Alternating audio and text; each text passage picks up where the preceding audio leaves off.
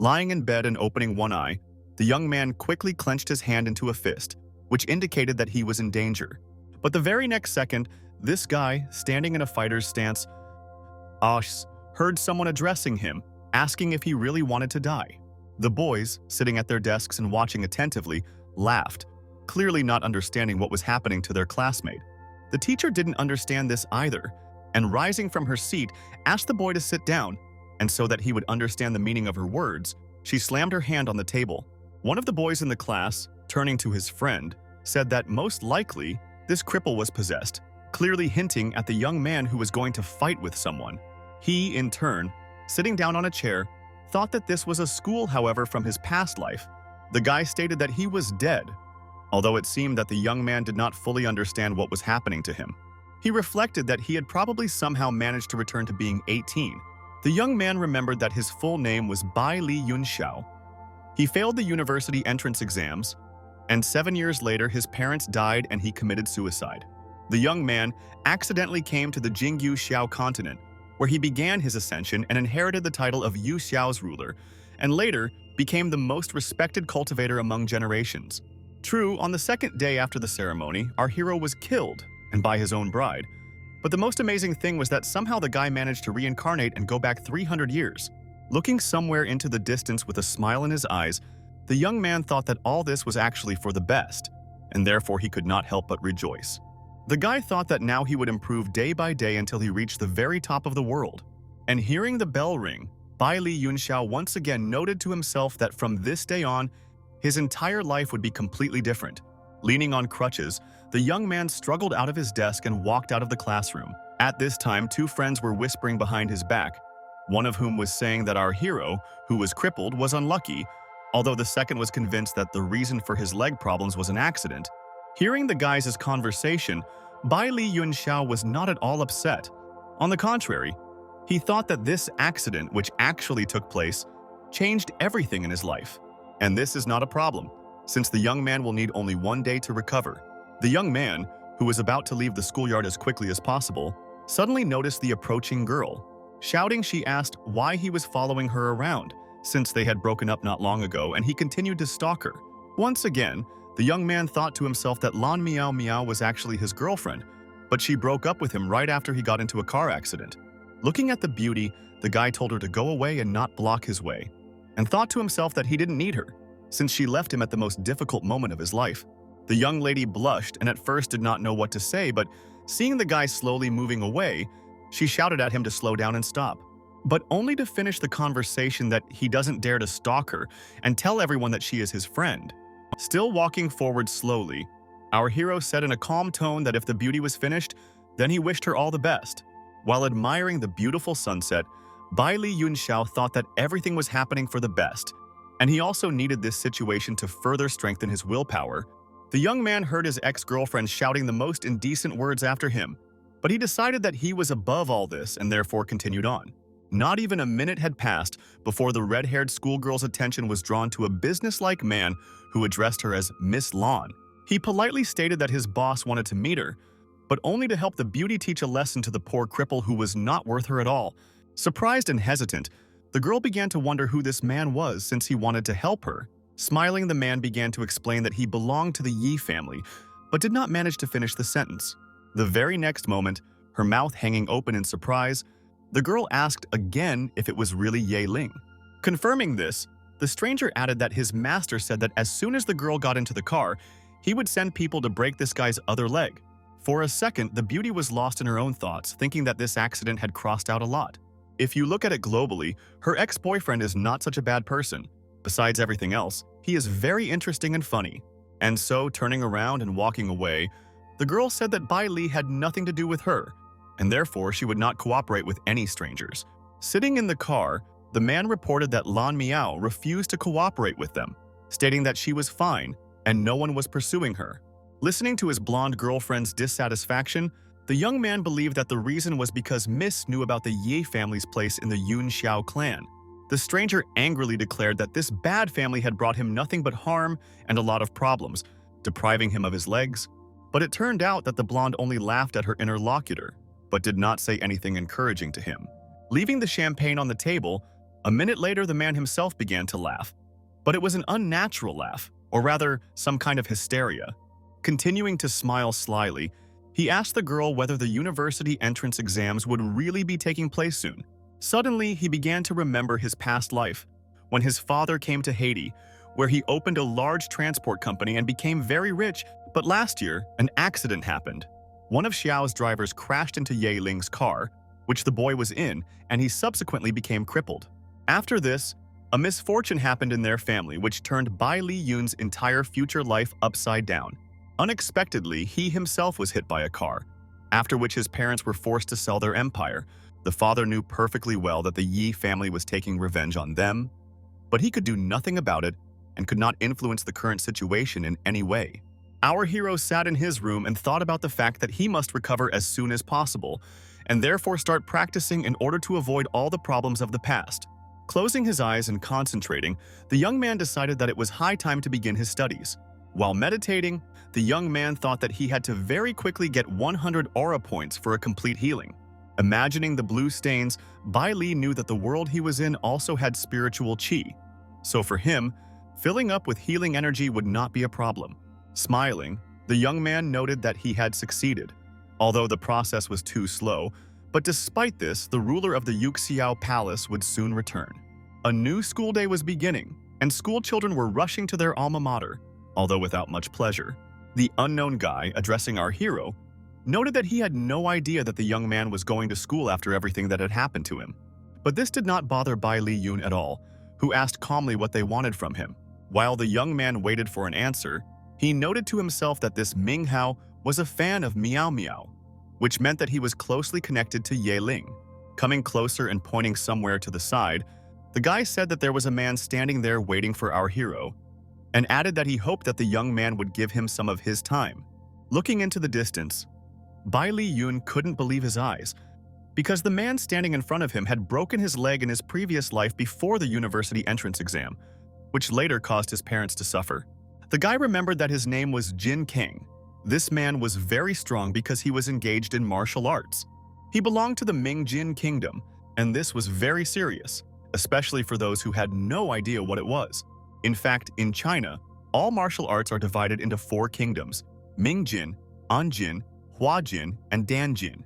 As for the Ming Jin realm, a cultivator can reach a strength of 136 ki, but the very next moment, the young man decided that he had already spent too much time thinking. And so, turning to Li Minghao, he asked who he thought he was that he dared to start a conversation.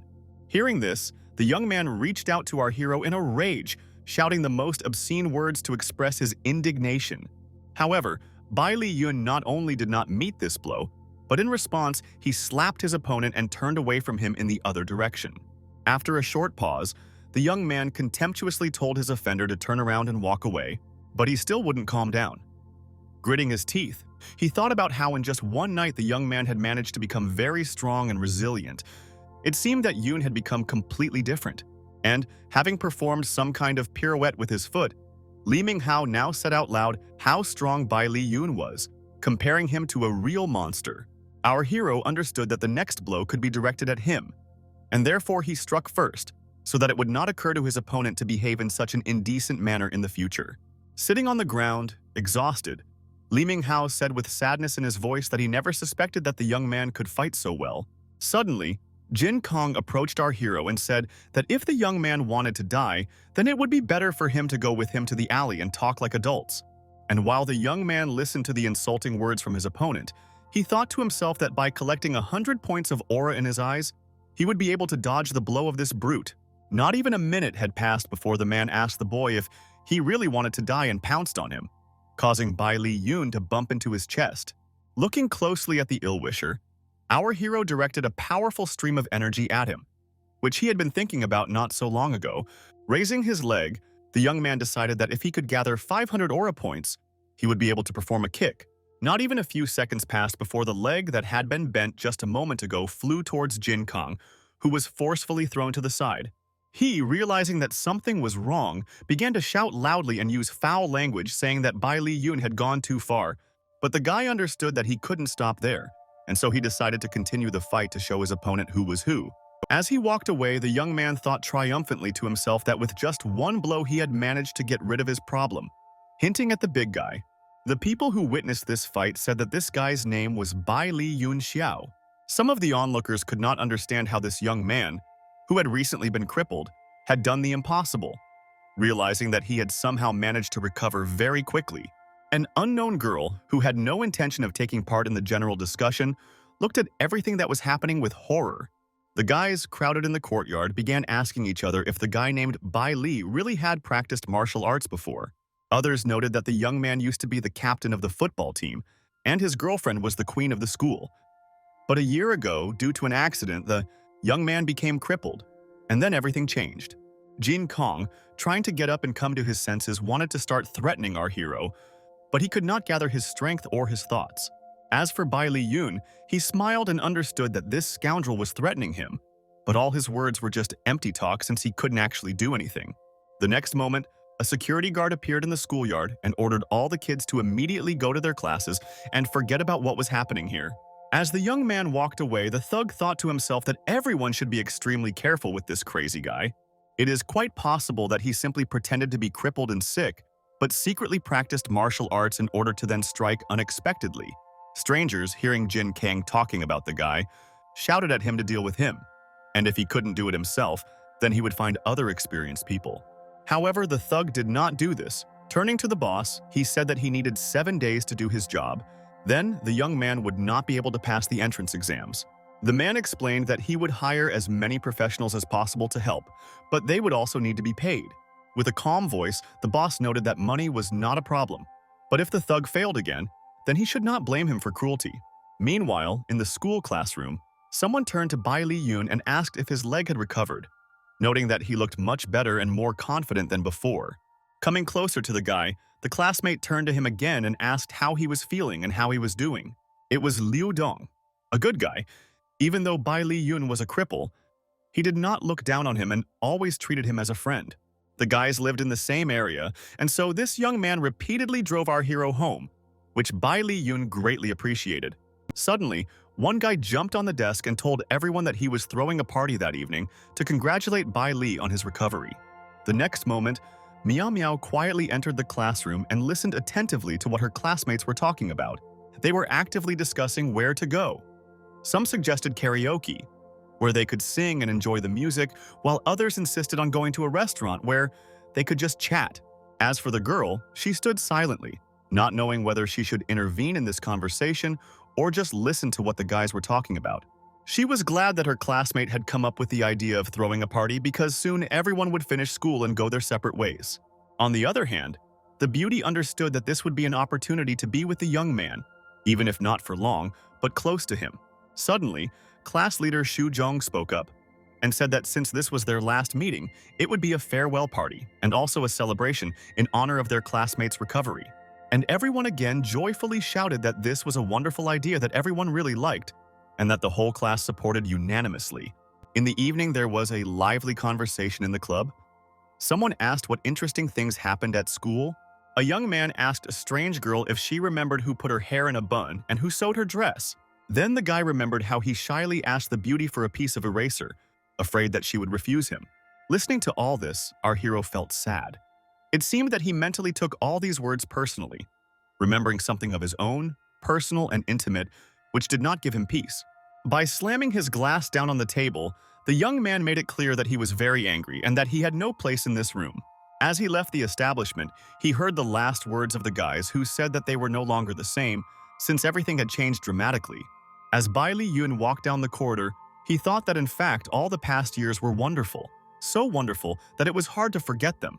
Miao Miao, who was with her classmates, suddenly stood up and walked out of the room, just like her friend had done a few minutes earlier. Coming out into the corridor, the girl saw the guy moving along it, clearly getting ready to leave the building and go somewhere far away. Before she could close the door, Miao Miao heard the guy shouting after her that while the guy was sick, she didn't need him, but after he recovered, she was going to pursue him. The very next moment, the girl shouted to her friend not to understand her wrongly. She just wanted to tell him something important and necessary. Looking somewhere into the distance, the red-haired beauty began to speak with embarrassment in her voice, so that in the future the young man should be as careful and circumspect as possible. With his hands in his pockets, our hero looked at his friend searchingly, not understanding what she meant and why she was telling him all this. And the very next minute, the beauty, with tears in her eyes, sharply informed Bai Li Yun that he should definitely take care of his family. Not wanting to explain, she abruptly turned her back on the young man and, walking away, added that he should pretend that he had not heard what she had said to him.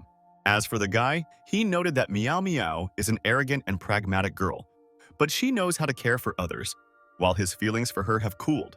Before the young man had time to think about anything else, shouts were heard in the toilet, and someone turned to the man and asked what he was doing.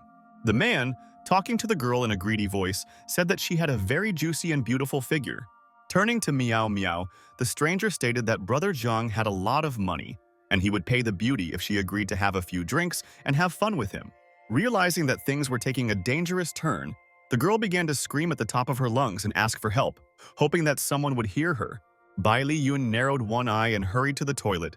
He knew that there was not a minute to lose, but at the same time he was thinking about his next plan of action.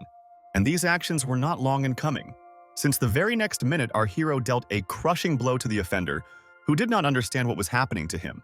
Everything happened so quickly that it seemed that the girl herself did not understand where her friend came from and how he managed to so deftly deal with the man. The beauty could not utter a word. She simply looked at everything as if enchanted, waiting for what would happen next.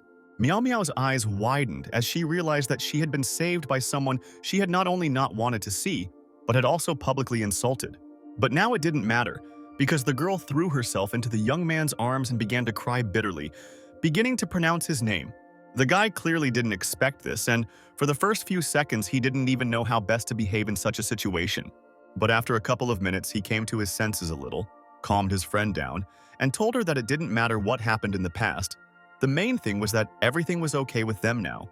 Turning his back on his ex-girlfriend, Bai Li Yun hurried towards the exit, saying that it would be best for them to go back. However, the enemy, realizing that the young man was leaving, began to shout at him and insult him. Realizing that this was not working, the man yelled even louder, threatening and asking the guy if he knew who he was dealing with and how he dared to hit such a noble person. The man was still indignant in the empty room, but it all made no sense because our heroes were already out of sight. Sitting at the table, Liu Dong asked our hero how everything went, referring to the conversation with the girl who left in front of everyone. But the guy didn't have time to answer, because the next minute, some thugs entered the hall and forcefully slammed their fists on the table. They looked at everyone gathered with a searching gaze, but did not say a word, maintaining an awkward pause, wanting to instill as much fear in the boys as possible. Pointing at the fat man, the village chief explained that this was Zhang Yingwu, who was acquainted with the karaoke director Lang Ting, who also managed this area. Holding a cigarette in his teeth, the man explained that there was a girl in the room who had recently entered the hall, and he wanted her to have a drink with him, and therefore demanded that she be called. Looking at everything that was happening, the headman felt someone's heavy hand fall on his shoulder, and a voice asked the young man why he was cowering so much if the request was very simple. Suzhong awkwardly scratched the back of his head and said that there was nothing difficult about the guys asking for a beauty. The next minute, turning to Miao Miao, he asked her if she could spend some time with Wu. Getting up from her seat, the girl made it clear that she did not want to go anywhere. Her appearance was exhausted and frightened, which indicated her unwillingness to meet this man. Holding a glass in his hands, Bai Li Yun looked at his friend and told her not to pay any attention to either her classmates or unfamiliar men. Seeing such impudent behavior, Wu raised his hand and stated that some kid couldn't feel good after kicking him and noted that he was a complete idiot. After a short pause, he ordered his friends to seize the young man and beat him to death so that he would remember this meeting forever. The most interesting thing was that our hero sat motionless, sipping his juice, and continued to sit, noting to himself how one of the men ran up to him. Bai Li Yun narrowed one eye as he had done before, but he did not take any further action, waiting for something to happen. At that moment, the enemy struck his blow, but to his great surprise, the place where the young man had been sitting was already empty. He stood behind his opponent and was going not only to defend himself, but also to show his offenders who was who. The sounds in the room indicated that the fight was truly a life-and-death one. And from the expression on Wu's face, it was clear that he had expected a completely different outcome. The thugs were either rising up or falling down, giving the impression that they had no control over the situation at all. Only a few minutes had passed, and our hero was already standing in a victorious pose, smiling slyly and asking Wu who he was going to beat half to death. For a moment, it seemed that the offender was taken aback and did not understand how to act further so as not to lose face in front of the teenager. But the very next moment, having snatched a pistol from his pocket, the man began to say that the young man actually fights excellently. Everyone gathered, including Meow Meow, looked at what was happening in the karaoke with horror, but they could not influence it in any way. Listening to the criminal's sarcastic laughter, Liu Dong, who was so happy for his friend, understood that he could again become not only crippled, but also killed. However, this seemed to worry everyone except our hero, who, turning to Wu, asked which of them would be faster if he decided to shoot. Looking angrily at the offender, the young man warned that he had only one try, and after that he would simply die. And he, in turn, thought that in front of him was just a high school student, and if he shot him, then even his cousin would not help him in the future. Still squinting, the guy asked the man what had happened to him, and then said that if he still couldn't make up his mind, the best way out would be to throw the weapon on the floor. Not even a minute had passed before Bai Li Yun looked straight into Wu's eyes and shouted at him to kneel down. Hearing the young man's commanding tone and looking into his piercing eyes, the man for some reason began to understand that something was wrong with him. And this was indeed the case because only a few minutes had passed and the gun was already lying on the floor. But the most interesting thing was that the offender was also sitting on his knees with his head bowed and not daring to say or do anything. In a much calmer tone, turning to his classmates, the young man announced that the party was over and they should leave the room. But before our hero could finish his sentence, someone addressed Zhang Yingwu in a very menacing tone. The man seemed to have no idea who it could be, and so he stood up a little and turned around to look carefully at who was talking to him. It was a businessman who asked Wu how he dared to brandish a weapon. Was he really tired of living? Our hero, who was closely following this conversation, also did not understand who the man was who had appeared in the hall a minute ago. In a cold tone, the gentleman noted that Wu had not only maimed his men, but had also forced his brother to his knees, ignoring how he was clutching his leg, begging for mercy. At this moment, Bai Li Yun simply stood and watched, not knowing how to act in such a situation, but deciding not to enter into a discussion for now. The next minute, the stranger turned to his assistant, whose name was Hei Long. But it seemed that he did not need to explain anything more because, turning to our hero, he said that despite the youth's dexterity, he would give him a head start of 3 strokes. As for the young man, he thought that his new opponent was at the level of Ming Jing, but he was still stronger than Jin Kong. But if he used spiritual qi, this person would not be a problem. Gathering his courage, the young man told the offender to attack first, knowing that he would be able to give him a worthy rebuff. The man clearly didn't know our hero. He coughed, as if he realized that the boy had no chance. Smiling sarcastically, he addressed the young man as a boy and quickly took off his cloak. As he accelerated, he began to tell Bai Li Yun not to be so overconfident, because it could end badly for him. The next moment, the guy did not pay attention to how the offender was rushing towards him at great speed. The man did his best to hit his opponent as hard as possible, intending to knock him out. Our hero understood that it would not be easy for him, but he knew exactly what he needed to be prepared for. Covering his face with his hand, he thought to himself that the blow was pretty hard, but fortunately his reaction was much faster. And while the enemy was getting closer and closer, threatening the guy, he thought that he should gather spiritual energy and wait for an opportunity to then deliver his signature blow. Less than a minute later, Hai Long decided to hit the young man again, but he met with very strong resistance. With his chest thrust forward, the guy clearly had no intention of giving up, showing his opponent with his whole appearance that he was not as simple as he might seem at first glance. Not even a minute had passed, and the opponent was already talking about what was bad, although without specifying what he meant. Everyone gathered understood that the initiative was entirely on the side of their classmate, who thought to himself that he would not give the offender a chance to evade. Continuing to press on the man, Bai Li Yun understood that by gathering all the spiritual energy in one place, he would be able to achieve the long-awaited victory. Attacking the offender again and again, everyone gathered heard strange sounds and a strange crunch, indicating that the guy was confidently gaining the upper hand in this competition. Not even a minute had passed before Hai Long was thrown into the air, not from a jump, but from a blow from a young man he had recently disregarded. The unfamiliar man in a business suit looked at all this with horror, noting to himself that he certainly did not expect to see this. One of his best assistants, on whom he had placed his bets, stood with his teeth knocked out and screaming in horror. The owner understood that the battle was about to end, and the winner would definitely not be his assistant, but the schoolboy who showed incredible results. And it was true because after just a couple of minutes, the man approached his assistant and asked him how it could have happened that he had made a mistake. Realizing that there was no answer, the stranger turned to Bai Li, apologized, and said that the guy could come to his club at any time and absolutely everything would be free. As he walked out the door, the young man said that he hoped that in the future the master would train his subordinates better and asked his friends to follow him. Leaving the club, one of the guys said that our hero was incredibly strong and courageous since he decided to protect the girl. Another noted that the guy was not afraid to fight 7 people alone, and they couldn't even touch him.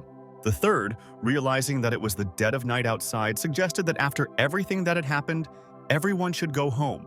Only Liu Dong, who was following behind Bai Li Yun, thought about how his friend had become so strong and asked him to help him become as resilient. Thinking about it, the young man noted that his friend was not so bad and would help him in the future. At the same time, he thought about filling his spiritual qi. Especially if an equally strong opponent appeared, it would be bad. Our hero understood that he had to quickly find a place with a lot of energy to increase his cultivation. He said out loud that after the entrance exams, he would definitely teach Liu Dong. Within a couple of hours, the young man was sitting on Sam Lam Park Mountain, although in reality it was currently Dragon's Eye Lake. The guy thought that this place had wonderful spiritual energy, which meant that it suited him completely. A couple of hours later, the young man screamed with such force that he frightened all the local birds, who flew away in terror in different directions. Turning to himself, the young man noted that he had finally overcome the realm of the spirit.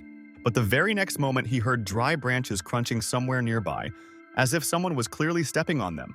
Bai Li Yun realized that someone was approaching, and since that was the case, he decided that one day of training was more than enough, especially since he had managed to achieve an excellent result. However, as he walked away, the guy heard someone shouting after him. The man asked the young man not to hurry and to stay for a moment. An unfamiliar blonde turned to her grandfather with a displeased look, stating the fact that he ran too fast, and therefore asked if the old man had managed to find a guy. The man remained silent, but thought to himself that the young man's energy was at the level of Jin, while the girl's was at the level of Jin. After looking closely at Bai Li Yun, the middle-aged man asked if the boy had seen anyone screaming in this area recently. Our hero calmly replied that he had not heard anything like that and had not seen anything strange. The next minute, a blonde intervened in the conversation and asked the guy what he was doing in these parts. The beauty noted that not everyone could pass through the back of the estate, although the young man did not understand what was strange or unusual about this. Our hero turned away and walked away, but the man began shouting after the young man that his granddaughter had spoken very rudely, and therefore he should not pay attention to her. Hearing the young man call his grandfather an old man, the girl could not resist asking how he dared to call an elderly man names. Taking a fighting stance, the beauty shouted that the young man would be in trouble because she would beat him up badly. Standing still, the young man watched as the beauty's leg rose into the air and was about to deliver a serious blow to him. Not even a minute had passed before a dull thud was heard. But this was clearly not what the stranger had expected. Stopping, she looked at her opponent with disdain, but continued to remain silent. After a short pause, the beauty made a pirouette, thanks to which she was going to deal a crushing blow to the guy she didn't like. The next moment, something happened that the girl clearly did not expect, because the young man grabbed her ankle hard. Realizing that things had gone too far, the man screamed at our hero and asked him to stop. However, holding the blonde back, the young man told the old man not to meddle in other people's business, and it would be best to disappear altogether. But it turned out that the stranger did not hear these words because the next minute, he rushed in the direction where his granddaughter was. Sitting on the riverbank, the girl did not know what to say or do. It seemed that she was lost. Realizing this, the old man himself now spoke up, saying that Bai Li Yun had gone too far, which was an unacceptable act. Smiling sarcastically, the young man asked why he thought so, realizing that he could deal with this man too. As for the man, he saw that the boy was still so young, but despite this, he was too cruel, and if so, then he needed to be taught a good lesson. And again, in an icy tone, our hero said that the old man talked too much instead of just going and striking. Rushing forward, the stranger told the boy to prepare himself to receive the best and correct instruction. But these words did not frighten the young man at all, who said that it was high time to begin the battle, for which he was completely and fully prepared. Less than a minute had passed before the fight began. The man hit the young man with all his might, but he managed to cover himself. Clenching his fist, Bai Li knew that the battle would most likely not be easy, but he would certainly be able to put up a worthy fight. It seemed that our hero and his opponent were fighting on equal terms, as one was throwing punches and the other was blocking them. The fight continued. Everyone wanted to show their skills and all their professionalism. The man, who was clearly strong and resilient, did everything he could to throw the guy off balance and force him to expend as much energy as possible. But the young man also understood this, and sending energy into his right hand, he did everything possible to make each new blow much stronger than the previous one. Despite the passage of time, no major changes occurred, and it was difficult to say which side would win. Looking into the eyes of our hero, the stranger thought to himself how this young teenager managed to withstand all his power and strength. And he, in turn, did not stop, so as not to lose concentration and not give in to the weakness that the enemy so needed. At some point, the opponent's hands met. The old man, clenching his hand into a fist, struck with all his strength, and the guy, using all his energy, began to block this blow. This resulted in a powerful collision that sent both flying a considerable distance apart. The stranger, with great experience, understood that something was wrong. It turned out that he had never seen anything like it before. Bai Li Yun, having hit the tree, also realized that in front of him stood an unusual old man. A man who knew and could do a lot. However, the young man was not going to give up. Hitting the tree with his hand, which immediately shattered into pieces, he wanted to instill fear in his opponent and show what he was capable of. Looking closely into the young man's eyes again, the man said that he really understood what martial arts were, as well as what concentration of energy was. Taking this as praise, the boy smiled and confirmed that this was indeed the case. Approaching her grandfather, the blonde asked him if everything was okay with him and if he needed help. After bowing to our hero, the stranger finally introduced himself, saying that his name was Ye Huko, and that he hoped that the young man would no longer be angry, but would accept everything that had happened as part of their acquaintance. Looking into the eyes of the astonished boy, the old man asked him to forgive his granddaughter Ye Qingwan and himself for their rudeness and inappropriate behavior. Something seemed to alert our hero, and he asked the man if they really belonged to the Yi family. Hearing the question, Ye Huko noted to himself that when he introduced himself, the guy's gaze became sad, but out loud he said that he would be glad if the young man decided to drink a cup of tea with them. But the young man, with a somewhat confused look, said that this was unnecessary and quickly walked away. Grabbing the guy by the sleeve, the blonde noted that he couldn't just leave without saying a word. Bai Li Yun turned around and looked at the beauty carefully, but he didn't dare say anything. The awkward silence was broken by Qing Wan, who said that the young man had no right to treat her grandfather so rudely. Our hero clearly didn't like this behavior.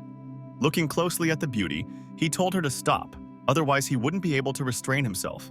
In turn, the beauty, looking searchingly into the guy's eyes, asked him what he would do if she didn't stop. Would he really go so far as to commit murder? Without saying a word, the young man suddenly raised his hand and pointed it towards his new acquaintance. Realizing that something terrible was happening, the man began to shout at the young man not to do this, since his granddaughter would not withstand such a serious test. But there was no test. The young man simply grabbed Qing Wan's neck with his hand, although it didn't look like he wanted to harm the blonde. Looking at her closely and gradually loosening his grip, the guy told her not to move, otherwise he would actually destroy her. But the next moment, something unusual happened. Bai Li Yun's attention was drawn to the golden pendant that hung on the beauty's neck. The blonde again noticed how the young man's hand was reaching out to her more and more to harm her. The hand that had just recently been lightly wrapped around her neck now squeezed it with such force that the girl's face turned red and she could not utter a word. As Ye Huko walked towards the young man, he shouted at the scoundrel to immediately let go of his granddaughter. But the very next second, triumphantly holding the pendant in his hands, our hero noted that this decoration would be compensation for him. At the same time, he warned that if they ever met again, he would definitely return this little thing. Watching the boy walk away, the old man noticed that despite his youth, the young man was very strong, and therefore he hoped that he could bring him to the Yi family. Bai Li Yun walked forward without looking back. He needed to find a quiet and vast place where he could think about everything carefully. Holding the pendant in his hands, the young man thought that there were more than 7,000 spiritual qi hidden within it, which meant that it would take him fewer days to cultivate. Less than a minute later, the young man released the decoration, which immediately sparkled and froze for a while in the area of the chest chakra. And the next moment, the guy realized that the pendant had risen upward to fulfill its main task. Sometime later, Our hero reflected on the fact that he had finally succeeded in completing the fusion of the spiritual energy of the Silk Road, that is, the energy of the hands. But before he could get up from his seat, he heard the sound of wheels and someone's voices, one of them asking if it was true that some guy had not shown up for classes for 2 days. The female voice doubtfully confirmed that this was the case, but added that most likely there was nothing to worry about. Hiding in the bushes, Bai Li Yun saw a boy and a girl sitting on the lawn. As for the young man, he continued to think that if a monk can run, then the temple cannot. Our hero understood perfectly well that the word monk meant the son, and the temple meant the parents. He also clearly heard the stranger threaten to kill them. Approaching some large house, the young man remembered a conversation he had recently overheard and thought that he would rather destroy the offenders himself than let someone harm his parents. Standing at the window, the young man saw that there was someone in the room, but he did not dare to take any action. Addressing someone in his mind, he said that he had spent a lot of time compacting the energy of silk, but now he wanted to give someone a modest gift without specifying what he was talking about. Having waited until the evening, the guy was still standing in the same place, but now he was grinning sarcastically, looking at something. It was a broken mirror that burst right in front of him, and Bai Li Yun was the one who contributed to it. The next day, the young man came to the forest to return the things he owed to his new acquaintances, but they were not particularly happy to see him there. Hearing the man's question about whether this was all, the young man said with a grin that this was indeed all. The confused blonde, sitting on the floor, hinted that she wanted to at least hear an apology, which, however, did not follow. In the large house where our hero had visited the day before, various screams were heard. Household members came into the room of a young man whom someone had found unconscious on the bed. One of the men looked at the young man in horror, not understanding what could have happened to him. He lay on the bed with a contented look and seemed either out of his mind or like he had been drinking too much, but there was definitely something wrong with him. One of the people gathered came closer to Ye Ling to check his pulse and make sure he was alive. However, pulling his hand away, the man told everyone with horror that, unfortunately, this guy had died. Wanting to know the details of this matter, the old man turned to a girl who was sitting and crying loudly. With her face buried in her knees and continuing to sob, the stranger said that she herself would like to understand what had happened. Clutching her own hand with her nails, the beauty explained with horror in her eyes and a trembling voice that just recently everything had been fine with him. Starting to scream, she finished saying that she only heard the sound of glass breaking, and after that the young man simply fell unconscious. Still looking at the poor fellow, the elderly man seemed unable to believe his eyes. But the next minute he turned his gaze to the broken glass that stood at the other end of the room to confirm the girl's words. Ye Huko turned his head and thought to himself in horror that his relative had most likely been killed by a martial practitioner. But there was one caveat. To use weapons from outside, one had to be at the level of a zushi, and Ye Huku didn't understand how Ye Ling could anger such a dangerous person.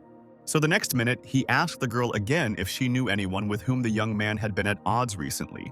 Continuing to cry, the beauty said that the feud was only with Bai Li Yun, by the way. Ye Ling sent someone to kill this guy. After a short pause, she added that this young man had become very strong and remembered that she had a photograph of him. Looking at the photo, Qing Wan wondered why the problem was with the young man. The old man thought that the boy's teacher might be someone at the Zunchi level, but at the same time, he realized that they had angered Bai Li Yun, and in revenge, Bai Li Yun had killed his grandson. However, the man still wondered why this boy did not want to have any connection with his family.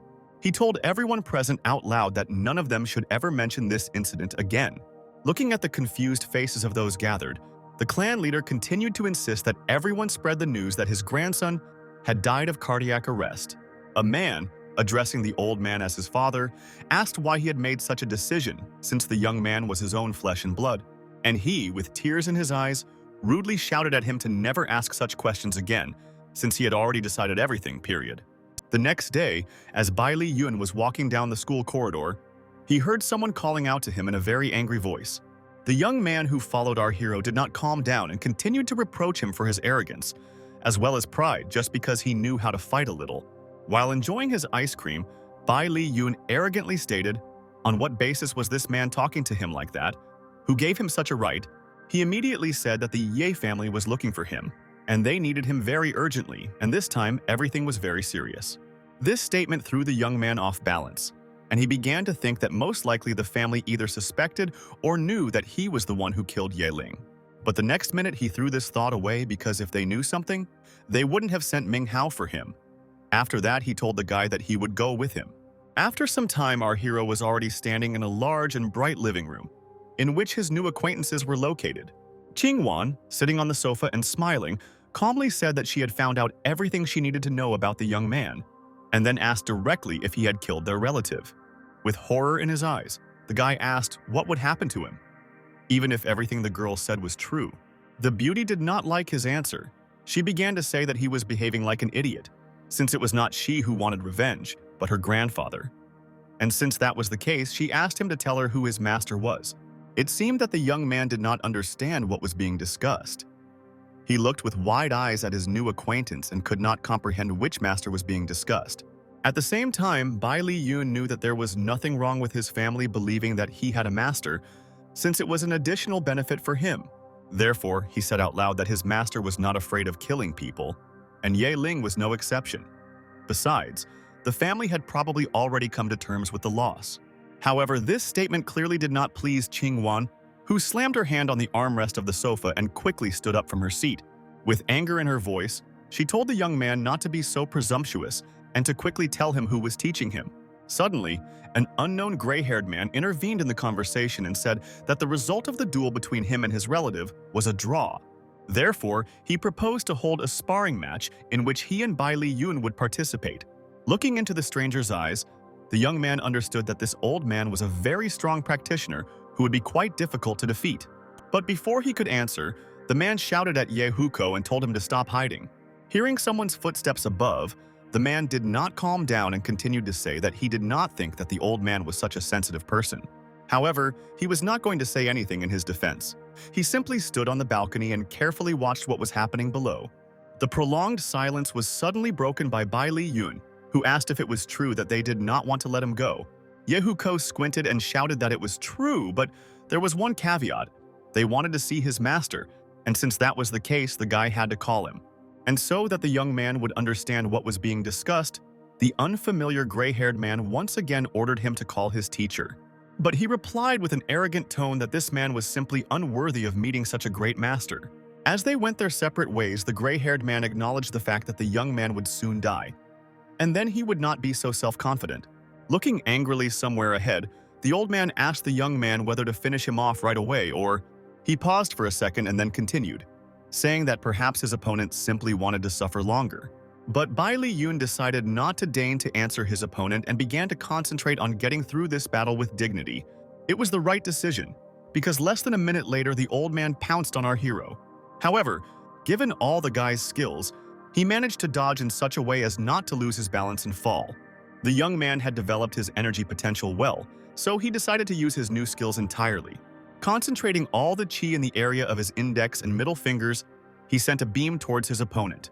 Amazingly, the energy beam not only touched the opponent's forehead, but also came out the other side of his head.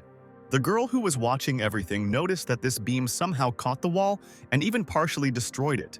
The very next second, the defeated old man fell to his knees, no longer able to stand in front of the young man. But he seemed to care little, and as usual, with his hands in his pockets, he asked in a triumphant tone who wanted to be next. Still looking at what happened just a few minutes ago, Yehuku gripped the railing even tighter and didn't know what to say or do. True, the very next moment he thought that he could do only one thing. The assembled people watched attentively as the head of the family jumped down the stairs with lightning speed and found himself in the living room. But Bai Li Yun was not at all frightened by this state of affairs. On the contrary, he greeted the old man in a calm tone and said that he was very glad to see him. As for the man himself, he clenched his teeth in anger and said the young man's name with hatred. The young man was already prepared for the fact that he would have to fight again, but instead he saw how the old man began to bow and ask for an apology from their entire family. The man banged his head on the floor and said that if the boy had any desires, he could speak about them without embarrassment, since Yehuko was completely subordinate to him. The man thought to himself that he had not expected that the young man's master would be Hua Jin himself, and if it weren't for Ye Ling's death, their family would have already been destroyed.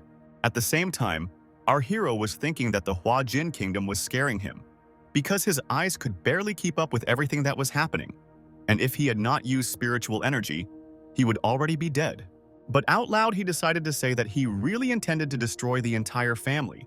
But now, since the old man asked so, he would no longer conflict with them. But Ye Huko still didn't calm down, so I shot Lukshun, and said that from now on he would make sure that no one touched the guy. And in addition, every year his family would pay him 5 million as a tribute. Handing over his phone to our hero, the old man asked him to write down his number, since the young man would meet him tomorrow and the necessary amount would be transferred to him. Bai Li Yun understood that behind him was only the Silk Road. And if people knew about this, they would definitely enter into battle with him, but for now, let it be as it will be. With an arrogant look, turning his back on everyone, he said that for the first time he would forgive everyone since they seemed sincere enough. And then he added that he reminds everyone not to dare approach his parents ever, and he said that if they had any problems, he would make the Yi family take responsibility. And he repeated once again that he would not say it twice. Hearing this, Yehuko agreed with him and assured him that everything was perfectly clear to him. Walking down the street, the young man thought that he had dealt with one problem. But in order not to repeat the mistakes of the past, he must practice the quality of the foundation. Suddenly, the young man's attention was drawn to a small, seemingly unremarkable teapot. It was an ordinary clay kitchen utensil, which the young man approached and picked up. As he carefully studied this thing, the boy thought that the amount of spiritual qi in it was enough for 3 or 4 days, which meant that he would be able to save a few days on cultivation. The salesman standing behind the counter where the teapot was located looked closely at the young man and did not understand what he needed. And then he said that if the boy buys a product, he must pay for it, and if not, he must leave it in place so as not to break it. Hearing Bai Li Yun inquire about the price, the salesman said the no-haggle price was 10,800 tianren, but he thought to himself that the student would not be able to afford such a purchase. Lost in thought, the young man remembered that the money from the Yi family would only come to him tomorrow, and now he was most likely obliged to make some kind of deposit. Patting his pockets, the young man realized that there was no money there, but there was something more interesting. Taking out the jade pendant, he said that he would leave it here for 1 day as a deposit to pick up the teapot, and the next day he would bring the required amount. The stall owner began to bow in agreement, but he looked extremely strange and suspicious. While our hero was asking the man if everything was okay with him, he thought to himself that such jade could be worth a fortune, which meant that he was 1 step away from wealth. In a state of complete relaxation, the young man heard his phone ring. He looked at him carefully, as if he was considering whether to answer or leave it for later. But the next moment, as he picked up the mobile phone, he thought that it was good that he had put it next to him, since he had just finished forming 2 spiritual chi beams. To the young man's delight, it turned out that it was not a call, but a message with a notification that the sum of 5 million had been credited to his account. And since that was the case, it was time to return the jade back. Having quickly run into the china shop and turned to the salesman, the young man heard bewilderment and a statement that he had never seen the young man in the eye. But the guy was not going to give in. He insisted that the merchant should give the pendant back and receive the amount agreed upon the day before for the teapot. However, he seemed not to hear Bai Li Yun and continued to assure him that he knew nothing about jade and had never heard of a teapot. Understanding the catch, the young man thought to himself that the shop owner was playing a very bad game. He took a dangerous path by deciding to appropriate a pendant worth 1 million, which was a big mistake. Still watching the boy squeeze the copper pot with ease, the seller noted to himself that this young man was incredibly strong. So he began to slowly back away, realizing that he might get into trouble after everything he had said. At the same time, the man decided not to show his fear and told the young man to behave obediently and not to boast of his strength. Then he ordered his assistant to escort the guest. Suddenly, several young men entered the room, one of whom declared that usually in such a case you chase after the big things and lose the small ones. After a short pause, he added that either the young man would leave on his own or they would help him do so. But our hero was not at all frightened by this, and with complete confidence in his voice, he told them all to get out of here and not to dare touch him. The strangers were clearly angry at these words and stood in silence for a while, not knowing what to do next. But the very next second, one of them grabbed the pipe, clearly intending to do something bad. Swinging his weapon and rushing at the young man, he shouted at him not to be so arrogant. But instead of punching, he was met with a knee that landed right under the chin. The stranger could not believe what had happened, but he realized that his teeth were falling out. Bai Li Yun moved so fast that the big guy felt like he was not looking at a young boy, but at a real master. The young man did not stop, gaining momentum with each passing minute in order to show his opponents once and for all who was who. The other guys standing with axes, who had been full of determination just a few minutes ago, Now watch the unfamiliar buyer with horror.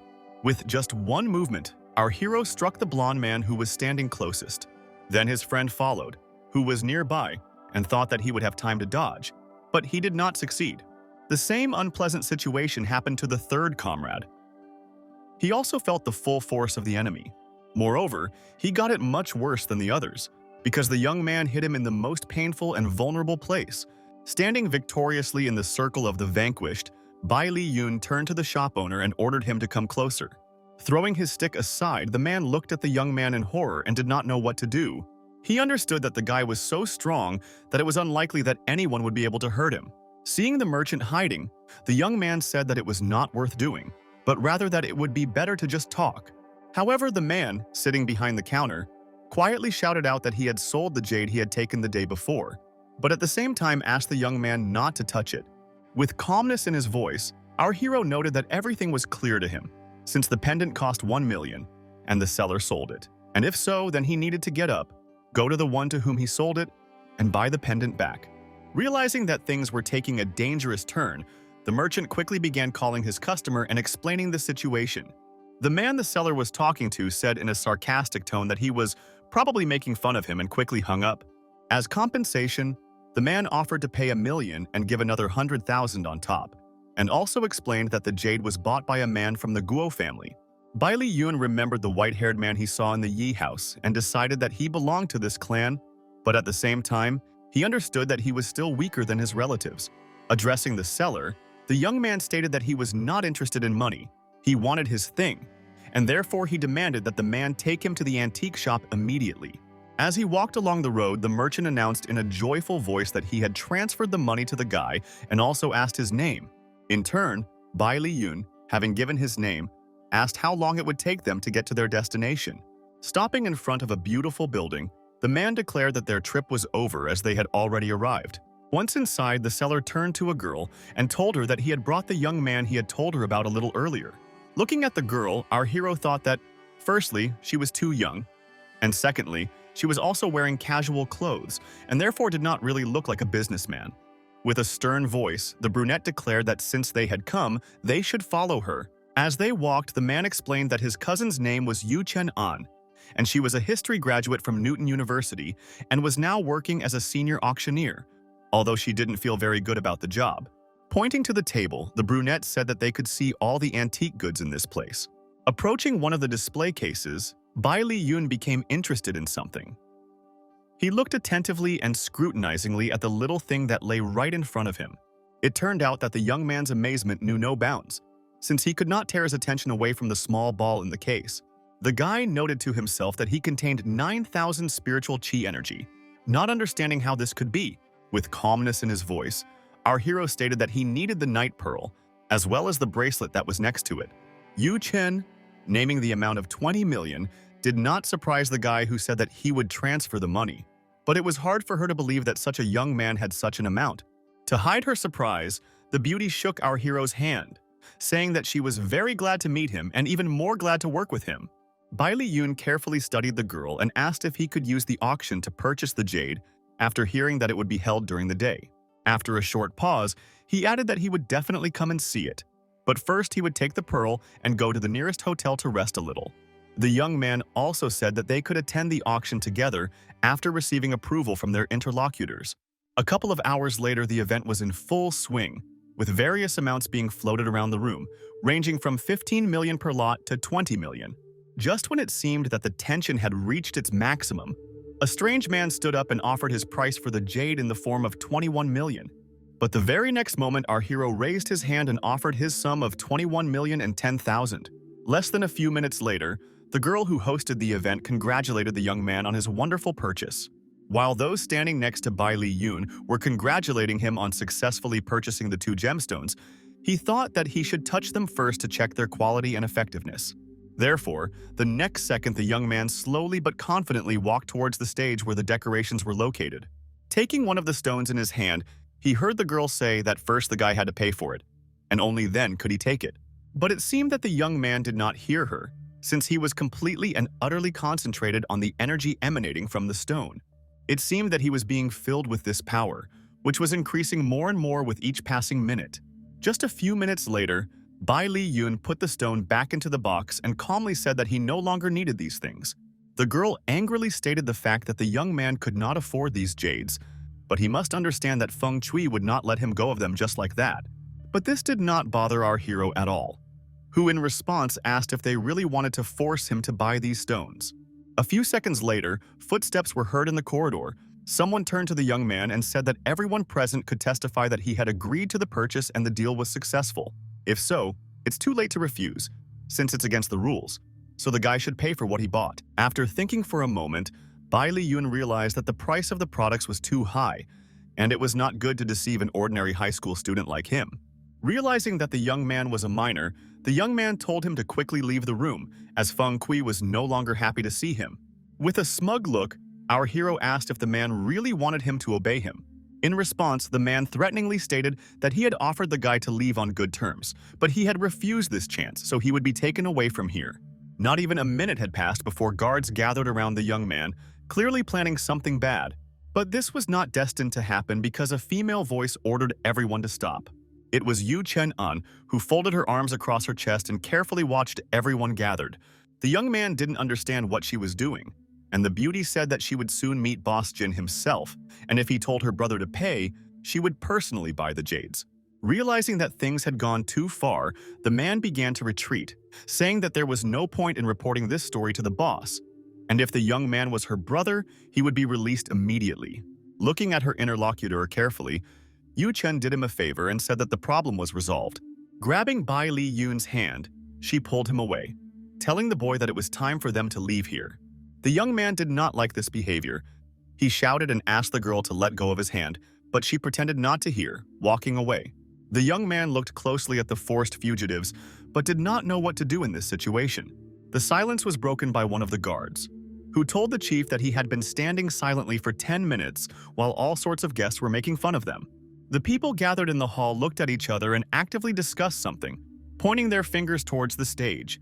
At that moment, everyone heard a loud crack. It was a glass being crushed by a hand. The man standing on the stage was shouting that some teenager had embarrassed him in front of everyone, and if it weren't for the girl, he would have given him a good beating. Meanwhile, in another room, a stranger happily greeted Chen An, saying that he hadn't seen her for a long time. The brunette, addressing the man as Boss Jin, introduced her companions as brothers and said that she had invited them to broaden their horizons.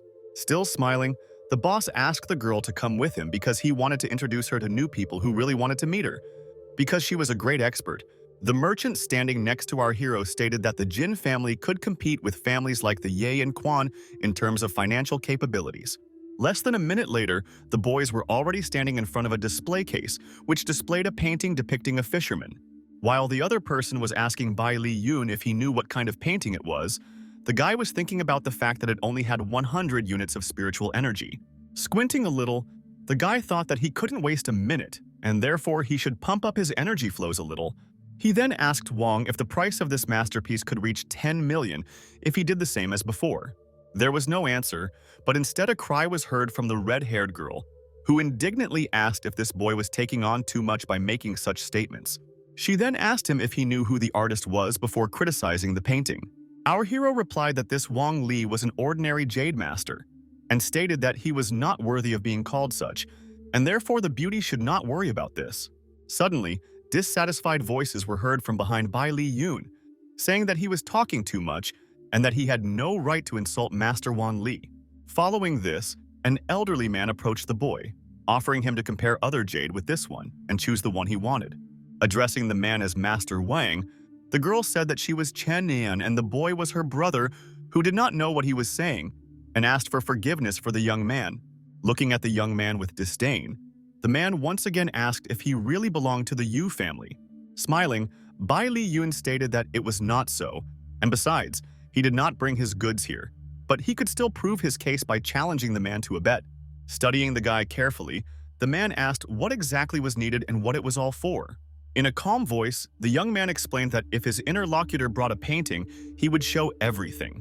Hearing insults directed at him about the possible theft, the young man took out of his pocket what he had bought at the auction and, turning to Chen An, asked her to tell the assembled people how much all these things cost. Hearing the girl announce the amount, Bai Li Yun noted that he was betting his acquisitions and again asked the man to bring the painting. But the artist was not offended. On the contrary, he said that no one had commanded him for a long time. He then assured the young man that if he could actually win the bet, he would receive the painting for free. All those gathered who witnessed the conversation were perplexed as to how this young boy could speak like that to the great master. Taking the remote control in his hands, Boss Jin said that he was ready to open the display case, and so advised the young man to come closer. Looking attentively at the open door, our hero hesitated for some time before taking the painting into his hands, but the next moment the guy reached for the masterpiece, but did not take it, but simply concentrated his energy. Bai Li Yun thought that everything was going according to plan, which was to disperse the spiritual qi energy. Everyone gathered watched attentively as the drawing was transformed, as an incomprehensible blue glow appeared next to it. The artist himself saw this, but he did not dare to do anything and could not even approach the young man. Some people said that the guy lied skillfully, since nothing had changed, while others noted that he was simply young and stupid. However, the very next minute something happened that shocked everyone, as Master Wang bowed and asked our hero for forgiveness. People screamed, not understanding why the artist bowed his head, thinking that this was most likely some kind of ridiculous joke. Bai Li Yun quickly ran up to the old man and began to lift him up, continuing to hear him say that the young man was the great master, and that was why he wanted to become his disciple. It seemed that some people were beginning to understand the meaning of everything that had happened, since a sculpture of the great master finally appeared in the city, and this happened after he bowed before everyone in full view. Boss Jin, like everyone else, applauded the young man, who was so smart and talented without embarrassment. At the same time, one person disagreed with this, who did not understand what was so unusual about our hero, and therefore ridiculed him. Scratching behind his ear, the man asked his boss if everything was okay, receiving a satisfactory answer. Taking off his glasses, the stranger looked closely at the guy and informed him that if he was not mistaken, such a person had not appeared in Haitian in the last 50 years. Realizing that the conversation was going in the wrong direction, the young man said that he would not say anything more even if he was invited to the Guo family as an advisor. Then a verbal altercation began, involving Bai Li Yun, who, as always, began to be rude, as well as Boss Jin, who in every possible way defended the boy, realizing that the atmosphere was heating up. The stranger did not calm down. He could not understand who this young man thought he was that he allowed himself to insult the Guo family. Not even a minute had passed before our hero's attention was drawn to Qin Wan's, who was lost among the crowd. Bai Li Yun was about to ask her a question. The beauty listened in horror as the young man told her to tell the stranger that her family's people served Bai Li Yun. And if so, why did he still care about the Guo family? The blonde knew that she was caught off guard because if she said that it was true, then the Guo family would not be able to kill this ignorant guy. She plucked up her courage and shouted that this guy had not only injured her grandfather, but had also killed old man Guo Ruifan, as their family could not obey a man like him. Now, the young representative of the Guo family was indignant. He shouted for the boy to be immediately seized, tied up, and the police to be called. In a cold tone, turning to the blonde, our hero asked her once again if she was sure that she had not slandered him, and gave her another chance to think carefully about her words. The beauty thought that the young man would definitely destroy her entire family, and therefore all her efforts would be in vain. Qin Wan began to stutter and make excuses, saying that she had forgotten a little and had made a mistake, and therefore she asked everyone for forgiveness for such a mistake. And again, everyone looked closely at the beauty, not understanding what was happening to her and where the truth actually lay. Only our hero was amused by this story, since he had never been so entertained before. To clear things up once again, the Guo family representative asked the girl again if it was true that the young man had killed his uncle, but received a negative answer. Now all the young man's contempt and anger were directed at Qin Wan. Suddenly, Master Wang intervened in the conversation and said that if a mistake had occurred, then the guards needed to be called off so as not to harm the young man. However, Bai Li Yun did not calm down. Turning to the blonde, he said that it was impossible to assume that nothing happened just because she said so, because he had already been damaged. Now the beauty was screaming. She claimed that first the guy stole her family necklace, and now it turned out that he took it and sold it without her permission to the Guo family. Looking closely at the pendant, the young man held it in his hand for a while but did not dare to say anything.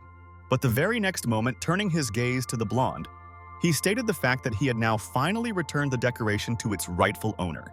And in a quieter tone, he admitted that for the sake of this pendant, he wanted to destroy the entire Guo family. The beauty was silent, not understanding what was happening to her and why she was so nervous. The girl was already beginning to doubt that she hated this man. At the same time, onlookers were saying that, firstly, these people looked like a real couple, and secondly, they were puzzled as to why the beauty was flirting with this young man, since she was Go Wuhan's girlfriend. When Bai Li Yun returned his things, he said that he always respected prestige and honesty, and as long as the Qinwan family kept their word, he would not hand them over. And a minute later, he continued to explain that he would give the girl the things that he bought at the auction, the price of which is 20 million, which can be considered good compensation. Teasing his new acquaintance, the young man wanted to take off her bracelets, thereby showing that he should be treated with respect. However, his plan was not destined to come true, because, twitching her hand, Qinwan proudly declared that she, of course, needed all these decorations. At the same time, the onlookers were still whispering among themselves, discussing that, firstly, another millionaire had appeared in the city, and secondly, where this couple in love had come from. Bai Li Yun decided that since he had dealt with the beauty, now was the time to talk to the representative of the Guo family, to whom he declared that he would now answer him. Not understanding what was going on, the young man asked again what the guy meant and what he should be responsible for. Not wanting to tolerate such impudence from some schoolboy, the man turned to his security guard and told him to break our hero's leg. Looking closely into Bai Li Yun's eyes, he walked as close as possible to him to carry out the order. With an angry voice, he addressed the boy as if he were a child, and said that he wanted to see if he could withstand his powerful and strong blow. But the next second, Tia Jun saw his opponent's strong fist rapidly approaching his head. Everyone gathered heard a dull thud, indicating that the young man, despite his age, had managed to do the practically impossible. The blow was so powerful that it seemed the opponent's face was flattened and would never return to normal. Enveloped in powerful energy, our hero looked on triumphantly as the ill-wisher flew to the side and fell to the floor. The Guo family representative couldn't believe his eyes. He didn't understand how a skinny boy could stand up to such a big guy like his bodyguard. Looking at the vaunted young man, Bai Li Yun calmly stated the fact that his legs had already been broken a long time ago. And after a short silence, he added that from then on, he swore that if anyone wanted to break them again, he would make that person suffer even more. These words angered the man. He said that the guy imagined himself to be some kind of superhero, although this is not true at all. Squeezing as much energy as possible in his hand, our hero thought about taking away both legs from his ill-wisher at once. But just as Bai Li Yun began to concentrate, someone suddenly shouted behind him for everyone to stay where they were because they were the police. Raising his hands up, the guy asked if these guys wanted to arrest him or if it was a mistake. Listening to extraneous sounds, the young man heard the clicking of handcuffs, and therefore realized that someone's intentions were quite serious. Some unknown girl, looking at our little hero, said that his skills were not so bad, but recommended that he not resist. This mysterious girl, holding the energy ball in her hands, was thinking about why people needed to cultivate. Didn't they want to live peacefully and have fun every day? On the Juxiao continent, Bai Li Yun could build an entire capital and destroy a country. This was the most common thing. It is unclear what it was, whether it was a time shift or someone's memory, but the very next second the policewoman told the young man to forget about it. She also added that the police station would thoroughly check everything and conduct an investigation. And if it turns out that the guy is actually innocent, he would be released immediately. As he was leaving with the law enforcement officers, our hero heard a representative of the Guo family suddenly call out to him, saying that even if the police took the boy away, he would still catch up with him. Staring at the man, the young man decided not to say anything, but a cunning plan was brewing in his head. Raising his finger and twirling the energy flow, the guy directed it towards the offender. Grabbing his leg, he screamed at the top of his lungs, not understanding what had happened to him, because everything was going very well. Hearing the policewoman wondering if Bai Li Yun was involved in what just happened, he calmly said that if she was so sure, she should provide some evidence. One of the girls standing in the crowd turned to her interlocutor and asked him if he saw something flash, explaining that she had not seen what it was. Glancing out of the corner of his eye at the policewoman, the man said that it was entirely possible that the girl had imagined it all, since he had not noticed anything suspicious. Listening to the conversation of those gathered, the Guardian of Order once again asked our hero if he had done anything with the unfortunate man's leg. Shrugging his shoulders, He asked a counter question about who this girl was because she wasn't just a police officer, she didn't even work at the local station. After a pause, he added that he believed that the police had set up an ambush to catch the jewel thieves, and that if that was the case, they should not leave the building. If this happens, then Brother Jin will suffer serious losses, and that will not be very good. Looking angrily into his eyes, the girl said that if he reasoned like that, it meant he was an accomplice of the bandits. Smiling at the policewoman, Bai Li Yun noted that, firstly, she was mistaken, and secondly, he could easily kill her. Grabbing the boy by the scruff of the neck, the law enforcement officer assured him that he probably thought he was the great master Hua Jin, who could kill others without blinking an eye. But without letting the beauty finish, the guy openly hinted that just a few minutes ago she had seen everything herself. After thinking for a moment, the girl realized that if the young man could break a leg without using his hands, then he was at the level of the great master Dan Jin. Therefore, she had to be extremely careful with him. Bai Li Yun also thought about it, remembering that in his previous life, after stealing the hemiptera from Fei Cui Castle, this same woman had died, and he asked out loud if she was really Chao Fengling. Getting as close as possible to the young man, the girl said that she didn't care how he knew her name, she just wanted him to help her. And to make everything fair, the policewoman said that the young man would not be arrested for the help he provided her. Extending her hand to our hero, the beauty said that they were Dongzhou's secret service, and if the guy wanted, she would invite him as a lecturer in their secret service. Not even a minute had passed before the policewoman's colleagues began to apologize to the young man, and they began to talk about how if he joined the team, he would receive many benefits. Bai Li Yun pretended to be thinking and said that he was interested in their proposal, but he had been too busy lately and therefore did not have time for such a thing. All three looked at the young man in amazement. They did not understand how they could refuse such a wonderful chance. One of the guys started to explain that many people dream of such a position, but they all end up in the red, and then asked what could be more important than their offer. Putting his hand in his pocket and slowing his pace a little, the guy said that he had recently come up with a small matter. Hearing this, Qing Wan thought that it was quite possible that it had something to do with her family. At the same time, the great artist decided that the young man had finally thought about his proposal and was going to become his teacher. But our hero remained silent. Instead, he simply raised his hand so that everyone could see and showed 3 fingers. However, noticing the bewilderment on the faces of those gathered, the young man nevertheless decided to explain that he had only 3 days left before the university exam, but he had not even begun to prepare yet. Everyone looked at the guy attentively.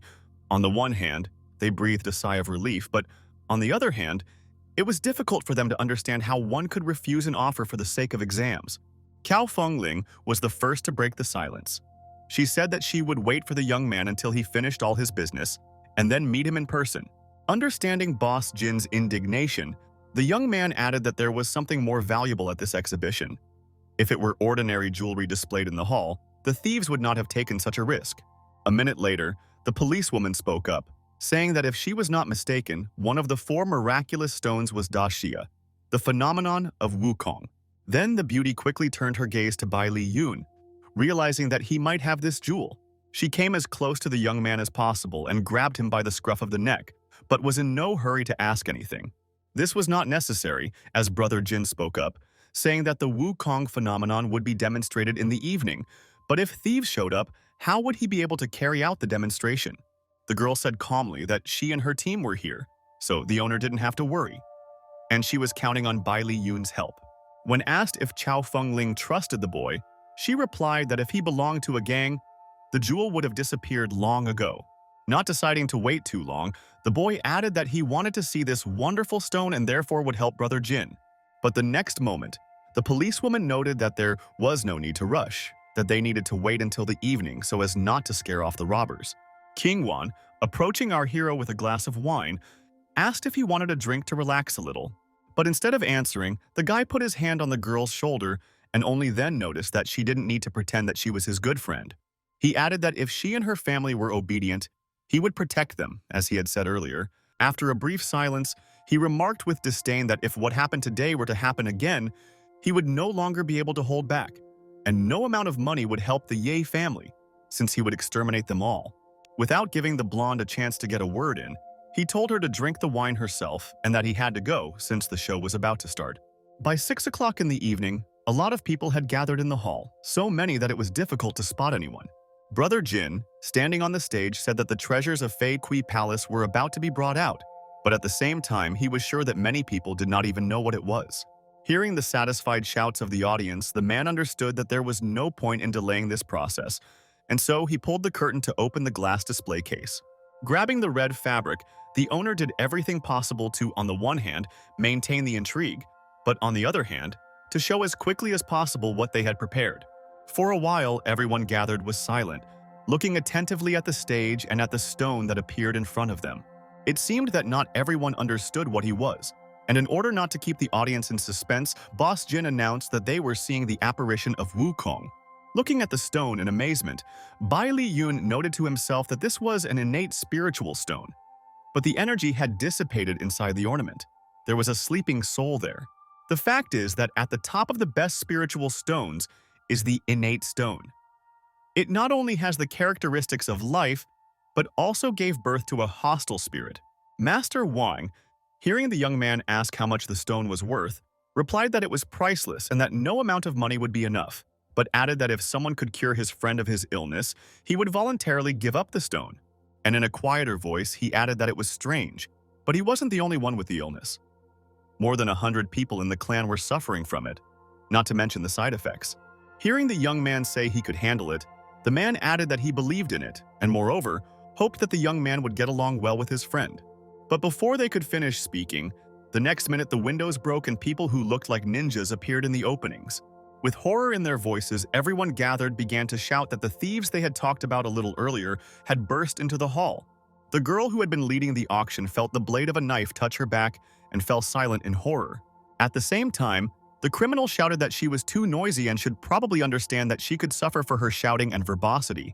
Realizing that they had to save the situation, the police grabbed their weapons and ordered the robbers to stand still. One of the masked men, most likely the leader, said that these guys needed to be killed, after which, having taken all the valuables, they would have to head to the upper floor, where reinforcements would be waiting for them. Not even a few seconds had passed before one of the criminals jumped up from his seat and soared into the air. With just one movement, he managed to neutralize the policemen, who seemed to understand nothing themselves. One of them asked in bewilderment where these people got such phenomenal speed, which is almost impossible to develop. Looking at the bloody knife in the masked men, one of the guests ordered everyone to immediately leave the building and save themselves. But it seemed that the villain had other plans, as he looked closely at the crowd and waited for something. The crowd in the corridor shouted to one of the guests who approached the door not to hesitate and to open it as quickly as possible, since every minute counted. However, no matter how hard they pulled the handle, it seemed as if the lock was jammed or someone had deliberately closed it.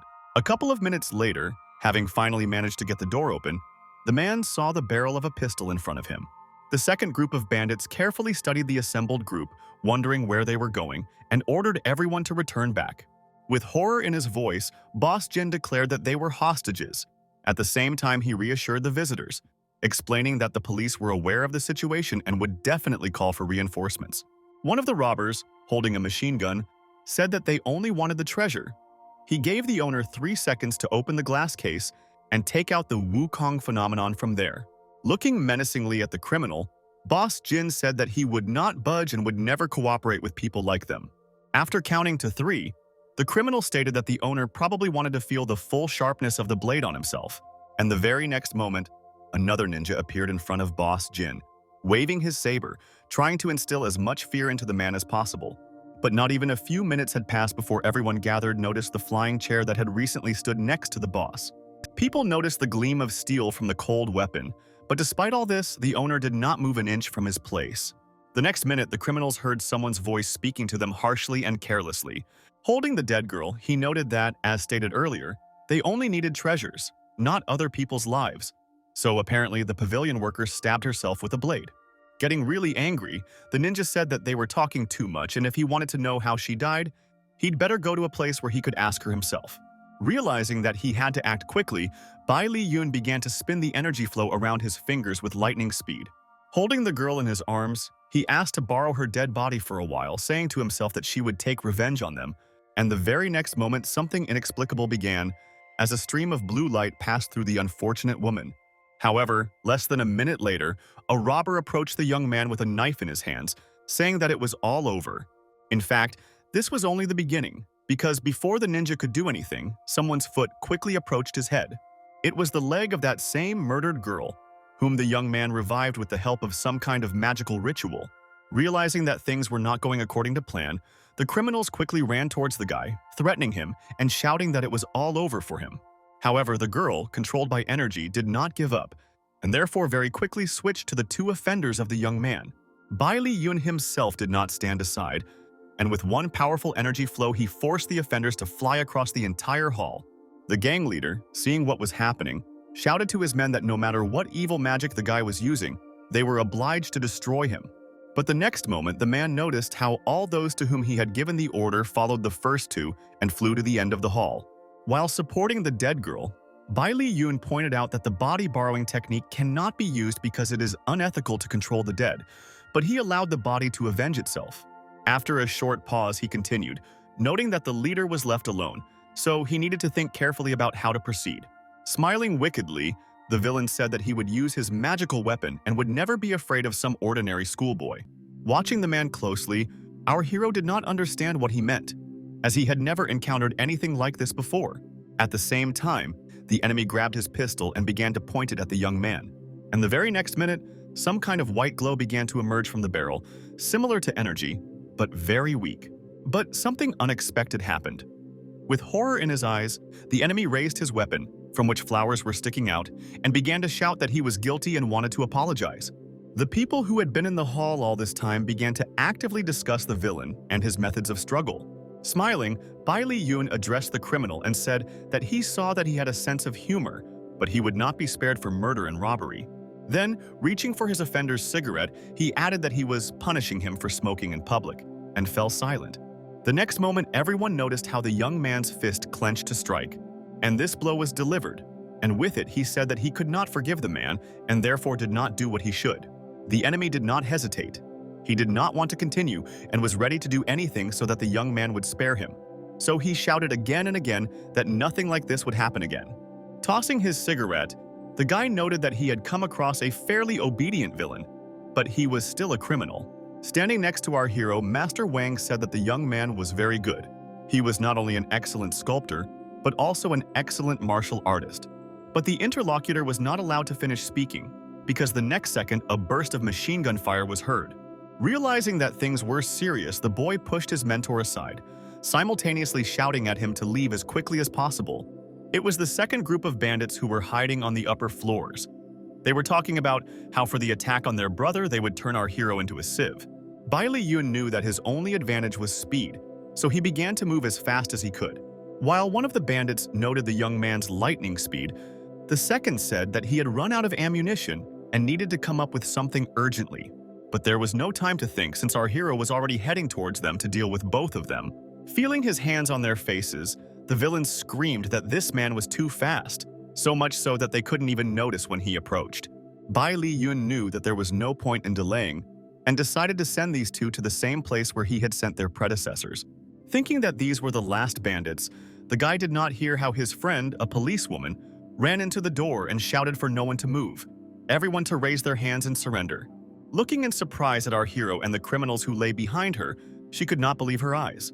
Looking at Chow Fengling with a searching gaze, the young man told her not to worry as he had already dealt with the thieves. With a calm voice, the policewoman said that the guy had certainly overdone it, but she still sincerely thanked him for his help.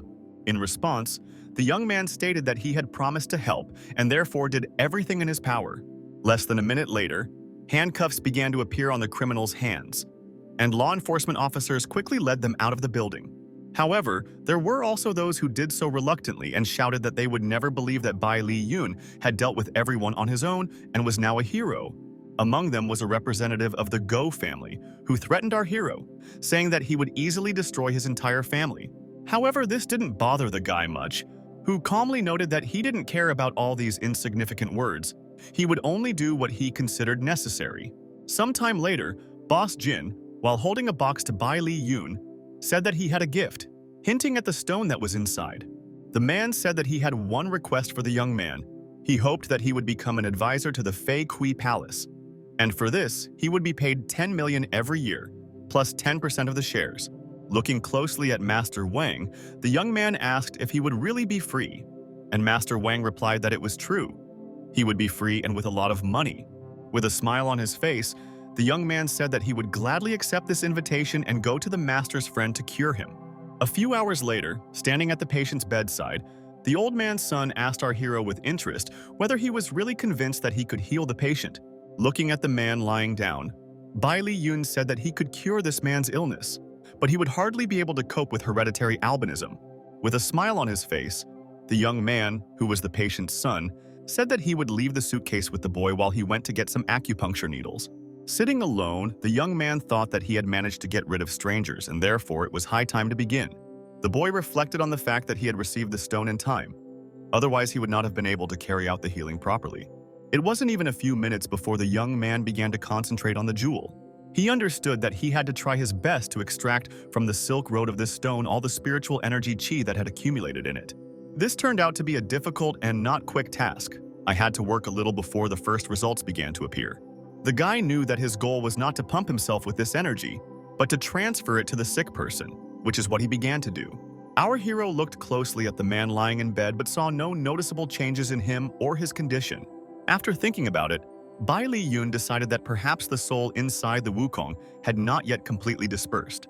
Drawing energy from the ball, the young man asked him to give him his silk of spiritual energy. Promising to return much more, the guy swore that he would definitely help the creature to be reborn in this world. This time, the changes were noticeable, but they occurred around the young man, not his patient, and these changes were expressed in the form of a huge flow of energy. It is difficult to say how much time had passed since the beginning of the session, but it was deep night outside when a voice was heard in the room. Through some kind of veil of consciousness, the young man heard someone addressing him, but not by name. The next day, the Shu family, a true clan that can compare with the Yi and Guo families, both of which are provincial officials, gathered in the big house. One of the people present asked Master Wang who Bai Li Yun was and why no one had heard of him before. Master explained that he had simply been underestimated, but now the Xiao family had offered him the position of instructor for the Dongzhou troops. The surprised interlocutor asked again how it was possible that some guy was assigned to train an entire special forces unit. Looking at the master, the boy thought that they had 7 special forces that protected the 7 Huaxia lands. And there was also another agent in Yanzhou who was responsible for overall defense. However, the second interlocutor did not let the guy finish his thought and once again asked Master Wang if he was joking. With a calm voice, the master replied that he could definitely say that Bai Li Yun had the skills of a Dan Jin master, and at the exhibition, he easily killed a dozen armed enemies. The blonde, turning to her father, noted that she returned because her instructor said that he had contacted Du Shusan, and if they gave the stone to him, he would cure them of their genetic disease. Looking at his son with horror, the man asked him again if he had mixed anything up, because he himself believed that this man had died. Everyone knew that this god of medicine, as he was often called, had disappeared 20 years ago and no one had seen him again, not even the Du family, so they declared him dead. The man thought that everyone knew very well that Du Shusan was one of the few strong people in the old generation.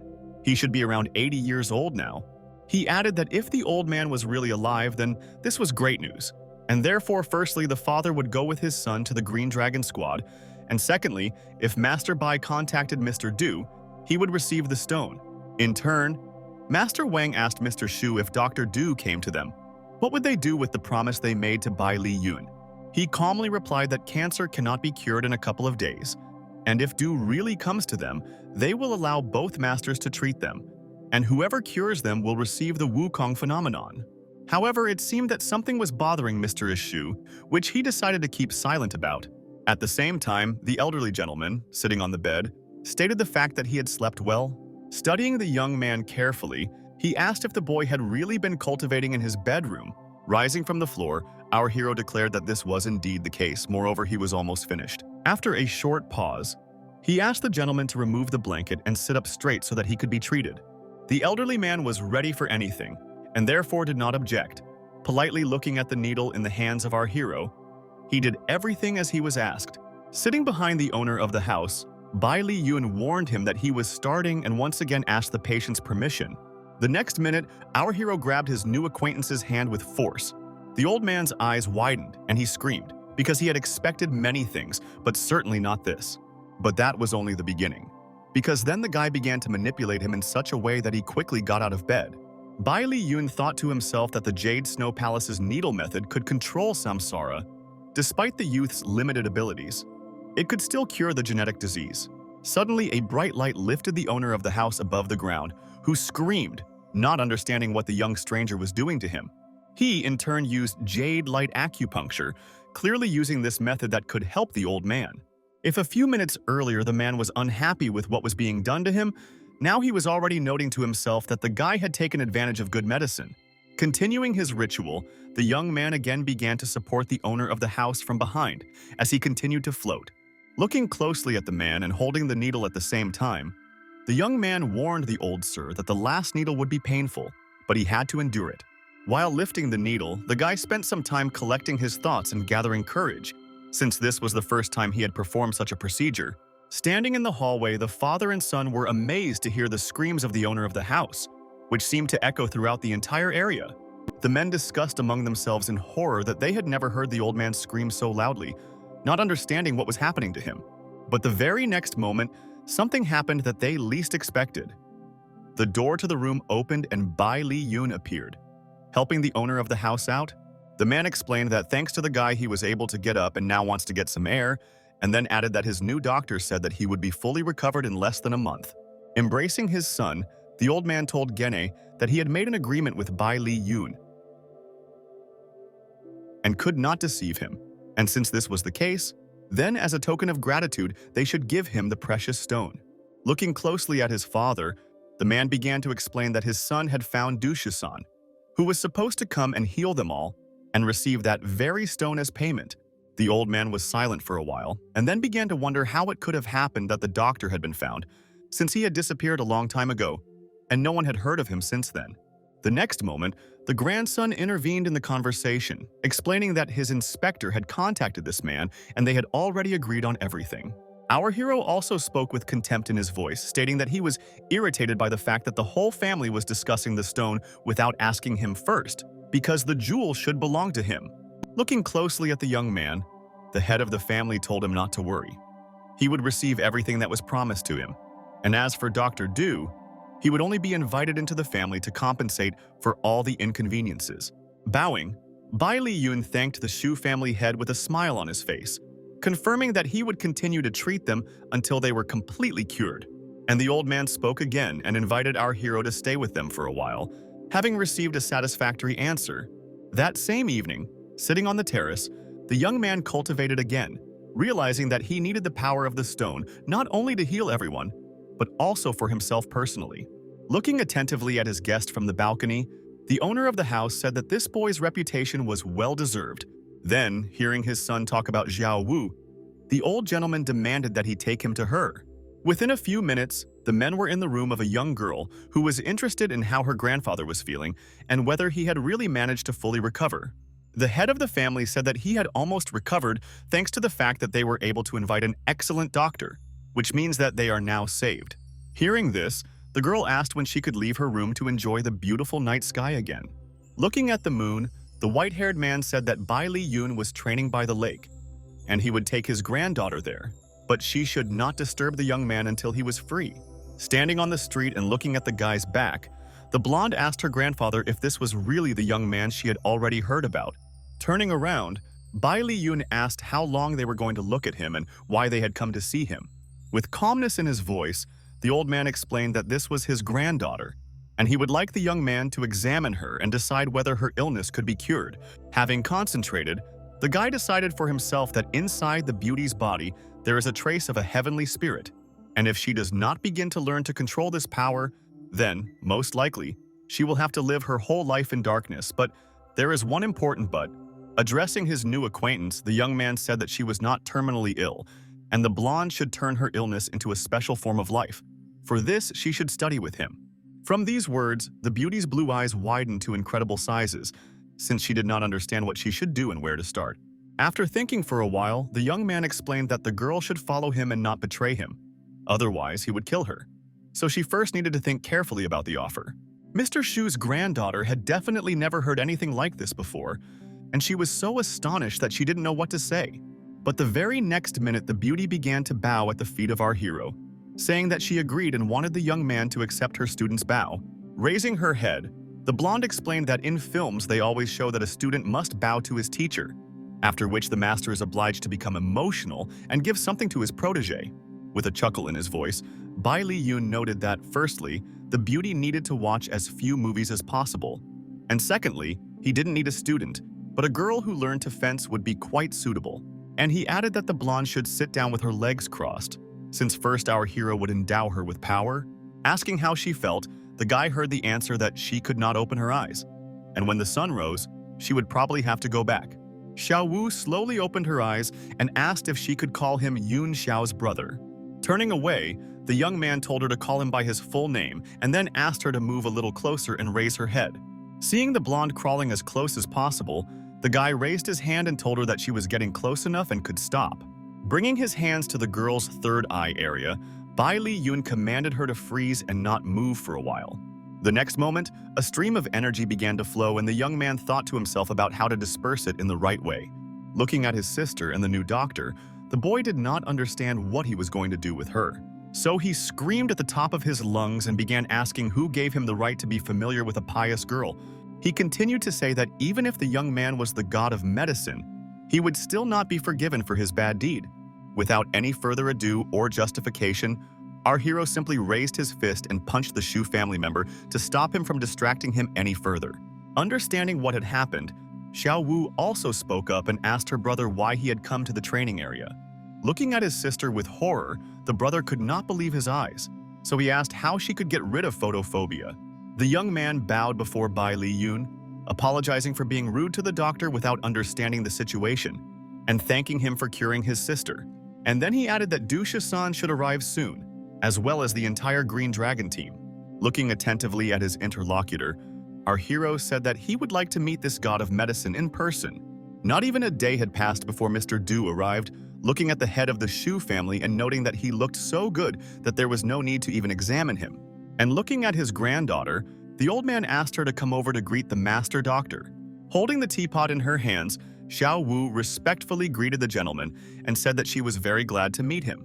Hearing from the owner of the house that the girl had spent many years in her room and did not know how to introduce herself properly, Du asked if this was the girl whose eyes could not stand the light. And without waiting for an answer, the doctor heard a young man unknown to him say in a calm voice that it was he who had healed the blonde. Suddenly, some unknown gentleman spoke up and started shouting. Noting that this guy didn't even have the right to hold the slippers of his great ancestor, let alone treat anyone, Bai Li Yun looked at his interlocutor with disdain and asked if he was Du Shisan's great-grandson or his dog, because despite the fact that he looked like a human, his mouth was full of saliva like a dog. The next moment, the blonde also screamed, declaring that the stranger had no right to insult the god of medicine Bai Li. The man's face distorted with horror. He began to explain that he was the strongest, and for many years, no one had ever dared to tell him anything like that.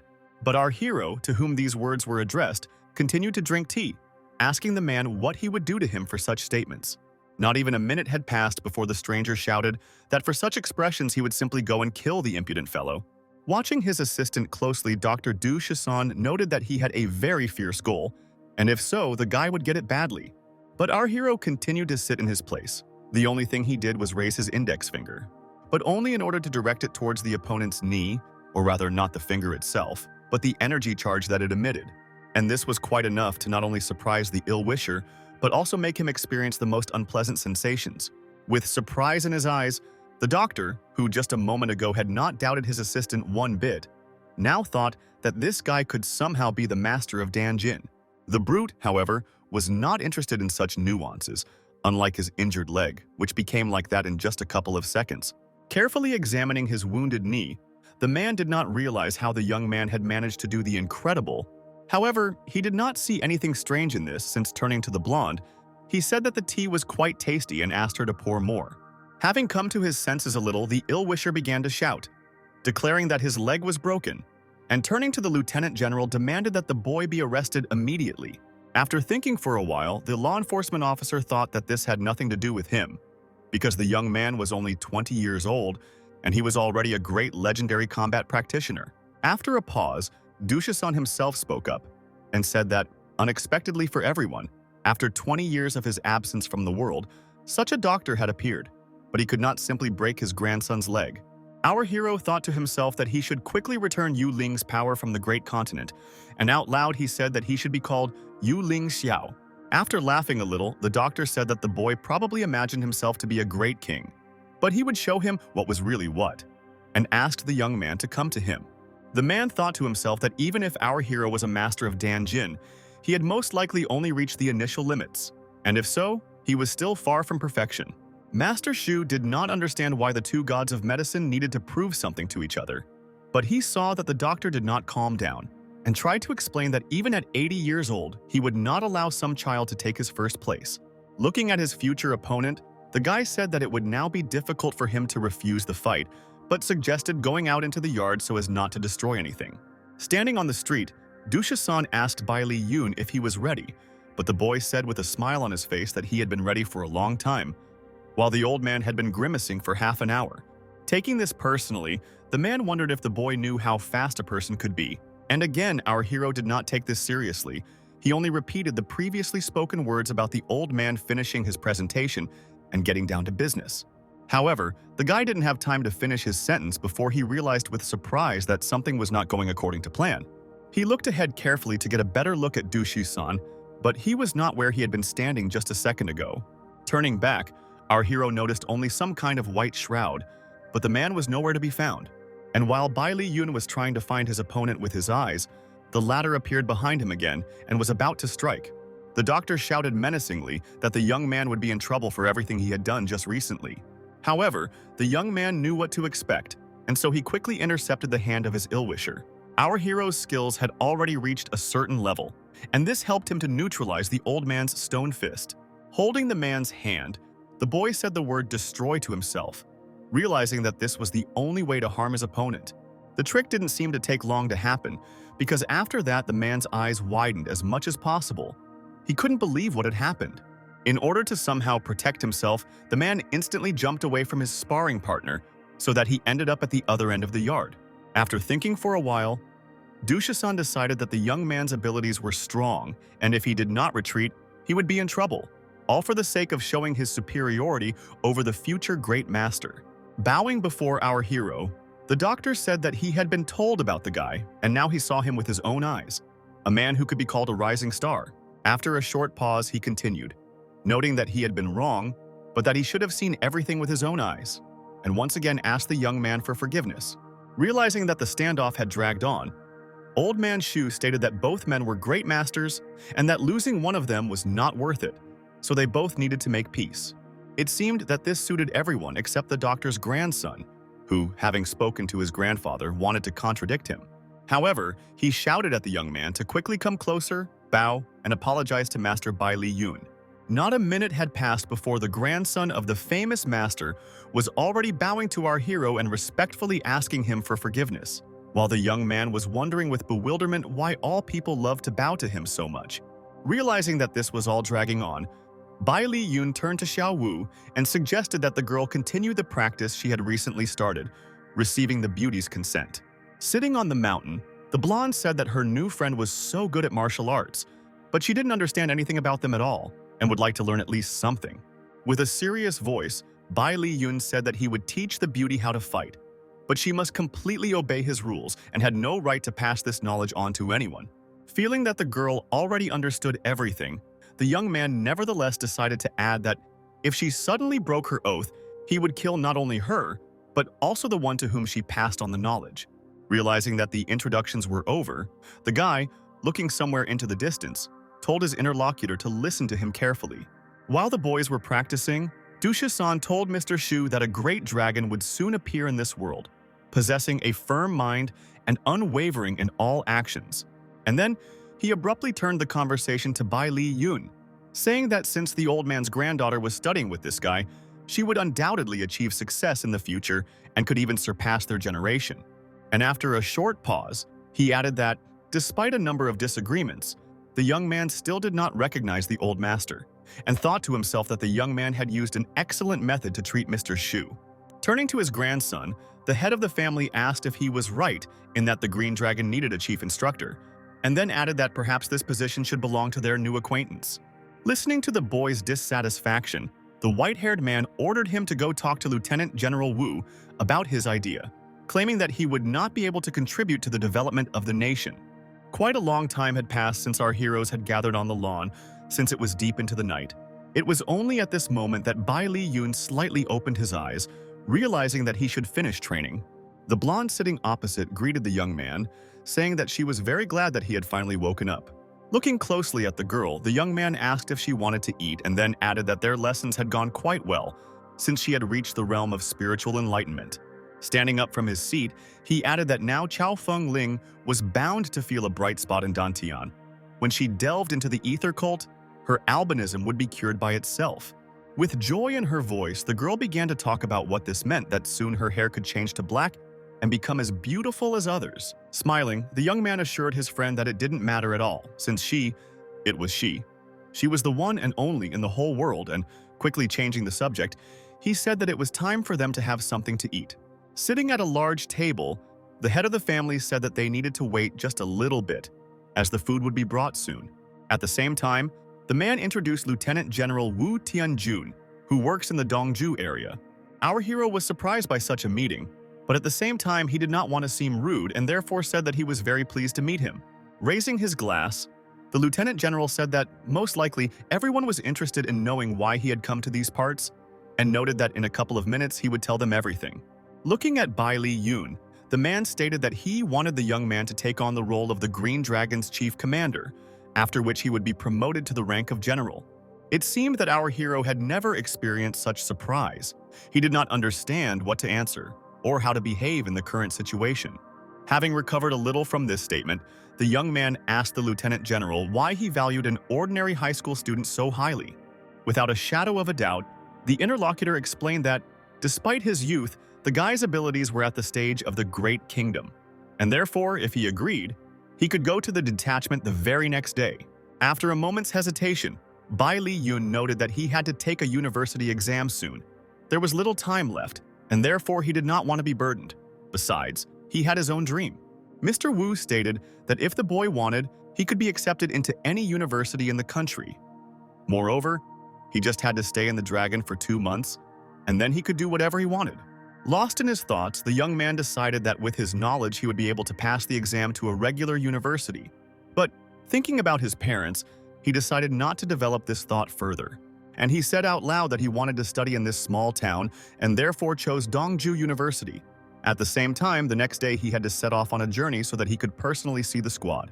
This answer completely satisfied the Lieutenant General, who noted that he had appointed people who would accompany the young man to the place. One of the pilots turned to his colleague and asked if he could tell who Bai Li Yun was. He also wanted to know why the Green Dragon members had to send air transport after this stranger. Looking at the passenger, the pilot said that they had never even flown for the captain like that. Continuing the conversation, he noted that they had been given the task of leaving the young man on the Green Dragon Mountain, and if he could not find his way to the agents, then it would be better for him not to fly at all. While throwing down the rope, the guys joked among themselves that if the young man couldn't climb inside along the 30-meter rope, they would fly back. Standing on the platform with his suitcase and looking at the hanging rope, Bai Li Yun simply looked at all this, not understanding what was happening. Breathing deeply, our hero thought that he was already fed up with all this since he wasn't even sitting in the helicopter, and he was already getting into trouble. The guy understood that now was not the time when he wanted to argue or say anything, and so he decided to just jump. It hadn't even been a few seconds before he had easily covered half the distance, so all he had to do was reach out his hand to the cabin. One of the pilots, turning to his friend and looking closely at the rope, asked where the young man had disappeared and whether he was going to climb on board. Sitting behind him, Bai Li Yun decided to have some fun himself, saying that the guy probably gave up halfway through or was crying on the way home. Hearing the pilot agreeing with him, but the next moment the boys couldn't believe their eyes. They were looking at our hero, who calmly explained that he had simply jumped. And then he added that the young people should not look at him like that, but take him to the Green Dragon Mountain, and also that there should be no more such jokes. An hour later, all three arrived at the scene and one of the pilots told the guy to follow him. Looking around carefully, the young man asked if there really was no security anywhere in the area. Upon hearing that she existed, our hero was outraged that these people were not going to contact their new instructor. The pilot calmly explained that the instructor should not take everything to heart and not think too much. Everyone had heard that he was young, and the security was so arrogant that they did not value practically anyone. The very next minute, the young man turned around and began to walk away, hearing everyone shouting at him that he was heading in the wrong direction. Standing in front of the cliff, our hero said with a chuckle in his voice that he had decided to take a shortcut to get to his destination as quickly as possible. The pilot looked at his instructor in horror, trying to somehow reason with him, telling him that the hole was very deep and there was no way to get around it. However, the very next moment he noticed how one of the guy's legs was hanging over the abyss, and at the same time the other was about to follow it. Looking at what was happening in horror, the pilot shouted that Bai Li Yun had simply jumped down. His interlocutor, with sorrow in his voice, stated that most likely the Green Dragon Squad would soon suffer disaster, without specifying what he was talking about. At that very time, two men were talking at the foot of the mountain, one of whom was interested in who their new instructor was and what he specialized in. Hearing that the students were also actively discussing this topic, the man sternly declared that everyone should shut up and continue doing their job. However, they did not calm down, declaring that their instructor should not be some teenager. At least he should have knowledge and skills. Otherwise, it is simply shameful. The young man named Ye Tao stood behind the current instructor and said that he absolutely agreed with the opinions of the soldiers here. He stated that he did not want to know who this guy was, nor how great the power behind him was. If this young man showed up, he would be the first to challenge him. Not even a minute had passed when everyone gathered heard a strange sound, and then noticed a dark figure in the distance. One of the trainers turned around to take a closer look at the man standing right next to him. Standing in the field, the young man, turning to one of the instructors, said that no one had forced his tongue, hinting at a recent conversation between the guys. Bai Li Yun, who appeared in all his glory, concentrated his energy and asked the young man if he was really so brave as to challenge the new commander. Standing on the lawn, the guy declared that he was their instructor, and if anyone wanted to challenge him, they could do so tomorrow. But if anyone tried to do so now, they would be breaking the rules. The soldiers had already started discussing the guy, saying that he was quite good, since he not only jumped off a cliff and didn't crash, but also behaved with dignity. Addressing our hero, one of the instructors stated that if he dug up the ground a little, it does not mean that he can threaten the Green Dragon Squad. And looking at his men, he continued that simply relying on his strength was not worth making enemies, since even he had several ways to kill Bai Li Yun. With a smile on his face, our hero declared that he would like to see a man defeat him with just one blow. Then, turning his gaze to the other commander, he asked if it was true what he said, that he would be the first one to decide to fight with the new instructor. Hearing the quiet answer, the young man menacingly told him to speak as loudly as possible, why he was so timid if he was in the army. Standing at attention, the man shouted loudly, addressing our hero as Sir, that it was in fact he. Looking closely at his future opponent, the young man noted that he should not hesitate and attack him, as he was going to do a few minutes earlier. The soldier didn't have to be asked twice, because the next moment he took off and ran towards Bai Li Yun.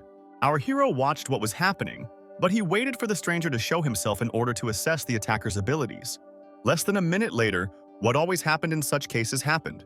The blow was easily repelled. Encountering resistance, the soldier was puzzled as to how their new instructor was able to parry his blow so easily. And so I decided to use another method and connect my leg, which the next moment was heading towards the guy's face. This time, Bai Li Yun seemed to be thinking about what he should do next, considering that there was an entire squad looking at him. The attacker thought to himself that this kick could break a tree. And if the guy blocks it with his hand, then, and he fell silent, but only because he felt the hand of his opponent on his limb, not expecting events to unfold in this way. And the very next moment, the soldier flew with force towards the side where there stood a large and strong tree. Hitting the tree trunk, the man noted with horror that this boy had managed to do something almost impossible and said out loud that he accepted defeat. Looking carefully at everyone gathered, our hero was surprised to see who would dare to fight him next. Whispering among themselves, the soldiers did everything possible to ensure that the young man did not hear them, fearing what they had just seen. In a serious and powerful voice, our hero shouted why all the soldiers standing in front of him were so useless. Were they really so afraid of fighting the instructor? Turning away, he added that with this approach he advised them to go home, get married, and have children, since they were simply not capable of more. But suddenly, Gui Kong stepped forward and announced that he was issuing a challenge on behalf of the 3 deputy instructors, and if he lost, 3 of them would voluntarily obey his orders. Turning to the man, the boy declared that he was a brave man and that he was glad that there were such people in the squad. But it turned out that the soldier did not hear him, because with a loud cry, he began to prepare for the upcoming battle. It was clear that the man was well prepared, as he also concentrated his energy and was ready for any development of events. And so, after just a couple of minutes, Gui Kong announced that he had set up the strongest defense, and therefore the instructor could feel free to attack. Running away, he happily announced that he would do exactly as he was suggested. On the one hand, it seemed to the enemy that events were unfolding rather slowly, but on the other hand, he understood that the opponent was worthy. The soldier realized that there was something unusual in the young man's strength, something frightening, which caused an incomprehensible but strong fear and anxiety. Those gathered watched everything that was happening attentively, unable to take their eyes off it, realizing that this was something. One of the guys, closing his eyes from the dust, asked his friend whether they had really sent a man or someone else. The cloud of dust was so thick that it was difficult to see through it what was happening on the ground and how the soldier who had entered the battle was feeling. But after a couple of minutes, it became clear that this man was slightly covering his head, but was still standing in his place. With a calm voice, Gui Kong reported that the new instructor had unexpectedly broken his defense so easily, and since that was the case, he considered himself a loser. As for our hero, he stood silently for a while and simply looked at his subordinate. At this point, conversations began again among those gathered. Some of the guys were perplexed as to who this boy was and why he was sent to the army at all. Hearing all this talk, suddenly a pistol appeared in the hands of our hero, which he was going to use. Pointing it at his opponent, the young man said that he did not quite believe what had happened, and therefore wanted to demonstrate something else interesting. The junior instructor couldn't understand what this boy was doing, so he repeated what he had said earlier about accepting his defeat. But, despite all the persuasion, the very next moment everyone gathered saw a shot. What was interesting was that instead of a bullet, a light appeared, which was directed at the soldier's chest, but it ricocheted off to the side. It ricocheted in such a way that it hit the ground and left a small depression in it. Looking at all this, Gui Kong thought that the energy bullet flew in a curve, which meant that the guy had mastered the techniques more deeply than they initially thought. Unlike the instructor, the soldiers liked this performance and began to clap and shout words of approval at Bai Li Yun. One of the guys even decided to speak out loud, telling the guy that his art was so strong that they would like to learn everything from him. The next moment, Wei Chunggong also spoke up, publicly declaring that from now on, everyone would be under the guy's command, and if anyone refused to obey him, they would have to deal with him. Having heard such a statement, our hero said that everything was clear to him and the soldiers, and therefore he, the speaker, could return to his place. And then he himself said that if anyone didn't know, he had officially become their new instructor, adding that he didn't need a detachment of 1,000 soldiers. 300 were quite enough. Bai Li Yun said that in ancient times, Yue Wanggo led 3,000 soldiers to destroy Wu. And now there is Bai Li Yun with 300 brave soldiers and powerful generals who can take over everything. And looking at the joyful faces of those gathered, he added that he would help everyone to increase their cultivation, but if anyone thought that he could not cope, then he could immediately go home. Continuing, the young man stated that he was going to the barracks because he needed to change clothes, but in half an hour all the soldiers should gather near it. Arriving at the barracks, the young man began to think about how best to conduct his classes in order to achieve the greatest efficiency. He realized that all men were hyperactive, which meant that it would be difficult to get them to meditate without understanding how to teach these people everything he knew. The next moment, our hero thought that with the beast fist technique, with a little improvement, he would be able to allow his body to quickly absorb the power of the outside world. As Bai Li Yun put on the glove, he thought that in the end, he would have an iron core, which meant he would be untouchable. Therefore, having decided that meditation is unlikely to work, it is best to start with this technique. Standing on the field, our hero heard all the soldiers simultaneously, as if on command, greeting him as the senior instructor. Bai Li Yun said that he was teaching everyone a new movement like the Great Qinju. Whoever wanted to could call it the 12-star movements. All the soldiers needed to do was watch carefully. Jumping a little, the guy said that he would demonstrate the first movement, which was very important. The boy shouted that he was a big buffalo, kicking the ground like thunder and lightning, and for a moment he was silent, but only so that the soldiers would carefully understand the principles of the first movement. since he himself was about to move on to the second. The young man clasped his fingers together as hard as he could, but he was in no hurry to explain why he was doing it. And after a couple of minutes, he explained that the mighty tiger was making a sortie, being as aggressive as fire. Without waiting for everyone gathered to recover from the slight shock, he hastened to name the third movement, which is called the snake-like monster. As he soared into the air, our hero noted the fact that he had already smoothly moved on to the fourth movement, although it turned out that the soldiers were not keeping up with him very well. A minute later, Bai Li Yun was swinging his legs and explaining that this was how a divine dragon swung its tail, and it was faster than lightning.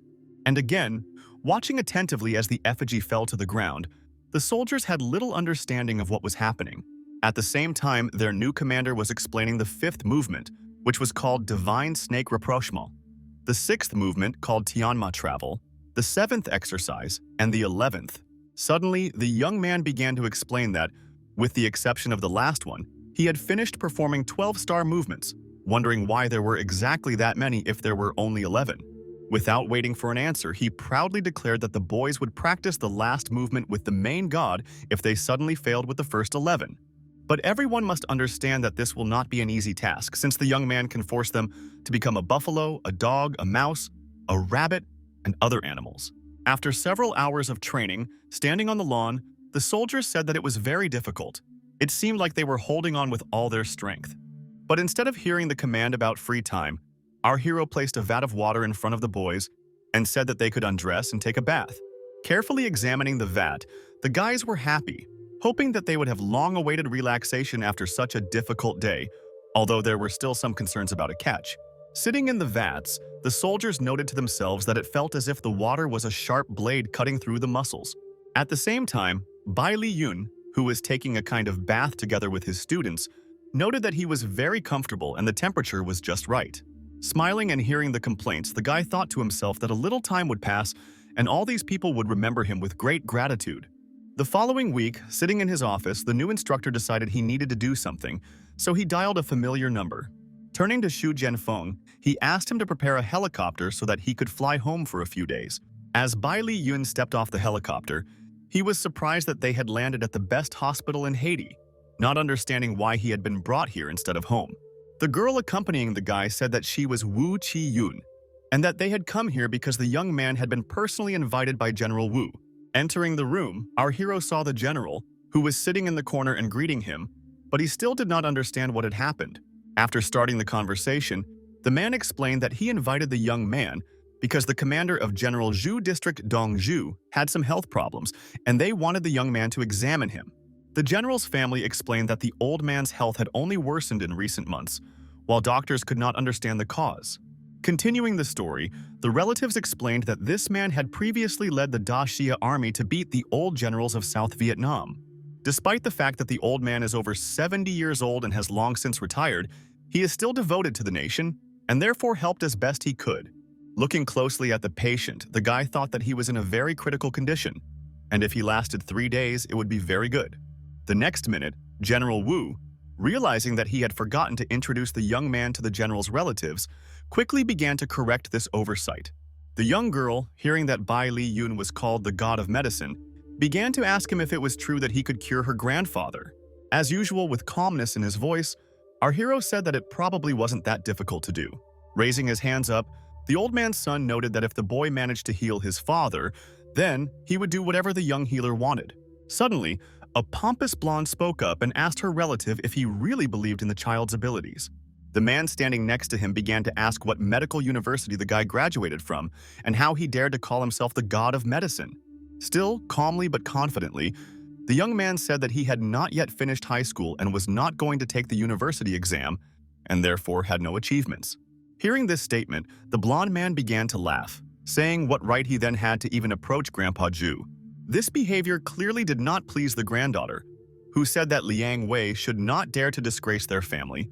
If Lieutenant General Wu called the guy, it means he knows that he is capable. The girl's father spoke to her in a barely audible voice, telling Ruo Dan to be a little more reserved and not to forget that her mother was the boy's aunt. But the grandson did not calm down.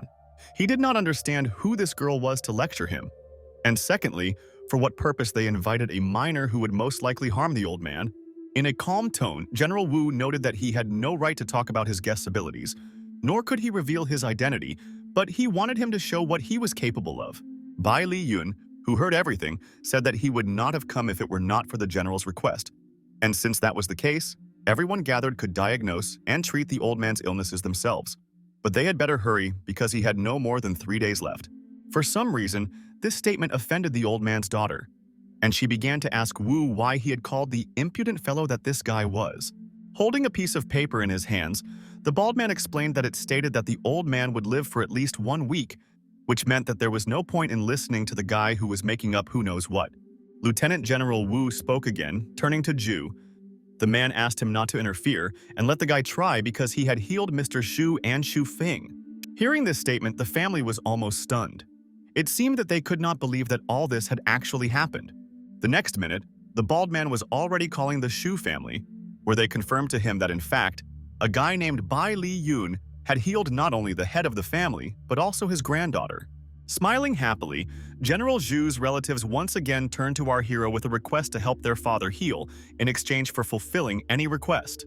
In turn, Liang Wei said that if the guy succeeds in the impossible, he will bow before him, and if not, and after a short silence a few seconds later, without saying anything, he grabbed himself by the neck, making it clear that the young man would not leave alive if anything happened. Running up to the blonde, our hero noticed that he was talking too much, and this was irritating the guy. Seeing such a disdainful attitude, Liang Wei said that most likely the boy himself did not understand it and was looking for death. However, instead of answering, Bai Li Yun asked his own question and asked if the man had ever wondered how a ball felt when it was thrown. And grabbing his opponent by the neck, the young man hastened to add that he should not worry since he would soon feel all of this for himself. And Liang Wei really felt it, because the next second he was already in flight. The force of the blow was so powerful that the young man broke through the wall. His body ended up in one room, and his head was looking into another. The surprising thing was that this room turned out to be a toilet, in which at that time there was an unfamiliar girl, calling the uninvited guest the most indecent words. Shaking invisible dust off his hands, Bai Li Yun said to his opponent that throwing him was still much easier than throwing a ball. And while the middle-aged woman, looking at everything, was in shock, her daughter, a blonde, noted with justice in her voice that it was all deserved. As for General Wu, he cleared his throat, but decided that it was better for him to remain silent in this case. However, the same woman did not remain silent. Raising her hand, she threateningly declared that the young man should stop mocking their people and know his place. But before the lady could begin her speech, she was quickly stopped by the old man's son, who told her to shut up. And then he added that she shouldn't dare to say that again. They were lucky enough to meet the god of medicine, who would cure his father, and Liang Fengyu would be better able to help Liang Wei. The young man clearly liked this attitude, and he told everyone to leave the room, since he had to carefully check the condition of the head of the family, and only then would he be able to say anything. The guy knew that the old man's condition was not so advanced, and that he could cure his disease. All he had to do was unblock the blood vessels around the man's heart. To begin with, our hero decided to remove the sheet that covered the patient so that he could work fully with him. After this, Bai Li Yun began to twist powerful energy flows, which contained the healing power, using a special scheme. Looking at the head of the family and starting his procedures, the guy noted to himself that he had promised to help, and therefore he would definitely keep his word. It seemed as if the young man was penetrating into the very heart of the old man, forcing it to beat in the right rhythm. Not even a minute had passed when the head of the Zhu family suddenly opened his eyes, and this was unexpected even for himself. Raising his hand, the man did not understand how he could still be alive and how all this was possible. Smiling, the young man said that he had managed to heal the general's grandfather, and if he quit smoking, he could live another 10 years. Understanding the surprise in the old man's eyes, the boy hastened to explain that he was a subordinate of General Zhu, the head of the Green Dragon. Hearing that Bai Li Yun was also a divine marksman, the old man thought how lucky they were to find this guy. Our hero, realizing how many privileges he had, decided not to brag anymore and so simply remained silent and nodded his head.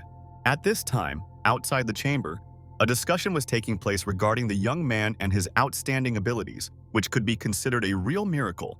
Looking at the injured Liang Wei, the bald man said that not only was this boy incapable of treating anyone, but he didn't even have the right to be in the ward. Suddenly, the doors to the room opened, and those gathered did not think that their eyes would be revealed to what they saw a couple of seconds later. Holding the young man's hand, General Zhu persuaded Bai Li Yun to go home with him to have lunch together, as he was so hungry as if he had not eaten for a year. Looking at this, those gathered could not utter a word.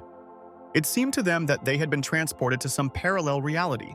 While they were thinking about what to do after everything they had said to the young man, others were happy for the old man, who looked young and cheerful. The head of the Zhu family boasted that he used to cook well and therefore wants to treat his guest with the best dishes, receiving approval from our hero.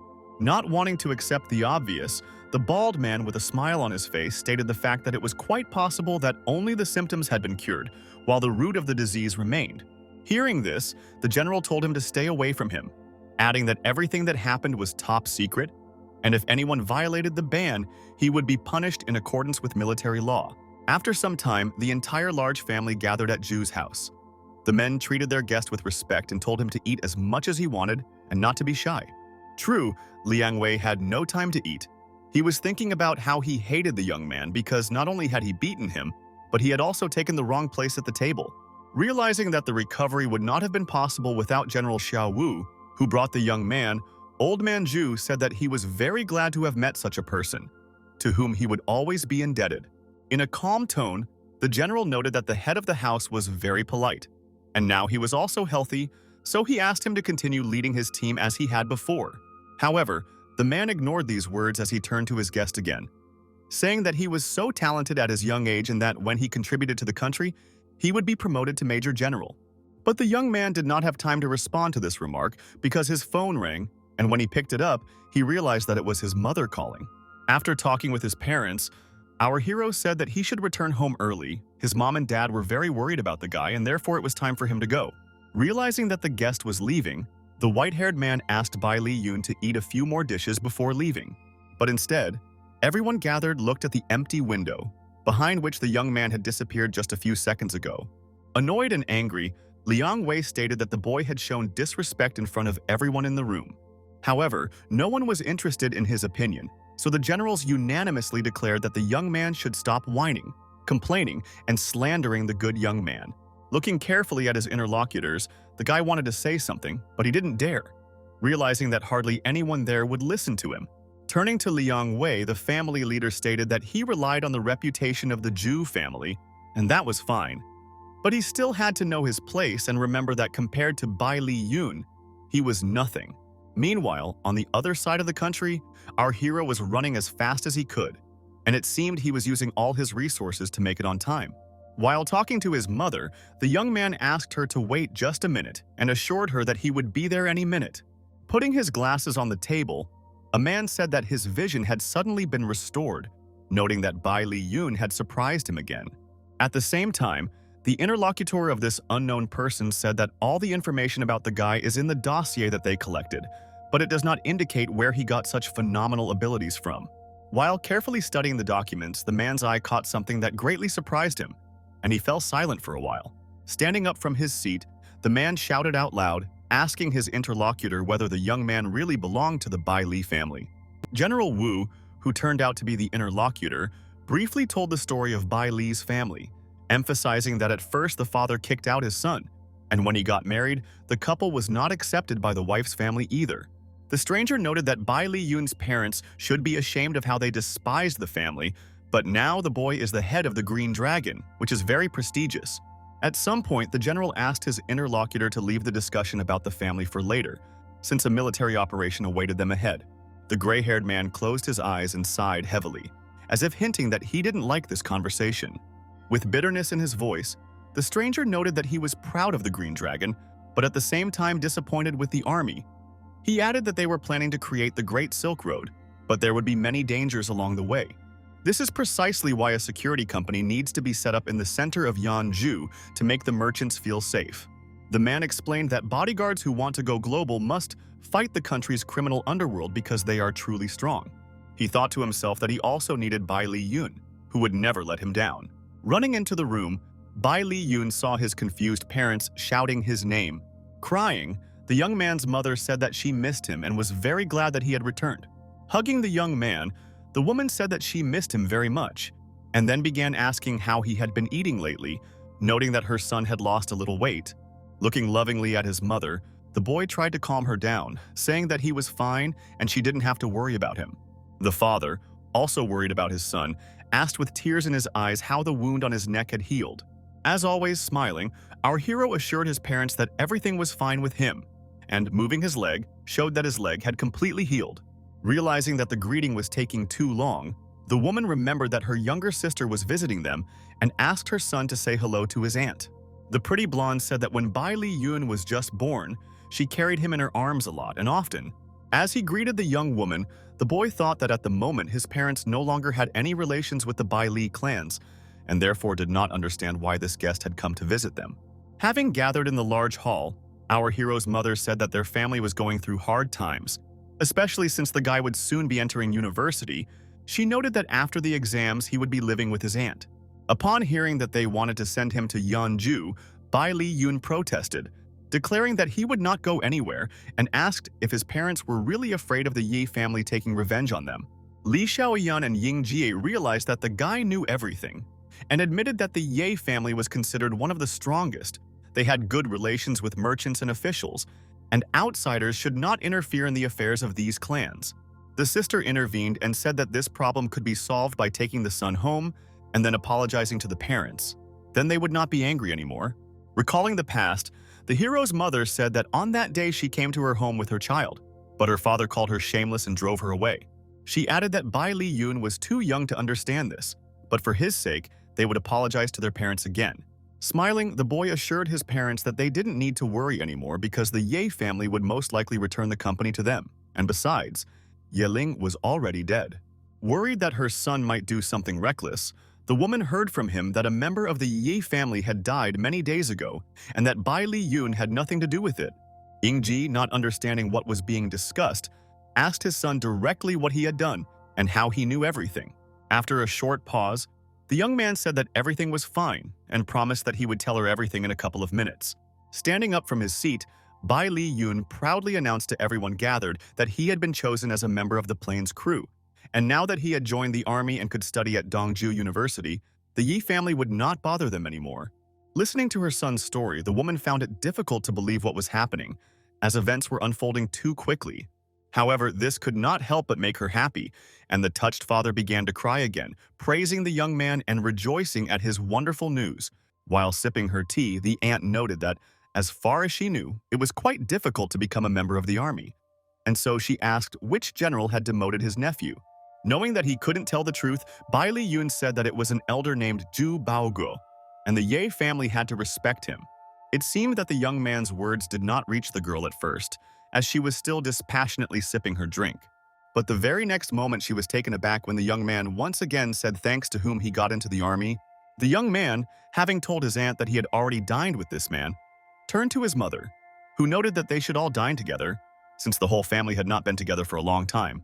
With a mischievous glint in her eyes, the girl said that the guy was somehow mysterious, but if everything he said was true, then it was hard to imagine what kind of life awaited him in the future. Smiling, Li Xiaoyan told her sister not to think too much, adding that the guy didn't want to go to Yanju, and that was why he came up with a convenient excuse. The next day, standing near the entrance, our hero's aunt noticed a Rolls-Royce parked nearby. Noting that she had never seen this expensive car before, as they walked down the street, Bai Li Yun's parents gave him instructions, and his mother said that even though the boy had been accepted into university, he still had to do his homework. The father added that he should put his school supplies in his bag and not forget his entrance card, but before he could finish, he stopped abruptly in his tracks. He froze as he saw the representatives of the Ye family in front of him. It was the head of the family and his granddaughter. With indignation in her voice, Yingji began to shout and ask why these people appeared on his doorstep. Our hero's father stated that they first captured his company, then crippled his son, and now they have arrived again to cause new problems. Holding Bai Li Yun's hand, Li Xiaoyan told him to stand by and not be afraid of these people, but the young man only smiled as he looked at what was happening. After bowing, Ye Guo introduced himself and his granddaughter once again, and then said that they had come to personally apologize to the entire family for what happened earlier. Looking at the guests, Ying Jie wanted to say something, but he found that he was unable to find the right words. In turn, Qing Wang, handing over some document, noted that this was a contract for the transfer of a shipping company. By signing it, the family would receive tens of millions of the company's assets. She added that as compensation for the losses, their corporation would give away its workers and bodyguards for just 1 cent. When accepting the contract, our hero's father asked again whether this was really the company that occupied half the mountain in the city of Haitian, adding that it all seemed too fast and unexpected. Patting his father on the shoulder, the young man convinced him to sign all the papers, assuring him that, firstly, after the exam he would help manage the company, and secondly, this family would no longer harm them. With a trembling hand, the man began to sign, still not understanding how events had unfolded in such an incredible way. While handing over the papers, he asked if anything else needed to be done and what to do next. Ye Huguo said that they hoped that no one would stir up the past again. From this day on, they were loyal friends, and if any problems arose, the Li family could always turn to the Yi family. Looking closely at Bai Li Yun's eyes, Ye Huguo wondered to himself whether this man would keep his word and allow his family to continue to exist peacefully. As for our hero, he also looked attentively at his interlocutors, reasoning that since they realized their guilt, then they could sleep peacefully for now. The conversation was interrupted by Liu Dong, who, approaching the house, shouted that it was time for them to go, as the exam was coming soon. Hearing his parents asking each other who he was, Liu added that they would pass the exam, but only if they were not late. Yingji, turning to his son, stated that he had changed a lot recently and asked the boy to tell him what had happened to him. Turning his back to his parents, the young man declared that everything he had said the day before was true and added that it was time for him to go, but they would see each other in the evening. Masha waved her hand at the boy. His mother told him to be careful, and his aunt noted that her nephew was not as simple as he seemed and could easily confuse others. Meanwhile, sitting in the office, a young man turned to his interlocutor and asked if it was true that he intended to betray the Yi family to join the Kuo family. With calmness in his voice, the man replied that the guy understood everything correctly and that this was exactly what he was planning. Smiling, the young man noted that not only would he be able to kill Bai Li Yun, but he would also get what belonged to him in exchange for half of the company's shares. In a cold tone, the interlocutor said that if this man could avenge his son, Ye Ling, then he would personally give him all the shares he had. After thinking for a moment, he added that the scoundrel Bai Li Yun needed to be dealt with as soon as possible. Lu Dong happily stated that they were finally done with the exams, and then asked what kind of expensive car was parked outside his friend's house. Walking carefree down the street, our hero told us that these were people from the Ye family who decided to disturb the peace in his house. But in the end, they turned out to be weaker, and therefore came to apologize. Hugging his friend, the guy said that his friend was a real superhero and reminded him that he had promised to teach him martial arts, adding that they would spend this summer together and he would cover all the expenses.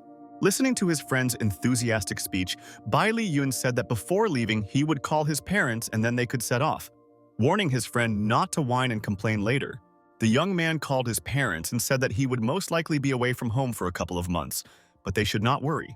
Li Xiaoyan asked her son to tell her where he would be so that she could stay in touch and be able to contact him at any time.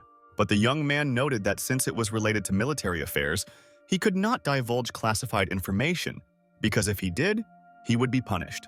Looking at the approaching helicopter, the boy added that it was time for him to go, since the taxi had already arrived, once again asking his parents not to worry about him.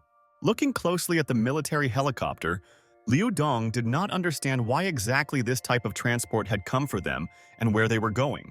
In turn, Bai Li, turning to Jian Feng, asked what actions the United States is currently taking. At that very moment, the soldier began to report, saying that there was no movement, but he heard that one of their sabotage groups had moved north. The guy thought to himself that this place intersected with his personal plans, but out loud he said that there was not a minute to waste and it was time to move on. At that very moment, his comrade appeared from behind his friend and began asking what was going on and where they were going to fly. The young man folded his arms and said that the march of the Green Dragon awaited them, but decided not to specify what that meant. After landing in the forest, Liu Dong was still confused as he got off the helicopter about where they had arrived. The guy saw how some military man joyfully greeted the girl Xiao Wu, who arrived with them, not knowing what awaited them next. What happened next was that all the commanders and soldiers began to greet their leader, standing at attention. Addressing the military girl, Bai Li Yun declared that from now on, she would train soldiers with him. The girl not only happily agreed, but also added that she would also be his personal secretary. The next moment, our hero switched to his assistant, asking him to gather everyone and not to forget to capture their new soldier, pointing to his friend. With a dissatisfied grimace, Liu Dong declared that he knew little about the army and asked someone to tell him everything in as much detail as possible. Stretching, one of the commanders told the kid, as he addressed our hero's comrade, not to worry about the little things, since he was now in the Green Dragon squad. Hearing this big guy call them all brothers, the young man hesitated a little, realizing that he was in deep trouble, but there was no turning back. Watching Liu Dong try to justify himself and his actions, asking not to be forced to change clothes, Bai Li Yun stood there and simply smiled. After some time, Xiao Wu appeared in the office, dressed in a military uniform, and asked our hero what he thought of her appearance. And when he gave her an approving answer, she smiled. However, Bai Li's new assistant intervened in the conversation, noting that everyone knew that civilians could not enter their military facilities. Hearing this remark, the young man said that he was the boss here, and it was up to him to decide who would be in the dragons and who would not. And if Generals Wu and Zhu had any questions, he would meet with them personally. He then turned to Xiao Wu, saying that she only had a spiritual energy aura, but she was weak in cultivation, so this was her weakness and they would work on it. Coming out to the soldiers, the guy said that for the next 2 months they would be training in a military camp, during which time they would be able to visit the most diverse and dangerous corners of the world. After a short pause, he added that his demands were not simple, and that within 2 months they had to reach the second level of Enjin, and their mastery of weapons had to become virtuoso. Calling Ye Tao over, the young man asked how long he had been training and what level he had reached. And upon hearing that in 12 years he had only reached the second rank, Bai Li Yun was surprised. Pointing to the blonde, our hero explained that she was only 16 years old and had just started on the path of cultivation, but in 5 days she had achieved the same results, and therefore suggested that his subordinate fight her. Hearing such a statement, the soldiers were surprised. They did not understand how a 16-year-old teenager, especially a girl, could fight a soldier who had been practicing martial arts for 12 years. The captain, rubbing his hands, explained that he did not want to disobey the order, but at the same time he did not think that in a couple of days he could learn to fight an opponent like him. And he was afraid of harming the blonde. Gathering all her energy into a fist, the girl understood that she would not leave this just like that. Accelerating and running towards her rival, the beauty screamed at him not to dare humiliate her, despite the fact that she was a representative of the fair sex. Realizing that the blonde was running straight at him, Ye Tao shouted that she shouldn't do that. But just in case, he took a defensive stance, knowing that the battle couldn't be cancelled. The next minute, 2 energy flows converged. One belonged to the military man, and the second to our heroine, who was not going to give in to weakness. The attack was so strong that both participants in the battle were quickly thrown in different directions. Ye Tao looked at what was happening in horror. He couldn't understand where the girl got such strength from and how she could be trained in just 5 days.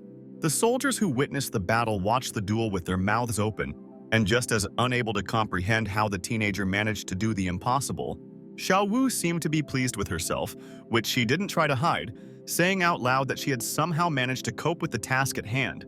Looking at his sister, the guy did not understand why she was so strong, believing that against her background he looked like a real weakling.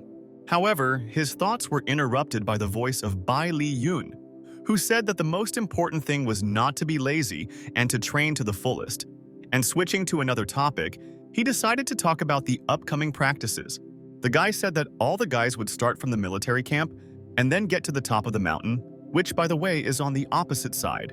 Next, we will need to go down the mountain and gather near the river, where the star movement practices will take place.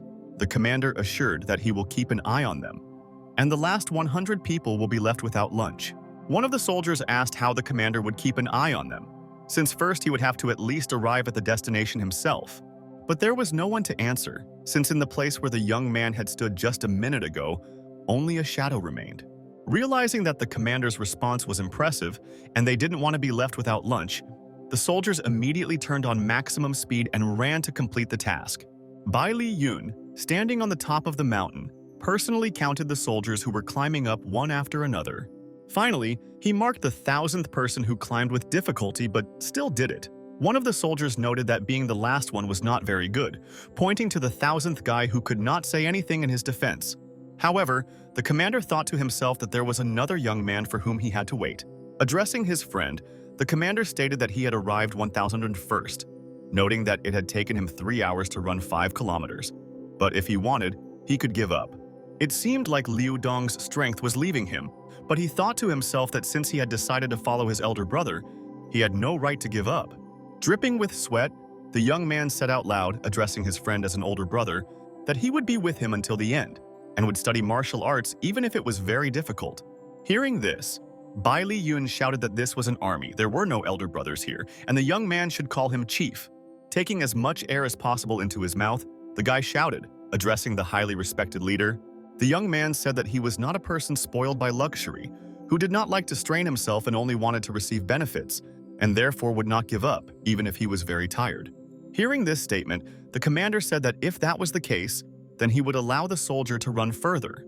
As he moved through the forest, Liu Dong realized that something was wrong with him and tried to pull himself together, but he couldn't do it. The guy tried to breathe, but he realized that the image of the area where he was starting to float before his eyes. Holding on with all his might, the young man thought that he was about to fall, and a moment later this actually happened. 2 soldiers walking through the forest were discussing how they had arrived at the mountain, and realizing that they were the last ones, one declared that both would go without lunch. However, the guys did not have time to finish speaking, as they heard someone's desperate cry, which sounded very close. As the soldiers ran towards the injured Liu Dong, they saw that the man was lying on the ground writhing in pain, but they did not understand what had happened to him. Looking at the young man with horror, the guys realized that every minute counted, and therefore began to help him as quickly as possible. Realizing that everything happened at the foot of the mountain, those gathered discussed that the recruit could well have fallen from it. Realizing that the young soldier's breathing was fine and he could be saved, someone shouted that an ambulance needed to be called immediately. Coming closer and looking at his friend lying down, Bai Li Yun said that they didn't need an ambulance since he could handle it himself. In a menacing voice, despite all the objections, the young man told the soldiers to continue running. He thanked them, but added that he needed to be alone with the guy. Sitting over his comrade, our hero understood that Liu Dong's liver and lungs were seriously damaged, which meant he had to use the silk of spiritual energy to save him. For a while, Liu Dong lay motionless, and it seemed that no amount of manipulation by the young man had the desired effect. However, after a few minutes, the recruit's eyes opened wide, and it turned out that he himself did not understand what had happened. Jumping up and down, the boy nervously asked if he was alive, and then, turning to his friend, asked if he had really been saved. With a calm voice, Bai Li Yun replied that firstly, he was not his brother, and secondly, he only had 3 attempts to save him. 1 had already been used, only 2 remained. Laughing, the young man said that he always knew that his friend would not leave him in trouble, and at the same time asked how it happened that he felt better than ever. With sadness in his eyes, our hero thought about how he had used 1 precious silk chi for the sake of his classmate. And out loud he said that, firstly, the guy doesn't need to know about this, and secondly, he plans to gather only 300 fighters who can become part of the Green Dragon. Whether he will be among them will depend only on him. Despite the fact that night had fallen on the village, no one was sleeping in the camp, and training was in full swing. Standing in the middle of the forest, Bai Li Yun knew that they were in secret training, and the fire could give away their location, so they couldn't light it. The enemy had started to act, and they had to be on guard. The soldiers, listening attentively to the commander, thought that they were very hungry, but they would hardly be able to eat. One of the guys, clapping Liu Dong on the shoulder, said that the dry rations they had were already finished, but he knew where they could get food. As they walked through the forest, the stranger introduced himself, saying that his name was Shu Wu, and that he would show Liu the boy a place where there was food. As Liu Dong moved through the darkness, he wondered if his new comrade would make him eat wild animals, but he simply told him to follow him. Walking up to a small tree, Shu Wu reached out his hand towards something and shouted that he had managed to find food. Grabbing the caterpillar, the boy declared that it was a great meal and that he was very lucky to have found such a wonderful snack. Liu Dong looked at his interlocutor and, pointing his finger at the insect, wanted to say something but did not have time. As Shu Wu chewed the caterpillar, he said it was delicious, as if all the flavors of the world had gathered to bless his meal. Without noticing his companion, Shu Wu continued to say that there were many insects here, and Liu Dong should not be shy, but should eat to be satisfied. Looking at this with horror, the young man noted that he was not embarrassed to take the caterpillars, but simply did not want to eat them. Even if it was the last food on the planet, he would not take it into his mouth. However, a few minutes later, while finishing the caterpillar, Shu Wu happily informed his new friend that the more he ate, the better he felt, realizing that his comrade agreed with him. Suddenly, Shu Wu's mood changed. He said that this time they might face real danger, not understanding why a guy who just graduated from high school would need to do that. Looking into the distance, the young man said that everything was simple. He wanted to get closer to his goal. The guy explained that he wants to become a martial arts master who will be respected by everyone, because the world is arranged in such a way that either you kill or you are killed. But he is leaning towards the first option. Listening attentively to his friend, the interlocutor wanted to say something, but did not have time. Suddenly, a huge monster attacked Liu Dong and began to throw him aside. Shu Wu screamed as he saw his comrade hit the tree. Knowing that there was nothing he could do in this situation, the boy realized that someone was standing behind him, but he couldn't gather the strength to look back. He looked at the spider-woman-like creature in horror, standing as if spellbound. Shu Wu began to ask questions out loud, stammering about what was happening in this forest. But instead of an answer, he heard the terrible cry of a monster. Realizing that the situation was becoming critical, he screamed. Realizing that his strength and experience were insufficient and not knowing what to do next. However, the next minute the boy heard a familiar voice, which said that the divine dragon waved its tail. He realized that the commander had come to his aid, using the technique he had spoken about earlier. A few minutes later, the young people saw the monster fall to the ground. Everything happened so quickly and unexpectedly that they couldn't believe it. Bai Li Yun told his subordinate that he heard something strange and came here. However, he never expected that he would see the Lord of Maggots and would not understand what brought him here. But Zhu Wu didn't listen to him. He walked up to his friend and picked him up, telling him to hold on. Our hero looked at Liu Dong with sadness in his eyes, who asked for forgiveness for letting his comrade down again.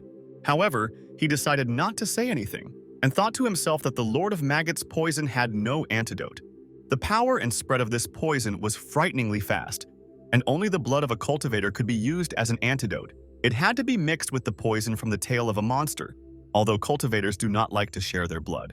Looking closely at the dead monster that lay at his feet, Bai Li Yun knew that if he didn't do what he had to do, his friend would die. As Bai Li Yun approached the tail, he realized how important Liu Dong was to him. Of course, they were not at school now, but this man had never left him in trouble. Having cut his finger, the young man understood that whether he could cope or not depended not only on himself.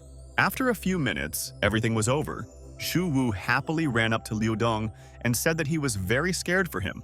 And he, holding his head, again began to apologize to the commander for causing him trouble, although he did not intend to do so. The commander said in a stern voice that this was the second time he had helped him, and therefore he had only one chance left. Laughing, Zhu Wu said that the boy shouldn't blame himself because even many commanders couldn't handle this monster.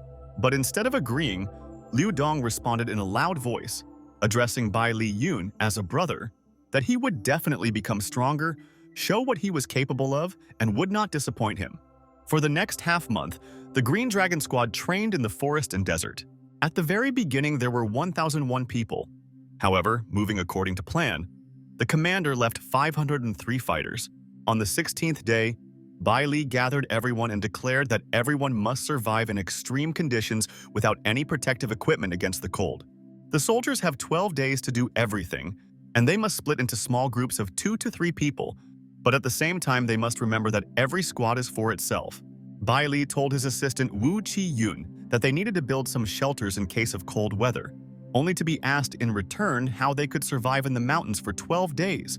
Addressing the girl, the young man stated that they must eat snow, learn to control the flow of cold air, and remember that if they do not reach the second level, then they have no place in the army. However, Wu Qi-yun was not satisfied with this answer. She thought that the army's strength was growing, and the commander was constantly reducing the number of participants, not understanding how they would fight in the future. The girl noted that in the modern world, this is like breaking a stone against an egg. That is completely stupid. Listening to her, Bai Li said that the rest of the squad would be able to cope in the future. But it must be remembered that General Zhu was planning to build a large army, and people were always needed.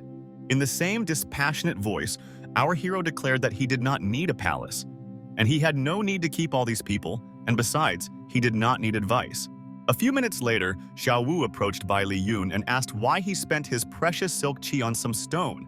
While swirling the energy, the guy explained that it was because the spiritual energy target could activate the Wukong phenomenon. 9 days later, Bai Li's assistant reported to him that Liu Dong and Shu Wu's team had been attacked by a polar bear. However, the young man calmly stated that the group did not interfere in this matter, since the guys had to handle it themselves. Having said that everything was clear, Wu Qiyun quickly turned towards the mountain, where the commander was also looking. Not even a minute had passed when everyone gathered saw a huge polar bear who, enraged, was approaching them at great speed. Standing next to our hero, the assistant did not understand what to do and said out loud that they were being followed by another polar bear. The guy understood that it was too early to panic. Moreover, he saw 2 young people who were running after the animal. It was Shu Wu and Liu Dong who were chasing the bear and shouting at it not to run away from them because they wanted to eat its meat. The speed of the guys was so lightning fast that it seemed as if it was not people running, but the wind rustling. Looking at his subordinates, the commander asked his assistant if she had mixed something up and if the polar bear had really attacked the boys. Raising his hand to greet his captain, Liu Dong happily stated whether his friend had forgotten about him, noting that he had become stronger, just like the other teams that had reached the 2nd level and were able to manipulate the cold air currents. Looking closely at his comrade, our hero thought that ultimately the training method he used had borne fruit, and now the young man had become stronger and would be able to stand up for himself. But before he could finish his thought, he heard Liu Dong sneeze loudly, indicating that the young man was starting to freeze. Gathering energy with his fist, the boy explained that because of the meeting with Bai Li Yun, he forgot about the need to maintain the temperature and control the flow of cold air. Watching the young man's movements, the assistant commander thought that he was now a 2nd-level great master. And if so, then perhaps General Zhu was not mistaken. At this time, there were already planes in the wasteland, and a huge army was ready to carry out any combat missions. The foreign commanders spoke of some kind of scum from Daxia, and also that he had come to these parts to present a gift. The man did not specify what they were talking about, but stood attentively and looked at the warriors lined up in front of him. Suddenly, Wu Qiunan approached Bai Li Yun, reporting that foreign commanders and 2,000 soldiers had landed opposite the river. They had given warning signals, but there was no response. Realizing that war might be brewing, the young man ordered that weapons be prepared for the fighters and that everyone be gathered immediately. The warrior standing on the enemy side asked his leader why they did not attack first, since then they would not give the enemy a chance to prepare. With a smile on his face, Leader Mike Tennyson stated that their goal was to hunt the commander of the agents of the Great Galaxy, and therefore the enemy would be given more time to gather in order to kill them in greater numbers. Looking through binoculars, our hero noted to himself that the enemy had recruited about 2,000 people, and their stronghold was covered in snow and ice. For the first time, the young man thought bitterly that the enemy outnumbered them, since they only had 500 fighters. This is too little, considering that the guys have little experience, although almost all of them are at the 2nd level, but they have a chance to win. Hearing the commander's speech, the assistant asked if he was really going to send 500 men to fight against 2,000 fighters. Having received an affirmative answer, the girl thought that this was madness. Not only were there more enemies, but they also had high-ranking commanders. Without wasting a minute, the young man ordered his soldiers to prepare for battle. The guys who took up their machine guns were all ready for battle, and so they were just waiting for the order from their superior. Gathering his courage, Bai Li Yun shouted for the soldiers to open fire and wait for his further instructions. Without hesitation, the boys not only carried out the order, but also began to praise their commander. However, the enemy, realizing that the battle had begun, also gave the order to open fire, shouting to shoot everyone in a row. It wasn't even a few minutes before the wounded appeared from the Green Dragon's side and needed to be sent to the medical corps. At this point, something strange began to happen to the enemies. It seemed that they were attacking each other, shouting that one was hiding behind the other, afraid to expose himself personally. This situation was only to the advantage of our heroes, who now had the opportunity to aim better. When aiming their pistols, the boys knew that it was not enough to shoot well. Their commander said that they also needed to direct their energy correctly. The soldiers realized that they had to concentrate first, then fire, and only then redirect the qi. Shu Wu, turning to Liu Dong, asked where he learned to shoot so well, hearing the explanation that he directed more blood to the brain and combined it with the 12-star moves. Thanks to this, you can see an enemy located at a distance of 1,000 meters. as if he were right in front of you. You just need to have time to act. Bai Li Yun, an involuntary witness to the conversation between the two friends, noted to himself that he was not disappointed in his comrade. The guys, who had already become one team, began to more actively apply the method they had invented, realizing that it was extremely effective. Realizing that the soldiers were no slouch, our hero's assistant decided that it was worth trying a new method. The enemy commander did not understand why their opponents were firing so accurately, and when he heard that in an hour their forces for battle would be exhausted, he became even more angry. Meanwhile, the speaker continued to explain that air forces from a military base at the North Pole would soon be conducting ground strikes. The commander shouted that if it came to this step, many people would die. And besides, they didn't really believe in him. The next moment, another man approached the detachment commander and reported that the military unit, which was following behind the main forces in marching formation, was attacked. The Green Dragon has done the almost impossible, and their squad is suffering heavy losses. In addition, they have fallen into a trap. Bai Li Yun's assistant, sitting next to him, asked that he wanted to train the soldiers in first-class shooting. But now he was stalling for time until the Daxians arrived. After a short pause, she asked what their future plans were, adding humorously that she was not going to defend the enemy. After thinking about it, the guy replied that they should continue in the same spirit, but he did not want to rush but wanted to see when the fish would bite the bait. The next second, the two faithful friends shouted, reporting that, firstly, the enemy had stopped shooting, and secondly, someone was approaching. It was Mike Tennyson, shouting where the leader of the Green Dragon was and asking if he could fight him. Bai Li Yun's assistant once again voiced what everyone had heard regarding the battle, thinking that it might be a trap. Then she asked if it was worth opening fire.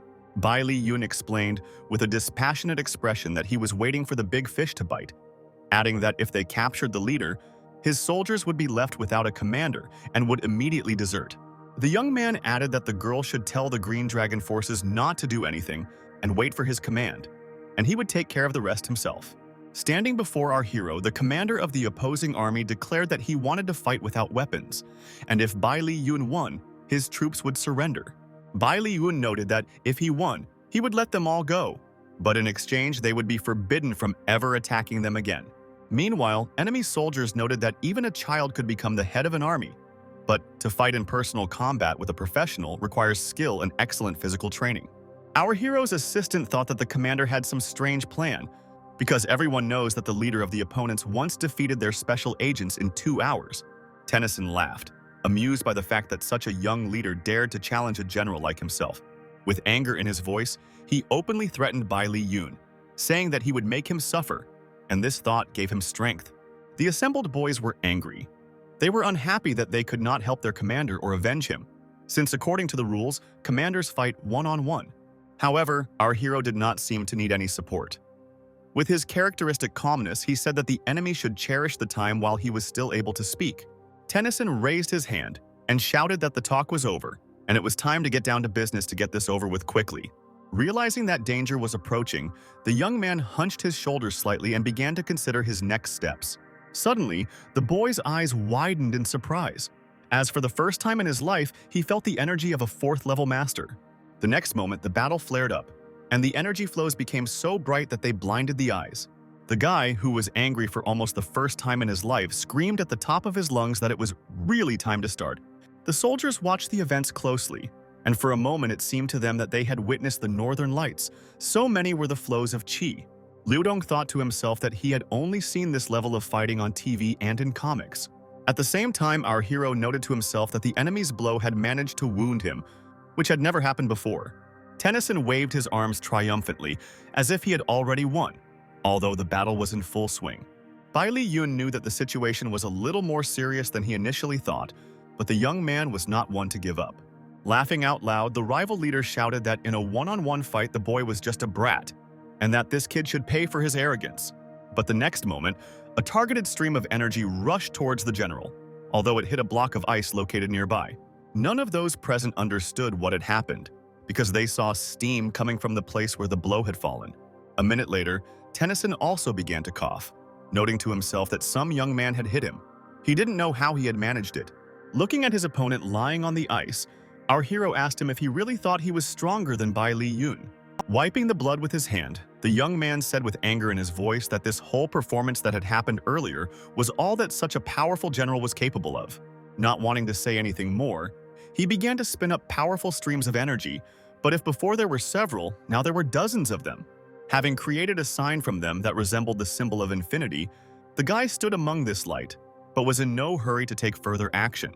Tennyson, who was in his place and watching his opponent closely, could not believe his eyes, and he also could not find the words to describe what was happening.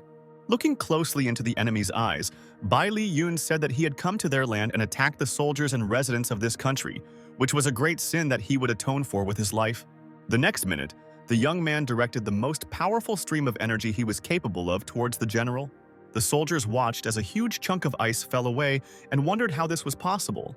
Not even a minute had passed before the military jumped up and ran, shouting that their main commander had most likely been crushed. Considering that the enemy commander was a monster, they were not able to save Tennyson. Our hero, not wanting to see this, at the same time heard the fleeing soldiers discussing whether they had any bombers left. One of the retreating troops noted that even such weapons would not help, and therefore the Air Force should be called in to open the way for a full-scale retreat. Bai Li Yun thought about it and noted to himself that this blow had taken away a lot of his chi energy. And even if he gathered all the energy around him, it would still take about 10 days of cultivation to recover. Returning back, the guy saw how enthusiastically the team greeted him. They shouted that he was the best and unique, and his strikes were something indescribable. With a smile in her voice, Bai Li Yun's assistant said that they had enough of this chatter and needed to get ready and head to the next training site. 2 days later, the whole team gathered in Sumport, and considering that there was a lot of snow here too, we can say that it was not far from the guy's previous location.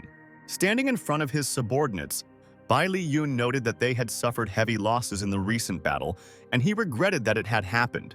But he asked the remaining 380 fighters if they regretted their choice. Hearing the joyful shout that everyone was happy, the commander told the soldiers to jump into the water and swim back home. This was the final test.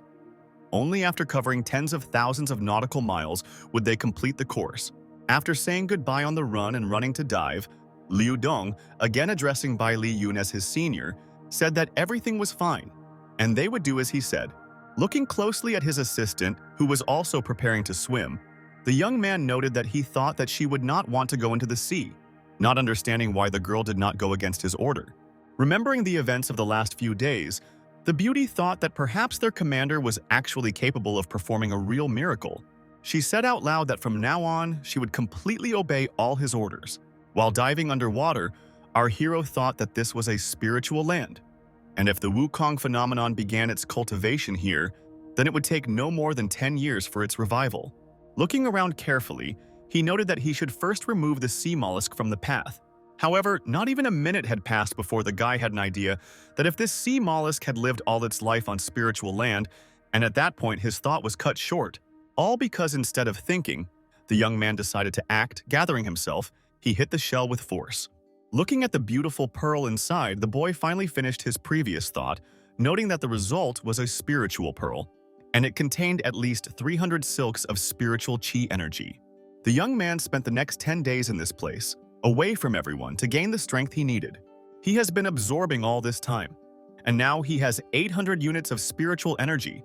As for Wukong, it is better for him to live in the spiritual land to cultivate step by step. Looking into the distance, Bai Li Yun noted that he had come a long way, but it was worth it, and now he could go to meet his team. Developing incredible speed, our hero hurried, realizing that he could not be late because he was the commander. 4 hours later, the young man stood on the shore in front of his team and announced that the 80 people who had arrived last would be sent to the reserve team. As for the remaining 300, they coped with all the tasks excellently and can now board a helicopter and return to the military camp, adding that the special training is complete. Hearing this statement, Bai Li Yun's assistant thought that perhaps the agents from the Green Dragon would win the championship at the autumn training camp, and that the Daxia company had not finished its business yet. Liu Dong asked the captain to arrange for him to attend Dongju University, but he heard from him that as long as they were in the army, they would not be able to return here until they were called up. In addition, they are prohibited from disclosing information even to their own parents. Otherwise, it will be a violation of the order. Our hero's friend happily agreed with everything that was said. Hearing his new girlfriend Shu Wu say that they could now go to school together, Not even a few minutes had passed before General Zhu appeared in Bai Li Yun's office, nodding his head, congratulating the Green Dragon on his success. At the same time, Bai Li Yun himself was perplexed as to what brought such a great man to him, and without any warning. Smiling, the general said that Wu Qingyun had told him everything, how Bai Li Yun had defeated the enemies and made an invaluable contribution to the defense of the country. So he had come to fulfill his promise and give the young man the rank of Major General. The guy couldn't believe his ears and asked again if they were really giving this title to him. The general replied that he was worried about Bai Li Yun, but in just 2 months he had managed to turn the Green Dragon agents into a powerful first-class team. Pointing to the assistant who was holding the medals, the general added that Bai Li Yun had managed to eliminate one of the 4 strongest commanders, which had earned them all an excellent reputation. Wu Qingyun congratulated Bai Li Yun once again, saying that all of this was completely and utterly deserved. Having thanked the general, our hero asked if he would like to take a look at the 300 elite soldiers he had been training for 2 months. Standing in front of the soldiers, General Zhu noted that they had all changed in appearance, and when he heard that many of them had reached the highest ranks, he was completely surprised. He asked if it was true that in the future all these guys would become great martial artists of at least the 3rd level. Without answering the question, the commander told the soldiers that those who had fought sharks at sea should step forward, and the soldiers, without the slightest embarrassment, did what they were ordered. Seeing that all these guys were not only alive and well, but also unharmed, General Zhu and his assistant were so surprised that they didn't know what to say. But that was not all. The next minute, Bai Li Yun asked those who had dealt with the polar bears to come out. There were several dozen such guys. Looking closely at the general and his assistant, Bai Li Yun noticed that the latter's jaw literally dropped to the floor. Our hero once again asked the commander whether he was satisfied with the results that his 300 soldiers had shown. With tears in his eyes, the old man thought that standing before him was one of the most powerful generals of Great Daxia, and that the current generation of Green Dragon was truly powerful. However, the general said out loud that he was not only satisfied but also amazed. He knew that these people would become the elite of the army. And suddenly, turning to Bai Li Yun, he added that he had one request. While flying on the plane, our hero recalled a recent conversation with an old man who said that at present, Luo Guo is very arrogant and domineering, and they are constantly persecuting them. Moreover, the last generation of dragon was destroyed by Dan Sa of Luo Guo last year. His strength and cultivation are at a high level, and he subjugates everything to his power. Daxia lacked the resources to solve this problem, so the general asked if the young man would like to visit Luo Guo. Remembering this whole situation, General Zhu was very worried because his loved one also suffered at the hands of these people. In a conversation with the guy, the old man noted that he understood how dangerous it was, and that if Bai Li Yun refused, he, firstly, would not insist, and secondly, would understand everything. With calmness in his voice and a smile on his face, our hero replied that the general should not worry, since he was ready to take this risk to help the country. Hearing this statement, Zhu happily announced that the guy would receive a worthy reward for his risky act, since He Shui's company would belong to him if he won.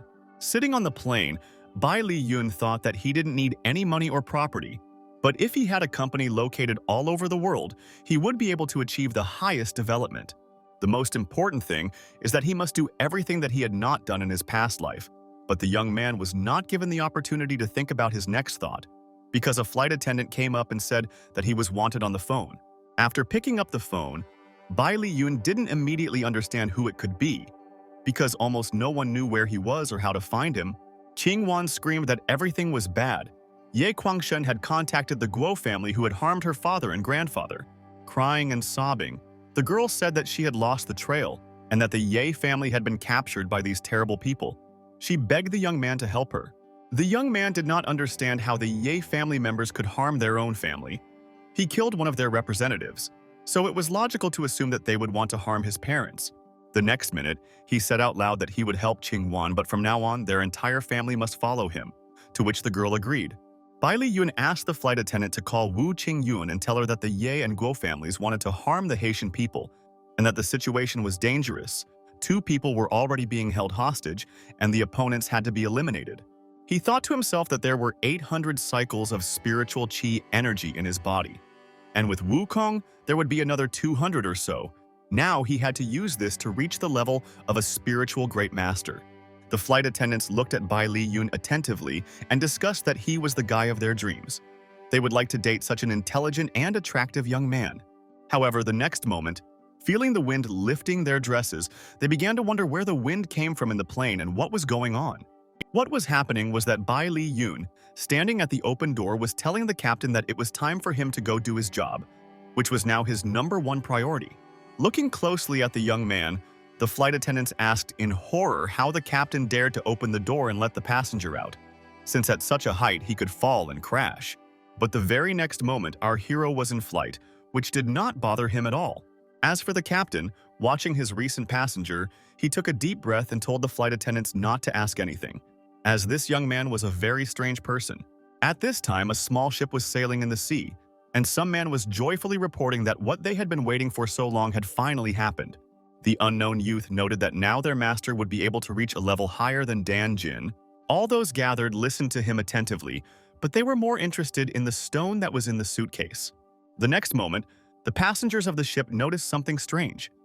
It seemed to them as if a man was moving forward on the water next to them.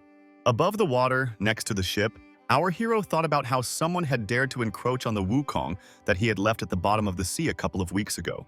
Addressing the strangers, Bai Li Yun demanded that they quickly give him the stone, otherwise they would face certain death. One of the main people on the ship, apparently the leader, introduced himself as Kun Tai, a third-level master from Luo Guo, who stated that they had found the stone first and that the young man had better leave. But before Kun Tai could finish speaking, the next moment Bai Li Yun sent out a stream of energy, wounding the guards with one movement. Bai Li Yun remained indifferent and said that if they dared to touch the Wukong, they would die immediately. Kun Tai noted to himself that he had encountered the great master Dan Jin, but out loud he said that Bai Li Yun dared to attack them without knowing that their master Dan Sa was from Luo Guo. Realizing that time was of the essence, the boy directed a powerful stream of energy at the ship, and soon a thick white cloud of smoke appeared in its place. As for Bai Li Yun, sitting on a small piece of ice and looking closely at the stone, he thought about the fact that Dan Sa had killed the previous generation of the Green Dragon. Answering the phone, the young man asked if he was really talking to the great master who had decided to steal Wukong. Dan Sa, in turn, noted that since Bai Li Yun was communicating with him, it meant that his students were no longer alive. He added that he would give the young man a chance, but only if he gave him Wukong. Bai Li Yun laughed and said that he would give the stone to him for a sum equal to $100 billion, to which his opponent responded with laughter. Sitting next to Dan Sai, the young girl cried and begged him to let her mother go, promising to do whatever he said. The woman, bowing at the feet of the villain, also asked for mercy, noting that her daughter was very much loved and deserved mercy. Holding the pipe in his hands, the master shouted at the women to be quiet and not to say another word until they were ordered to. Laughing, Dan Sa said that he would let the girl's mother die in peace just because the girl asked for it, but added that if she caused him trouble, her father would end up in the trash. Addressing Bai Li Yun, Dan Sa declared that if he did not bring him what he wanted, his parents would die. Bai Li Yun thought that the master was playing a dangerous game, and said out loud that if Dan Sa even thought about touching his parents, he would forever forget what a quiet life meant. And before hanging up, Dan Sa added that he was expecting a young child and that they would meet very soon, and that he should remember what they had agreed on. Looking intently into the distance, our hero thought that this would be a difficult test, but he would definitely pass it. Carrying the suitcase behind him, the young man realized that he had to return to ensure full protection for his parents. At this time, some girl hovering above the water thought that the source of this energy had disappeared, hinting either at our hero or at the mysterious stone. The beauty reflected on the fact that this thing was connected with the birth of the gods and their arts in the organization, and therefore it should not be lost under any circumstances. While Bai Li Yun was busy with his business, Dan Sa ordered his servant to contact their people in Daxia and learn all the information regarding the young man, as he wanted to give a gift to his family. The master thought to himself that Wukong was connected to his plan for domination, and if the boy dared to stand in his way, he would make his parents suffer. And the crying blonde sitting next to him continued to grieve about her fate and the whole situation. Hearing these sobs, Dan Sa turned to his servant, saying that he was tired of this unfortunate woman who was constantly crying. The master ordered Gong Shanbo to destroy the blonde so that she would no longer distract him from important matters. The girl, looking closely at the villain, wanted to say something, but could not find the right words. Approaching the unfortunate woman from behind, the servant brought a blade to her, threatening and saying that he would do whatever the master ordered. And he, absolutely mercilessly, ordered to kill the beauty who tried to say something. But she was not given such an opportunity.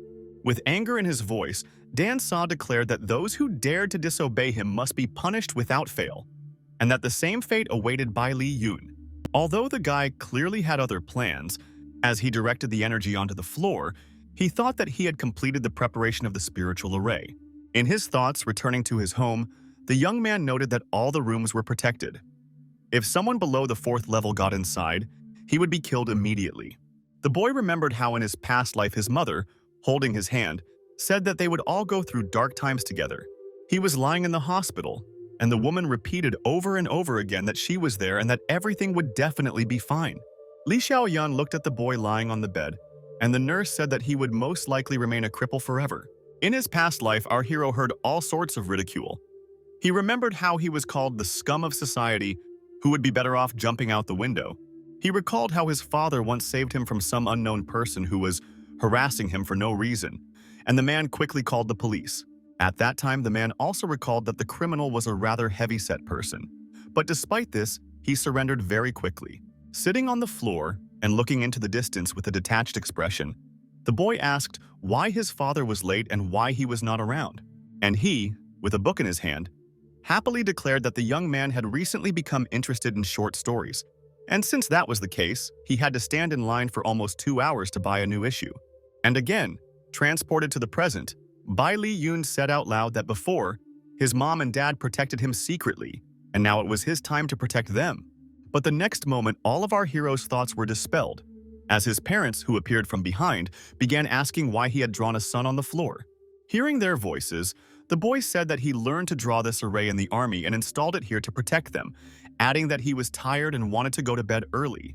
The delighted mom and dad noted that dinner was in the fridge so he could heat it up if he was hungry. But they also added that he should remember to keep covered up because the nights were cold. Sitting in his room and holding the stone in his hand, Bai Li Yun noted that his enemy was a supreme Danjin, which meant that he was slightly superior to him, and therefore he should quickly break through. Imagining himself in the seawater, the young man thought that he would absorb all the silk from the Wukong, and then he would be able to break through to the spiritual great master. But first, he must choose the basic skills. The earthly resources for cultivation may not be as good as those on the Juxiao continent. While trying to grasp a certain book, Bai Li Yun thought that Pan Tianye's feeling had come to him, which was good, because it would not only purify the heavenly and earthly qi, but also help him utilize the earthly fire. This will help purify the spirit. This Silk Road was followed even by the founder of the immortal sect on the Jiaxiao continent. In addition, there is no shortage of fire on earth, and therefore it will help him become a great master. But before the young man could finish, through deep meditation, he heard the doorbell ring, and his father's voice asking the woman something about November 11th. The next day, sitting in his room, the boy realized that he had not only become a great master, but had also mastered new techniques, and therefore could now easily fight his opponent Dan Jin. As he walked out into the corridor, the young man thought with horror that he could not see the sign he had drawn, which was extremely strange. Looking around, Bai Li Yun noted to himself that he did not understand where his parents were, who were definitely not in the apartment.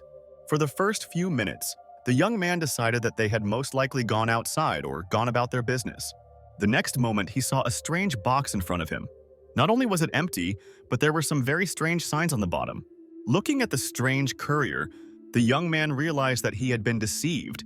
This spell was created as a combination of demon magic and clouding of the mind. Our hero knew that this type of witchcraft is common in East Asia. It is used to control the body, and the most dangerous is the double mantra, which takes control of people's souls. The next moment, Bai Li Yun forcefully slammed his fist against the wall, realizing that he had made a big mistake. Angry and self-loathing, the boy realized that his worst enemy had hypnotized his parents and taken Wukong to the country of Zhangluo. The most unpleasant thing was that the young man should have foreseen this. He understood all the villain's treachery, but he didn't think that everything would go so far. With hatred in his eyes, the boy told himself that he would do everything possible to free his parents, and also put an end to Dan Sa once and for all. But before he had time to think about anything else, the next minute, he felt that someone was in the room. A female voice asked him if he had seen something and if he would like to answer a few questions. Firstly, is it true that the guy drew a powerful massif on the ground? And secondly, has he seen a strange stone that can glow? Looking closely at the stranger, the young man asked if Dan Sai had ordered her to come to his house. The girl was not surprised that she was recognized, but said out loud that if the guy saw the stone, he should give it to her. Otherwise, he would be in big trouble. Spinning the energy, the young man began to scream for the stranger to leave his home as quickly as possible. Seeing the walls shaking, the stranger noted to herself that this underage child was able to control the energy of heaven and earth. Not understanding who was in front of him, our hero continued to attack again and again, deciding to destroy the stranger. While defending herself, the girl thought that she didn't expect such a strong cultivator to appear in Daxia. At the same time, if this guy was talking about Dan Sei, then it meant that he would appear in Luko. A few minutes later, holding some strange object in his hands, the young man thought that it had been left by the girl who was in the apartment. Looking at the hole in the wall, the boy remembered that he had seen something like this before, but he never thought that the Hongmeng organization actually existed. The next moment, the guy called his secretary and ordered 500 Green Dragon soldiers to be sent to the airport because they would be fighting in Zhonglu. Meanwhile, Dan Sa, looking attentively at the stone that had been delivered to him, said that at last his greatest treasure had returned to him. However, the next minute the master noted to himself that the energy inside the Wukong had disappeared, which was completely unacceptable.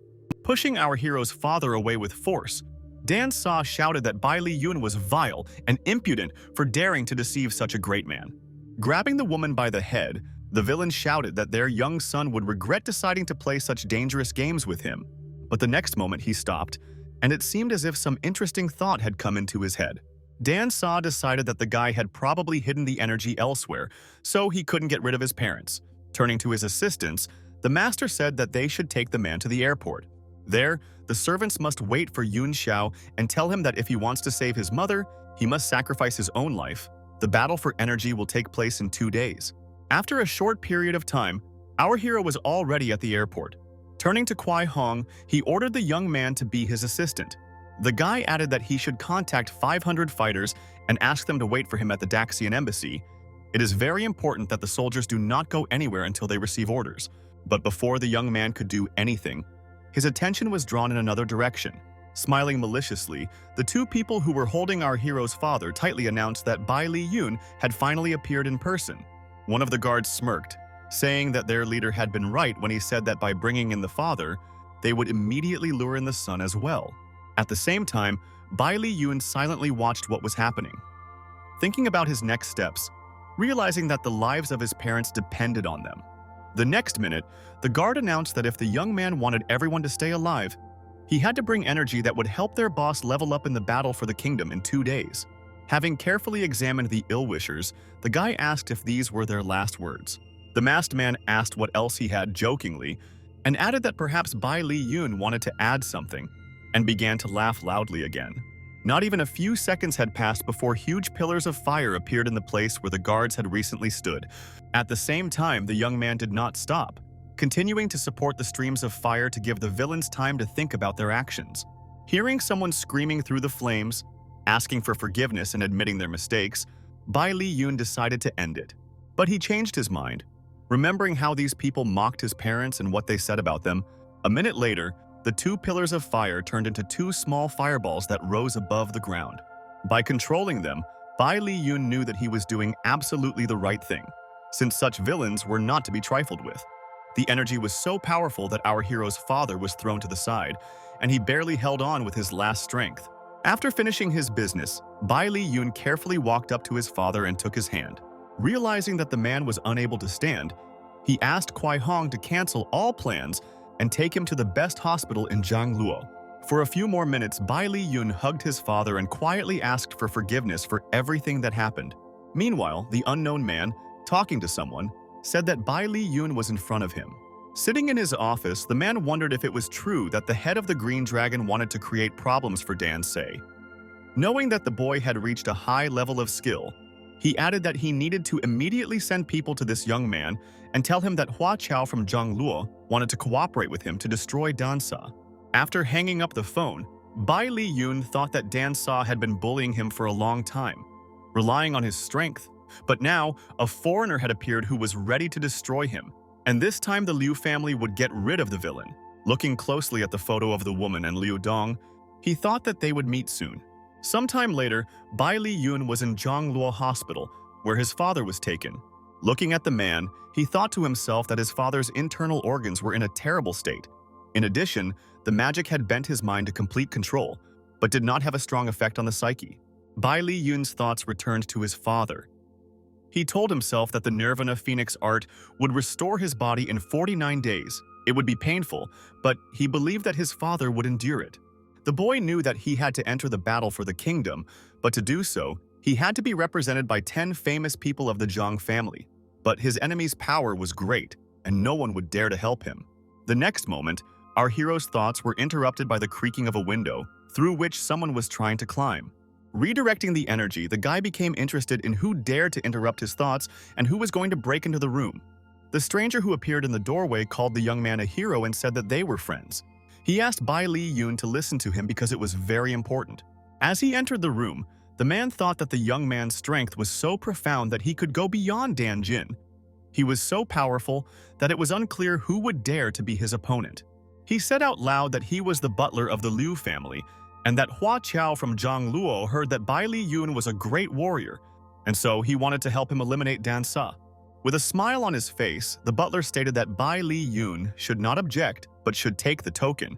He pointed out that the Liu family had ambitions in the underworld, but Dan Sa suppressed them with his strength, and therefore everyone was forced to tolerate him.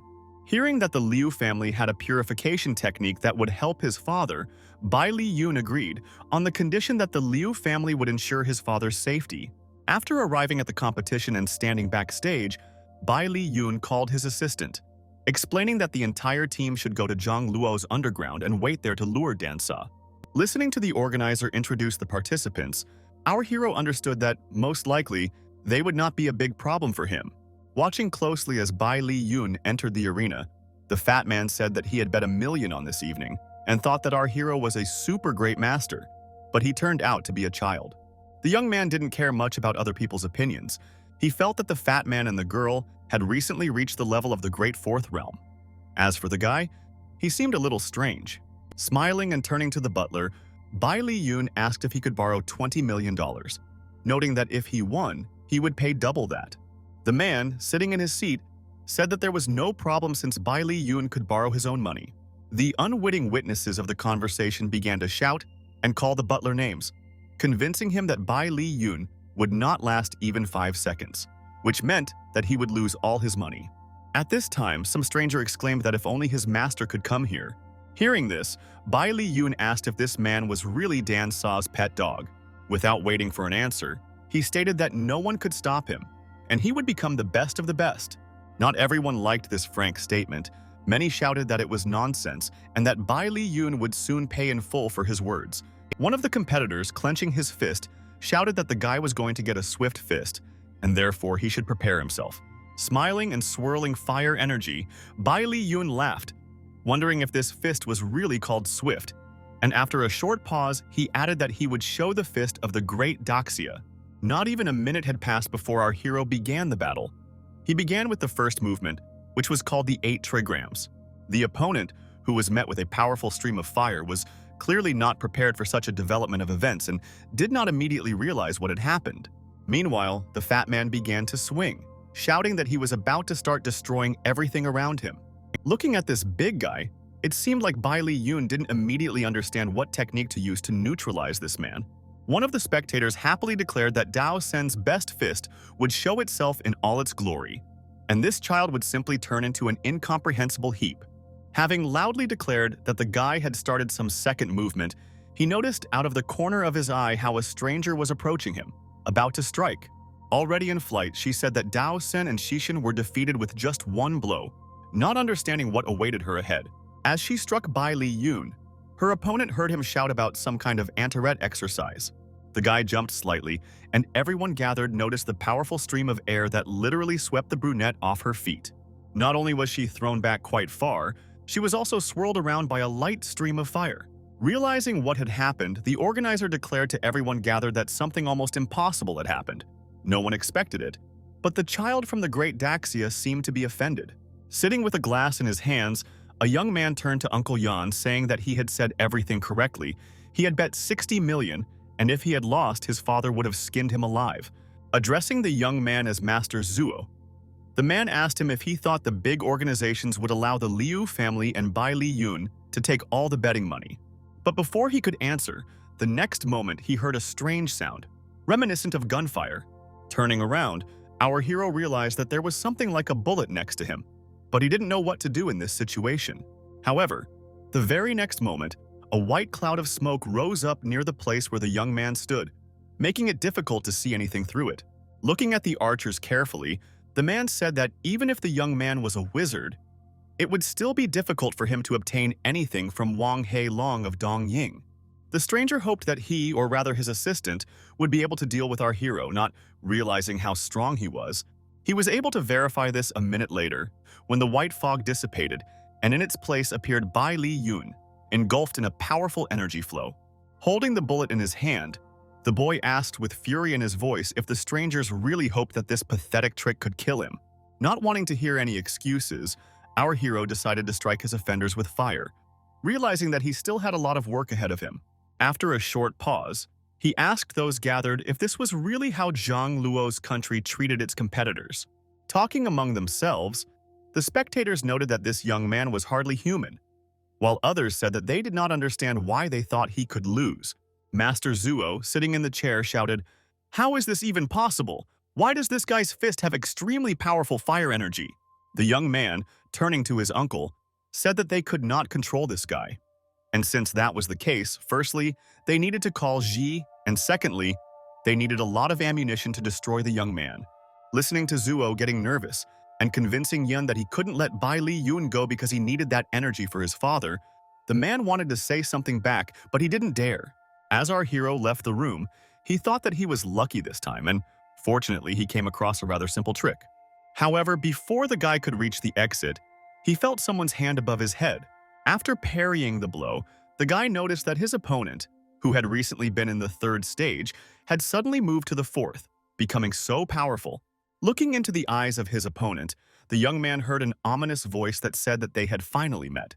The villain said that in this battle the opponents could do nothing, and if so, then perhaps he himself should intervene to punish the young man. Realizing that his rival was more than just an enemy, Bai Li Yun turned to Dan Sa and asked where his mother was and what had happened to her. Laughing at the guy, the man said that his mother is now under his feet as he uses her body to relax his own legs. After a short pause, he added that he was giving the young man only an hour, after which he was obliged to bring him energy. To do this, our hero must go to the spirit island of Saihai, where Dan Sa would be waiting for him. The villain laughed at the young man, telling him that after completing the task he would become unnecessary. Addressing everyone in the hall, he declared that he would offer 500 million to anyone who could cut off Bai Li Yun's head. Looking at each other, the spectators understood that the guy was not just strong, he had some special energy, and therefore fighting him would be real suicide. But realizing that there was a huge amount of money at stake, people began to discuss whether it might be worth the risk. As the boy shouted his opponent's name, he heard him telling him not to delay, as Dan Sa would be waiting for him at the appointed place. He laughed and added that the young man had better look back because he was in for an interesting surprise. Looking around, the young man noticed that he was surrounded on all sides by ill-wishers.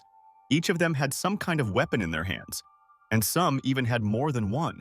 Realizing that he needed to act quickly, the young man decided to use his previously prepared trump card. The commander, addressing the Green Dragon's bodyguards, told them to listen to his command, which was that they could act at their own discretion, and if anyone interfered, they were to be killed without hesitation. And the very next minute, everyone gathered realized with horror that the young man, having broken through the ceiling, had jumped out, leaving them to be torn apart by his assistants. Looking at the people in suits with horror, those gathered heard them being ordered to remain in their places and not move. And the very next minute, the people from the Green Dragon ordered all the guests to immediately put their weapons on the floor and surrender. The butler, who was also in the hall, called his boss and told him what had happened recently, asking if he should help Bai Li Yun. The man said that their people should also go to the island and surround the entire territory. Then, they would need to collect all the energy and also, if necessary, finish off Dan Se. Hurrying with all his might, our hero thought to himself that he would do everything possible to save his mother. However, after some time, the guy realized that something was wrong, as streams of energy began to swirl around him. Looking around, the guy began to address unknown people, saying how they dared to bother him. The stranger who was watching the young man did not understand why Bai Li Yun wanted to kill the master. She understood perfectly well that the most he could do was wound him, make him disabled, but nothing more. Seeing the young man, Jay Long shouted that in the evening, if the young man could break the strongest array and destroy the 4 great masters, she would tear out her own heart for him to prepare. The next minute, Qing Xiang spoke up, telling the young man not to blame him if anything went wrong, since 500 million wasn't just lying around. Suddenly, Ang Li Su interrupted the conversation, noting that our hero had knocked out his brothers, and therefore he would send the boy to the 9 circles of hell. But the young man was not interested in this. Being in an imaginary circle, he thought that this array was quite interesting. The main interest was in his enormous strength, which seemed to be something such a young man had never experienced before. He thought about how the array could easily harm the great spiritual master, and wondered out loud if the ill-wishers really thought that it could stop him. Hongmen, Shui Yinghong, looked at the young man carefully, wondering if he was really capable of breaking this huge mass. Hei Long suddenly broke the silence and said that the young man was talking too much and wasting time. The next moment, one of the people shouted that the array had begun to activate, and turning to his colleagues, ordered the young man to be destroyed. Studying the powerful flow of energy, the young man knew that this thunder was very similar to the 4th lightning of the 9 skies of the snowy continents, but their number was 100 times smaller. He understood that at his level, he would have to spend some spiritual energy to break this circle. The young man did not hesitate, and therefore the next minute the 3rd stature of true fire shouted, "A breakthrough!" Looking at this, Shui Yinghong said out loud that this was unbelievable, as even a martial arts god would not be able to destroy this lightning so easily. And she thought to herself that the guy had reached the level of a god in martial arts, and she realized that she didn't want to lose her life because of energy, so she decided that she needed to leave quickly. With anger in his voice, our hero declared that all these masters dared to stand in his way of saving his mother, hindering him and forcing him to use energy before meeting Dan Se, and if so, then they all must die. Some of those gathered still tried to do something, but the confrontation was so fierce and incredible that it was difficult to imagine. As he ran away, Ang Li Su shouted that this young man was a monster, the same monster as Dan saw himself. Seeing that his rivals were running away, our hero, using his manipulations, asked if it was too late to run away. Shui Yinghong flew as fast as she could.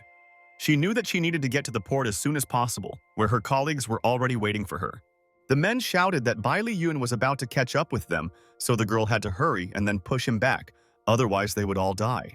Pointing his weapon towards the young man, the stranger confirmed the words of his colleagues, realizing that he needed to be on guard. The next moment, the man fired, revealing a huge white cloud of dust or energy in the place where the boy had been standing. As he closed himself off, Bai Li Yun noted that this was exactly what he had expected from the protective energy, realizing that if he continued, he would spend even more energy on the battle. And now the most important thing was to go to the island and save his mother. Turning to Shui Yinghong, the boy said that he would never forget what she did. The young man standing on the ship turned to Aunt Shui, explaining that the boy had retreated and asking if they should pursue him further. With a calm voice, the woman said that there was no point in that, since no one in Zhangluo was his equal, and she knew that they wouldn't be able to defeat him either. Hearing her nephew's comments, Shui Yinghong added that energy and money were important, but if their entire sect suffered because of them, would he be willing to take responsibility for it? Our hero understood that every minute counted, and therefore he hurried to get to the island as soon as possible. As he stepped onto the shore, Bai Li Yun thought that he had finally reached the spiritual island, Dan Sa's lair. However, having picked up the pace, the guy suddenly stopped. It seemed to him that something had caught his attention. The young man understood that his aura was gradually fading, and he realized that the enemy had prepared an array on the island. Our hero had lost a lot of energy, and therefore could not do everything quickly. Looking into the distance, the young man shouted, calling on the ill-wisher to come out quickly and not hide behind other people's backs. Not even a minute had passed before a black cloud of energy appeared in front of the young man and began to laugh loudly. The next minute, this clot turned into Dansa, who declared that he had finally met our hero, Bai Li Yun responded by warning his opponent that if he returned his mother alive and unharmed on his own, he would spare his life. Laughing, Dan Sa said that while his mother was alive, once he absorbed all of Bai Li Yun's energy, he would send them both straight to hell. Hearing this, Bai Li Yun became extremely angry. It seemed like no one had ever seen him like this. He shouted at Dan Sa to prepare for his death. Not even a minute had passed before our hero was already calling upon the third style of true fire, the fall of heavenly fire, realizing that there was no time to waste. Dan Sa laughed as he thought about Bai Li Yun using strong heavenly energy, thinking that the guy's strength had reached a high level, but he was not afraid of it. Dan Sa decided to use his method, calling upon the Great and Chao army and ordering them to listen to him. Realizing that Bai Li Yun was planning something, Dan Sa shouted that in this place, everything in heaven and earth was under his control, which meant that the young man was powerless here. But before Dan Sa could finish speaking, the next moment he felt something that definitely could not be on this island. Our hero thought that a flame had appeared in this place which should not have appeared. It was caused by himself and had a great influence on his body. But now it did not matter. The next second, Bai Li Yun shouted, calling for the flames of the Demon Lotus Emperor to work for him. Dan Sa understood that everything was not going according to plan and shouted that this energy had nothing to do with martial arts, since it was beyond his understanding. He ordered the Great Anqiao army to attack the young man with all their might. Otherwise, they would have nothing left. A life-or-death struggle broke out. Bai Li Yun fought masterfully, doing his best to show his enemies who he really was. He succeeded, because the very next moment a gap appeared between our hero and the villain. Realizing this, Bai Li Yun asked where his mother was. Laughing, Dan Sa asked back whether Bai Li Yun really thought he was stupid enough to fight him with all his might. Our hero understood that everything had gone too far. He looked at Dan Sa with anger, but he didn't know what to say and didn't understand if it was worth it. While collecting his thoughts, Bai Li Yun suddenly felt someone's presence, although he didn't know who it could be. Not even a few seconds had passed before the young man felt a tingling sensation in the area of his shoulder blade, as if from the touch of a knife. Turning around, the boy expected to see anyone but his mother, who looked at him impassively and did not understand what she was doing. Earlier, Li Xiaoyan had pulled out her blade, clearly not intending to kill her son. Realizing that the enemy was manipulating the bewitched woman, the young man screamed with all his might, but at the same time he realized that there was little he could do in the current situation. Laughing, Dan Sa asked the boy how he felt after he was almost stabbed by his own mother, adding that as soon as he dealt with him, he would immediately take on her. But the next minute, something happened that no one expected. Li Xiaoyan's eyes widened as she screamed her son's name. Our hero did not understand what had happened. He only saw how his mother, pushing him away, ran somewhere forward. Shielding her son with her body, she turned to Dan Sa, telling him to never dare touch her boy. Realizing that the woman was making an unforgivable mistake, Bai Li Yun suddenly intervened, turning to his mother and warning her that this was very dangerous. Before he could finish speaking, he saw his mother flying past him. The guy stood motionless for a few seconds, assessing the situation and thinking about what to do next. Bai Li Yun concentrated his energy in his hand and looked at his opponent carefully, then called out his name with an angry voice. Shouting at the top of his lungs, the young man explained that even if he had to burn all his blood, he would still kill a murderer like Dan Sa. But the enemy didn't seem to care. He also laughed and said that he wasn't going to fight fairly, ordering his assistants to destroy the young man. However, Bai Li Yun was in full swing, and it was impossible to stop him, so he summoned the flame of the Demon Lotus Emperor again. Dan Sa thought to himself that his opponent had actually decided to fight to the end, but he asked out loud where his assistants were and why they were still not there. However, the very next moment, directing all the energy that had arisen towards the villain, our hero finally heard someone screaming in horror. Running up to the wounded mother, the young man, turning to her, told her to hold on, as he would soon take her home. At this time, a voice came from somewhere, stating that Bai Li Yun was actually an incredibly strong master. The people gathered around thanked the young man for dealing with Dan Sa, saying that they had destroyed those who were going to harm the young man. Realizing that time was of the essence, our hero began to shout for people to talk less and take his mother to the hospital faster. Suddenly, one of the assembled people declared that they would help his mother, but only after Bai Li Yun voluntarily gave them all the energy he had inside him. Realizing that the young man would not agree to such an agreement, the leader ordered his assistants to tie up the hero. because without this, he would not be able to become number one in Zhongluo. Bai Li Yun said with bitterness and despair in his voice that he was surprised why everything was so simple and why strangers helped him for no reason. As he accelerated into flight, he added that everything turned out to be much more interesting than anyone could have thought. They just needed his energy. The leader watched what was happening closely, but he could not believe that his plan had not worked. Looking around, his subordinates also didn't understand why the guy was so fast and why he could still move. One of the assistants, pointing towards the dead Dan Saw, from whom a powerful flow of energy emanated, suggested that the young man could absorb it and become even stronger. As for our hero, he thought that, despite the fact that the enemy's energy would not last long in his body, it would be enough to destroy all ill-wishers. Hearing the leader ask not to touch him in exchange for treating his parents, Bai Li Yun stated that after everything that had happened, he did not trust anyone and suggested going to Dan Sa. At the same time, the leader said that his parents were afflicted with the magic of clouding the mind, and only the Liu family could cure them. In addition, many masters were looking for the young man, and he could not cope without help. Looking at the man, Bai Li Yun said that anyone who betrayed him should die, but added that he would take care of his mom and dad. And since he still had a conscience, Bai Li Yun decided to give the man 1 day to live so that he could prepare a will, promising his ill-wisher a dignified death. The stranger thought to himself that he had underestimated this young guy in vain. After some time, a master stood near the bed of our hero's parents, explaining that it was difficult to remove the clouding of reason. But for him it was possible. He would need about 3 hours. Looking at all this, Bai Li Yun thought that once his parents were healed, he would get his Wukong back, and now was the time to keep quiet for a while. A minute later, turning to his messenger, our hero said that it was time for them to leave this place. With sympathy in his voice, the young man asked the young man for permission to call his family, whom he had not seen for 17 years before he killed him. Holding the phone in his hand, Hua Chao thought that he had wanted to call Bing Bing for many years, but he did not dare to do so. He could not delay any longer because there would be no other chance. Having reached the woman, the man asked if they still lived in Taiyanhai.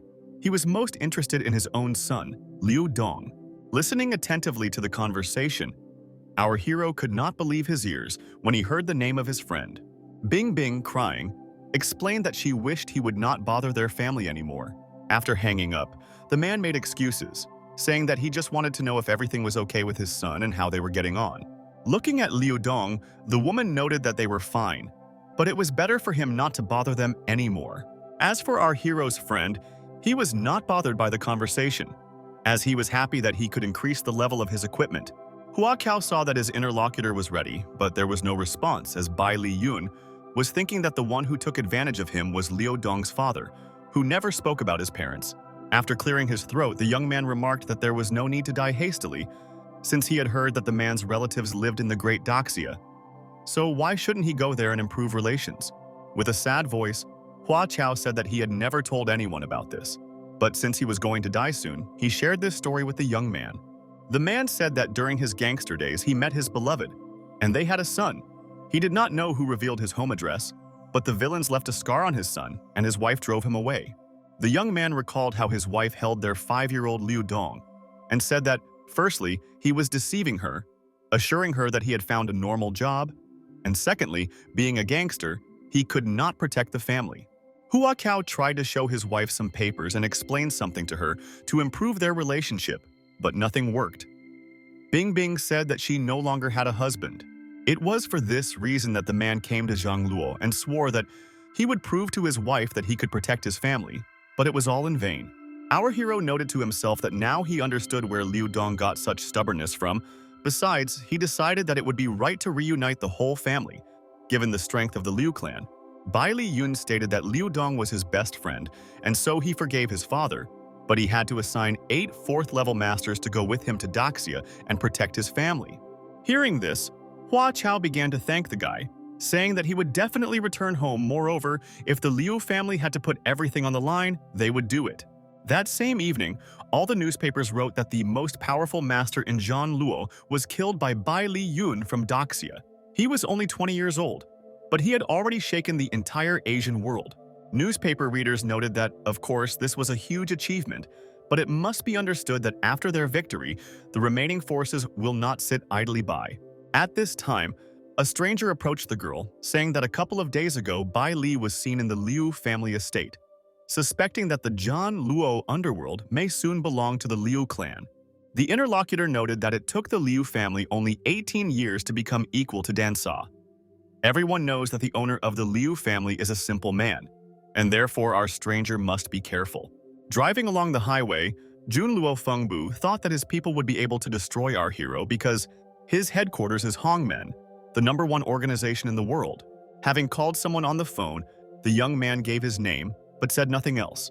At the same time, another man, remembering his brother He Long, thought that it was Bai Li Yun who killed him, and therefore their guild would not leave him alone.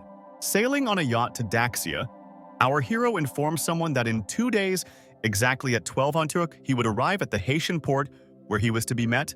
Meanwhile, the young man told the doctor that his parents had been cured of the poison, which meant that they should not work much or travel by transport, including airplanes. However, the boy was only thinking that, firstly, he would arrive at his destination a little later, and secondly, he was obliged to equip protective equipment for his parents. The young man wanted to think about something else, but the next moment his attention was drawn to the light coming from an island located nearby. He ordered the yacht to be sent as close as possible to find out what was really going on there. As Bai Li Yun landed on the shore, he wondered why there was a stone with spiritual energy lying on the coast of the spiritual island. Looking closely at the corpse, the guy noted that this man was from Dunyin. He remembered him, since he killed him himself, but he did not understand how the waves could have washed him here. To the boy's great surprise, the man had a spiritual energy stone, and this was a mystery. While the boy was running, he did not think that demonic spirits could survive on Earth in this century. Looking at the stone, the boy thought that this type of miasmatic atmosphere was very beneficial for Xiao Wu, and when they met, he would give the stone to her. However, despite this, our hero still did not understand why there were 5 spiritual energy stones in this man's body. To understand this, he needed to visit Dongying. Only a couple of days passed, and the yacht arrived at the Haitian port exactly on time. General Zhu personally met the young man and his family, noting that he was incredibly happy about this meeting. With a calm voice, Bai Li Yun honestly admitted that he had not died in Zhan Luo at all, and added that he needed the He Shui company from the Great Daxia.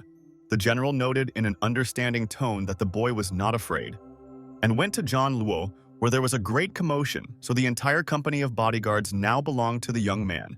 Addressing Hua Chao as Uncle Liu, Bai Li Yun said that he needed to speak with the general alone, explaining that he would take care of Bai Li's parents for now.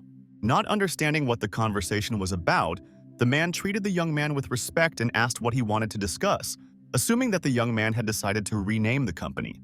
Smiling, Bai Li Yun joined in the conversation and announced that he had decided to name the company Ling Shui. The old man laughed and said that there would be no problem with the name, but he wanted to know what Bai Li Yun's future plans were. The young man noted that after the trip he realized that the people around him would always be in danger, even if he had great masters with him, so he first wanted to go to the city. But the young man did not finish speaking because the next moment someone called out to him. It was Qing Wan who said that she would be happy to take the boy to the city. Not understanding what this was all about, General Wu asked if the Yi family was not at odds with them. Bai Li Yun briefly told what he could, adding that from now on the girl was completely faithful to him. Hearing the interesting story, General Zhu asked if his granddaughter Ruo Tong could go and get the boy to show her some techniques. After thinking for a moment, the young man explained that he would definitely teach the girl a few techniques, but now he needed to go to Fate Sui's palace. He thanked the general for organizing a wonderful meeting. Watching the men walk away, the old man said that finally the Green Dragon's military was in safe hands. This was what he had been waiting for so long. Hearing this remark, his friend standing next to him said that they were very lucky to have such a reliable guy like Bai Li Yun. And at this very time, our hero was calling Boss Jin, telling him that he would be there soon, and asking him to prepare some extraordinary precious stones for him. Turning to his fellow traveler, the young man explained that he had to attend Dongju University, and therefore asked her to find a large house near it. After a short pause, he added that he would give the blonde 100 million, and if that was not enough, she should call back. Several girls would be living in the house, and therefore it should be large and comfortable. The blonde was horrified to think what could be going on in this estate, and the guy continued to say that when she bought the house, she should contact Xiao Jing and Zhu Ruo, who would live with him. Instead of answering, the girl noted that she also went to Dongju University and asked if she could live with them. In an indifferent tone, the guy said that the beauty could live with them, but on the condition that she would take care of such things as laundry, cooking, and cleaning. As Ching-won listened to her duties, she had a rather unpleasant picture of herself personally washing the young man. Our hero heard gratitude from the girl, but he did not understand why she was so blushing, which he asked directly. Looking somewhere to the side, the blonde was still embarrassed to tell him the whole truth, and therefore noted that everything was fine with her. Arriving at Fei Kui's office, the young man immediately noticed boss Jin, who declared from the doorway that the stones were of excellent quality, which the young man could see for himself. Hearing the question about body protection, our hero's interlocutor stated that these stones can save people. The cost of one is about $1 million, and for people like them, life is the most important thing. Taking one of the stones in his hands, the boy heard the man say that creating a protective stone was quite difficult, and he would have to invite many experienced people to make it. With a sad voice, he added that he had dreamed about this for a long time, but the unique opportunity had not yet presented itself. At the same time, while showing the stone to his interlocutor, Bai Li Yun asked the man to examine the jewel, asking him if it was really a stone for protecting the body. With horror in his eyes, Boss Jin began to shout that the stone had lost its color and glow, although just a couple of minutes ago it was just an ordinary gemstone. While pouring tea for the guest, the man asked if he would like to make an interesting business deal with him. Looking at the stuttering Jin, who wanted to approach the question of protection, our hero, leaving, threw him a stone, declaring that he was giving it to the man as a gift. Not believing his luck, the owner of Fei Tsui first thanked the young man for a long time, although he had already left long ago, and then kissed his stone for a long time. Looking at his laughing assistant, who managed to take a photo of the man, claiming that he fell in love with the stone, Jin shouted at her not to dare post such strange things on social media. With a calm voice, the girl said that the master should not worry, because the treasure exchange that would take place in the evening would be of the highest level, and Bai Li Yun would not lose face there. Suddenly, the beauty heard behind her the voice of the one who had recently left the room, asking what they were talking about. After a short pause, the girl explained that she was talking about an association organized by her aunt, at whose event there would be many treasures. Our hero thought to himself that not very good stones would only be able to protect once, and if he had a lot of stones, there would be fewer problems. But out loud, he asked if there would be jade stones. With joy in her voice, Miss Yu stated that the boy could go with her to this event, adding that the treasures this time were of international value and there would be masters who knew magic. The guy thought to himself with satisfaction that he was not surprised to hear that such people exist, knowing that they were beneficial to him. However, the very next moment, Miss Yu noted that the young man must have something that he could exchange. Throwing away one of the stones, the young man asked if this would be enough to attract the attention of the right people. With joy in his voice, he began to ask when they would finally go to the event, anticipating the most interesting part. It wasn't even a few hours later that Bai Li Yun and his companion came to the Zhu family hospital to visit Miss Yu's aunt. The girl hastened to explain to the young man that her aunt, Wu Biqing, was currently living a religious life in the Yamei Mountains. Understanding that a woman should be treated with respect, the boy greeted her as Monk Wu, stating that he was very pleased to meet her. The next moment, the young man's attention was drawn to a green light. He thought that this energy was similar to the inner strength of the earth, not expecting that in their time there would be people practicing such methods. The woman, smiling and raising her hand, said that the young man could simply call her Hermit Wu. Bai Li Yun still did not take his eyes off his new acquaintance, realizing that she was not so simple since she had reached the peak of the 3rd level, and not the classic one, but the modified type.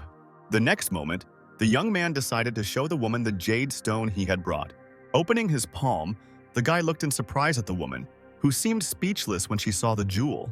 The old man standing next to him, who apparently was also not an ordinary person, shouted that this was a stone for protecting the body. When questioned about who made it, the young man modestly said that he could not yet reveal the name of this person, and then offered to exchange it for whatever the woman offered. With a smile on her face, the lady declared that she was completely satisfied with everything, and since that was the case, they would immediately go to the trade association. Greeting everyone gathered, the old man said that he was glad to see guests at the treasure exchange event that takes place every 10 years in the Zhu family. The seated guests said that there was no need to thank them, because thanks to such a gathering they could make a unique exchange. However, our hero was more interested not in the man's words, but in his cultivation, which was most likely at the level of a great master. Rising from his seat, the leader said that this time the exchange would begin with him, or rather, he wanted to present his treasure first. One of the guests noted that the stone was emitting a bright glow, which was quite unusual, suggesting that it was an ancient relic that had previously belonged to the emperor himself. Bai Li Yun looked at the decoration and noticed that it was a dragon spirit. As is known, dragons are one of the most powerful races in the universe, and since ancient times, only emperors could wear dragon-shaped decorations. The nuance is that each jade in this form endowed the emperor's body with spiritual qi energy. In addition, dragon qi is also one of the types of energy of heaven and earth. The boy understood that although it was not comparable to his spirit energy, thanks to the dragon qi, it was possible to improve or even contribute to the development of an ordinary person into a cultivator. At the same time, our hero felt that, unfortunately, the dragon qi inside had too little power. Otherwise, he could have obtained some of the dragon's divine power. The next to speak was an unknown man who asked those gathered if they could guess what he would show, adding that it was a jewel that had appeared 1,000 years ago thanks to a great monk, created on the basis of relics of a precious stone. Someone from the crowd said that the man was holding the royal protection gem in his hands. At the same time, another guest intervened, noting that this was not an ordinary bone jade, but had a rune carved on its top, which was clearly a defensive weapon. The owner quickly assured that this was indeed the case. However, unfortunately, the internal force no longer worked. So now it was only a qi material, but its value was still enormous. Bai Li Yun, who had been listening attentively to the man, thought that by making some changes, he would be able to repel the onslaught of a 4th-level Great Master, which would allow him to protect his parents well. The next moment, the stranger asked the guy if it was true that he could see the essence of stones, and when he heard in response that it was indeed so, he did not believe it. The man said that in their time, young people constantly lie. He asked the young man to tell about his own knowledge or to repeat everything that was said earlier. Bai Li Yun boldly pointed out that he could not only see the essence, but also what those gathered did not even notice. Hearing this, the stranger asked the young man if he wanted to compete with him in the power of his eyes. Instead of answering, the guy spoke rather rudely about this person.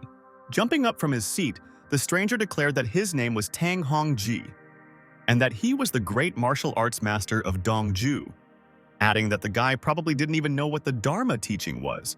A minute later, the old man intervened in the conversation, noting that the young man was quite sharp and extravagant, daring to provoke his elders, which was disrespectful.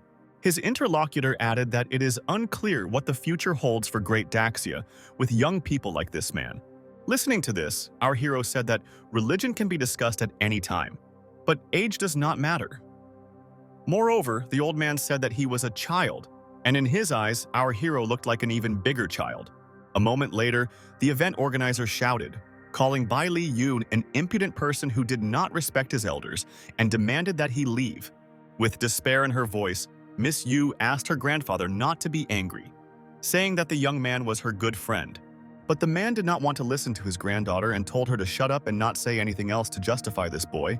The next moment, everyone gathered began to kick out our hero, noting that no one was happy with him and that he had no place at the event. Rising from his seat, the guy proudly declared that since it had come to that, then he was leaving. But before he could reach the end, he heard a voice that said that if his eyesight was better, then the man would give him his treasure. That voice belonged to Tang Hongji, who paused before continuing. That otherwise Bai Li Yun would have to kneel down and bow to him. This was not the first time the young man had accepted the challenge, and so, stopping and turning his head, he clearly indicated his consent. Looking ahead, the old man who had been cursing just a moment ago noticed that in front of him was a jade sword that the Tang Jia sect used. This sword has reached the level of Huailing Qi, but even so, its power cannot compare to the power of the flying sword from the Jiuxiao continent. Looking closely at the weapon, the boy noted to himself that the very existence of such treasures on Earth was a great miracle. Suddenly, our hero noticed that this sword was very valuable, but the man just took it and dared to use it as a bet. He asked if he really thought the guy could hurt him. Smiling, the gun owner said that if he lost, then Mr. Zhu would be a witness, but the young man should know that he would kneel on that day. Looking at the competitors, Mr. Zhu wondered how the two men were going to compete.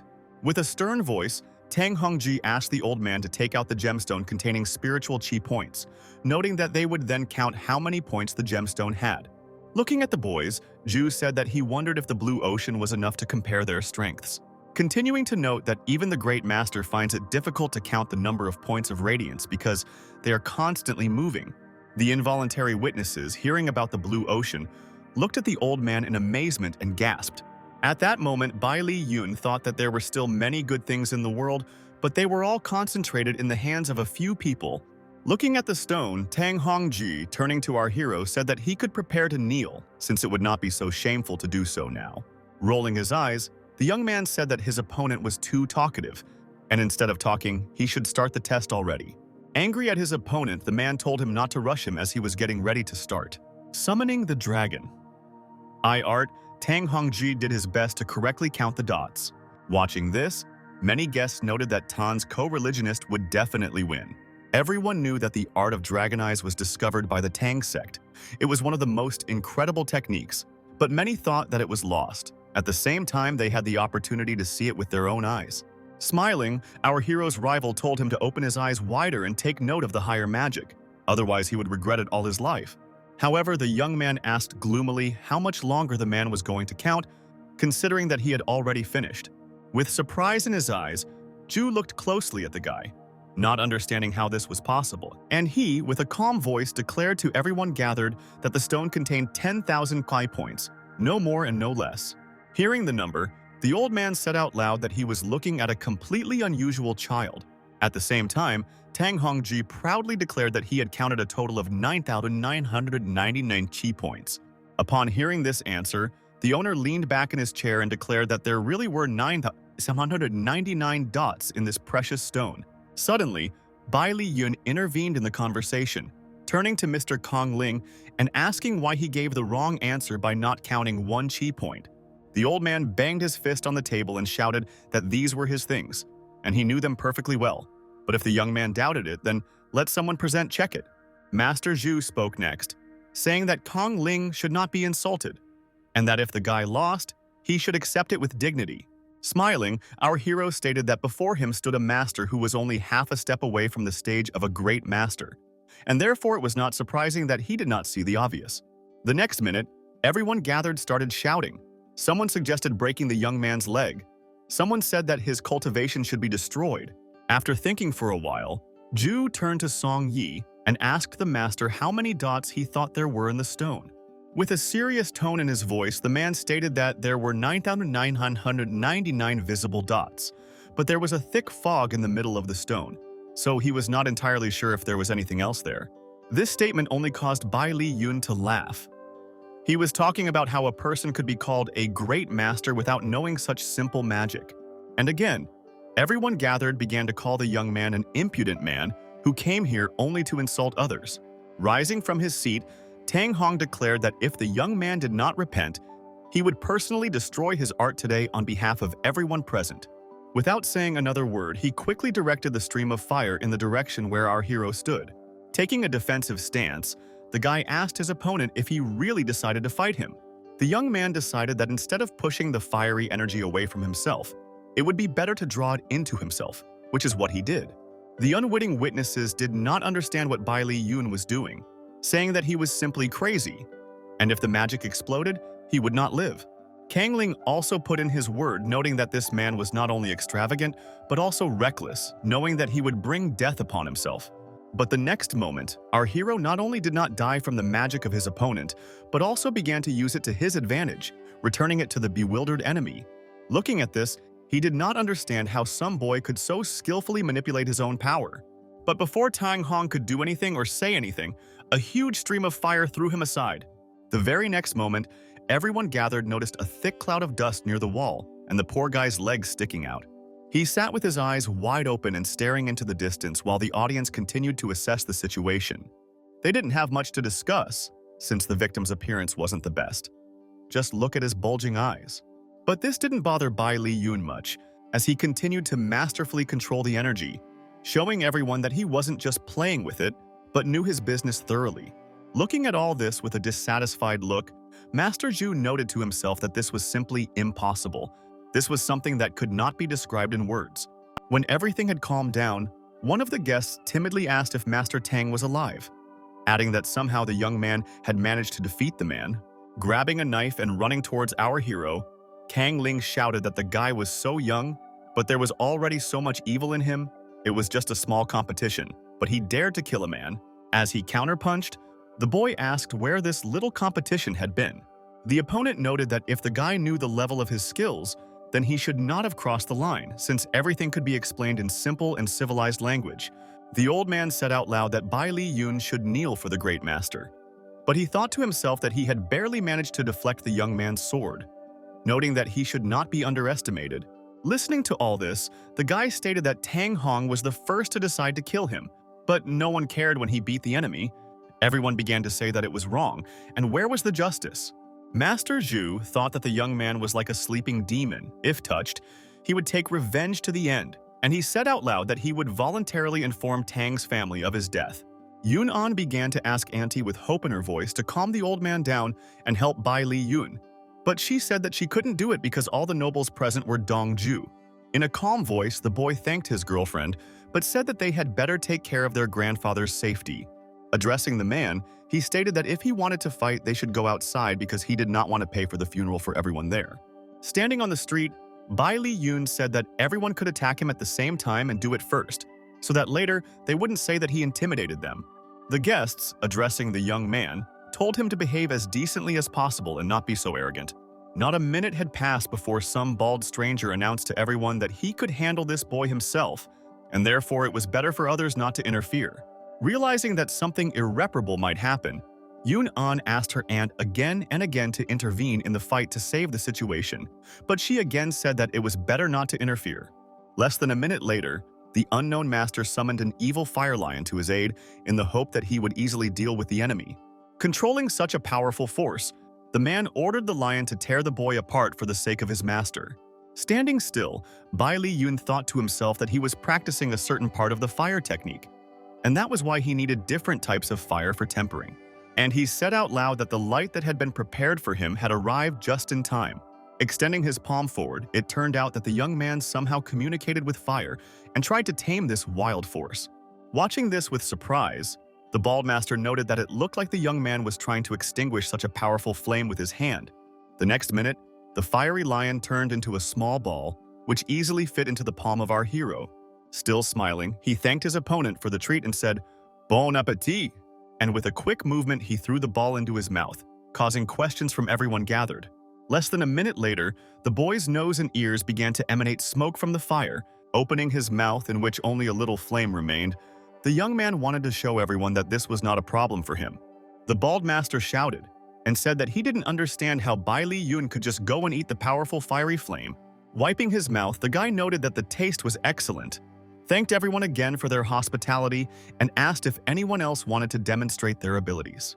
With a trembling voice, Kang Ling asked, "Wasn't it the mythical martial artists who had this kind of absorption ability?" Master Zhu thought that someone said that Zibao's treasure was about to appear. Could this kid get it? Most likely it was so, since there was no other way to explain this kid's ability. The old man realized that in the realm of martial style, no one could offend the young man. In the past half-century, no one had appeared at this level, except for the amazing young man. Kang Ling also realized that if the youth was not a mythical master, then he was at least at the great master stage, and so he shouted to his assistants to help him destroy Bai Li Yun. Summoning a powerful dragon, the master began to call on Luo Jia Yuan, Tang Mai Yuan, and Zhu Tang Rong to help him. They all shouted that the dragon of the endless whirlwind would easily cope with the task of punishing the upstart. The next minute, Kang Ling himself spoke up, saying that they should also attack the young man at the same time as the beast, since this was the only way they could achieve results.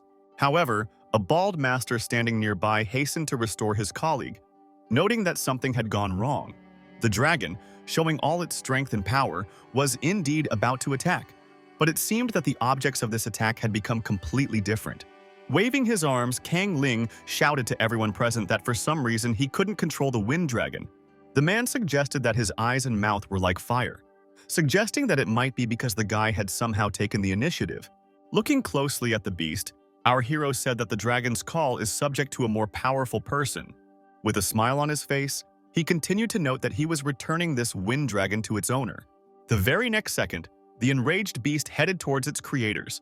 Extending his hands forward, Kong Ling shouted at his colleagues to hurry up as it was time to defend themselves. Realizing that things were not going well, Zhu shouted at the people not to panic and to follow him. He set up a defense and announced that anyone with energy would definitely be able to block the attack. The assembled people, with their hands raised, sent energy towards the dragon and shouted that they believed in their great master. But the next minute, it became clear that something had gone wrong. The opponents saw that their defense was weakening. The bright flames and green lightning that had previously been a protective cocoon flew in different directions at incredible speed. Looking at this with bewilderment, the master noted out loud that the Zhu family's ancestral barrier had only lasted for a couple of minutes, and the next second a bright flash illuminated the entire city. It seemed there was no place where it could not be seen. Standing next to the great master, our heroes asked him if he was ready for his death. Looking at the guy with hatred, Zhu thought that if he had Ji Bao, he would not have been so humiliated. Watching all this, Hermit Wu thought that the guy was extremely strong, and if she had intervened, she would not have been in a better position. Grabbing the guy by the sleeve, Yun An asked him not to harm her grandfather. In exchange, she was ready to give him whatever he wanted. The young man looked at the old man carefully, thinking that he had failed to kill the boy and that he had offended him, and if he was not satisfied, then the Zhu family was doomed to die. The old man began to apologize out loud, saying that their family vowed to donate the spiritual energy weapon and spread the news about Zi Bao.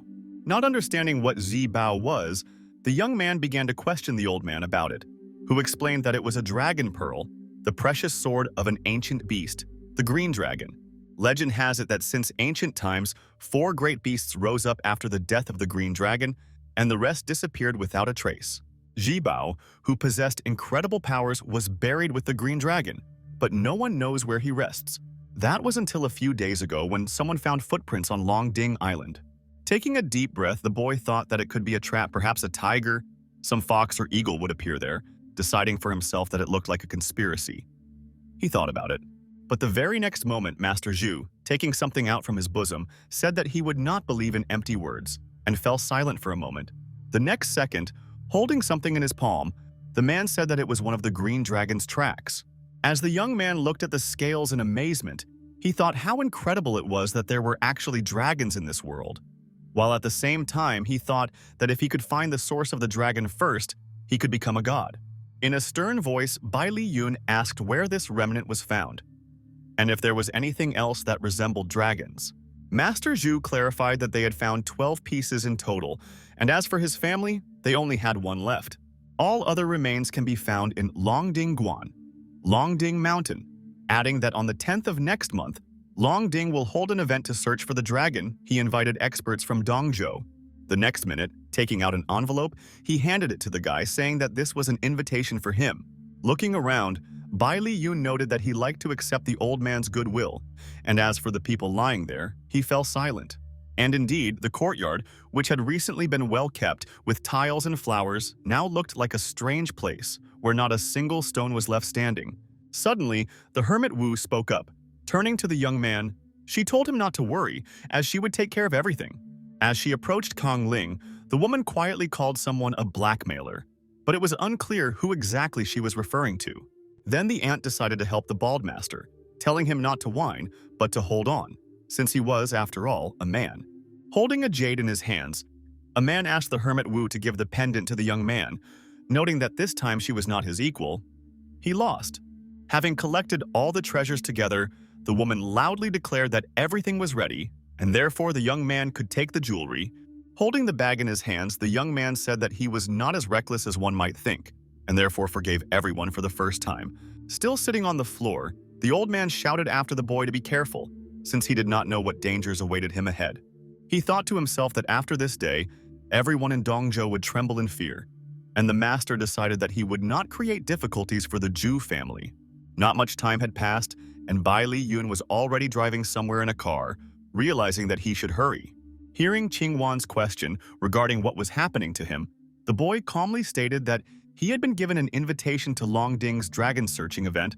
Carefully examining the contents of the envelope, the young man noted that the old man had even secretly left him important information, which was a pretty good result.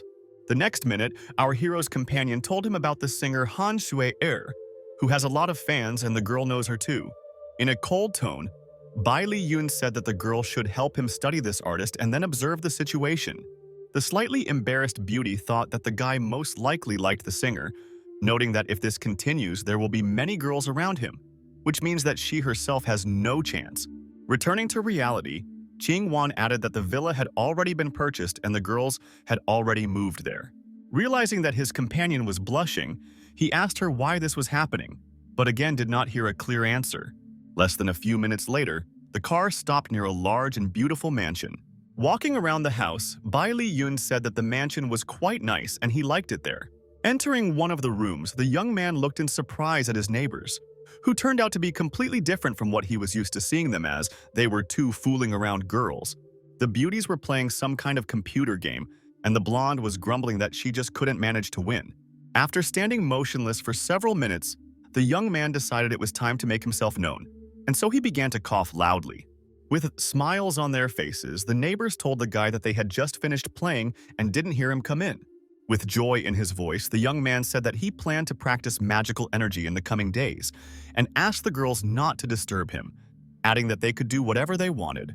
Holding the pendants in his hands, our hero noted to himself that the creation of the magical talismans was finally complete. Qing Wan entered the room and asked Bai Li Yun if the pink light that had just appeared in the sky could be considered a sign that he had finished his work. Looking at the floor, the guy said that the 5 beautiful artifacts and the excellent jade sword were completed, and at the same time asked what had happened over the past few days.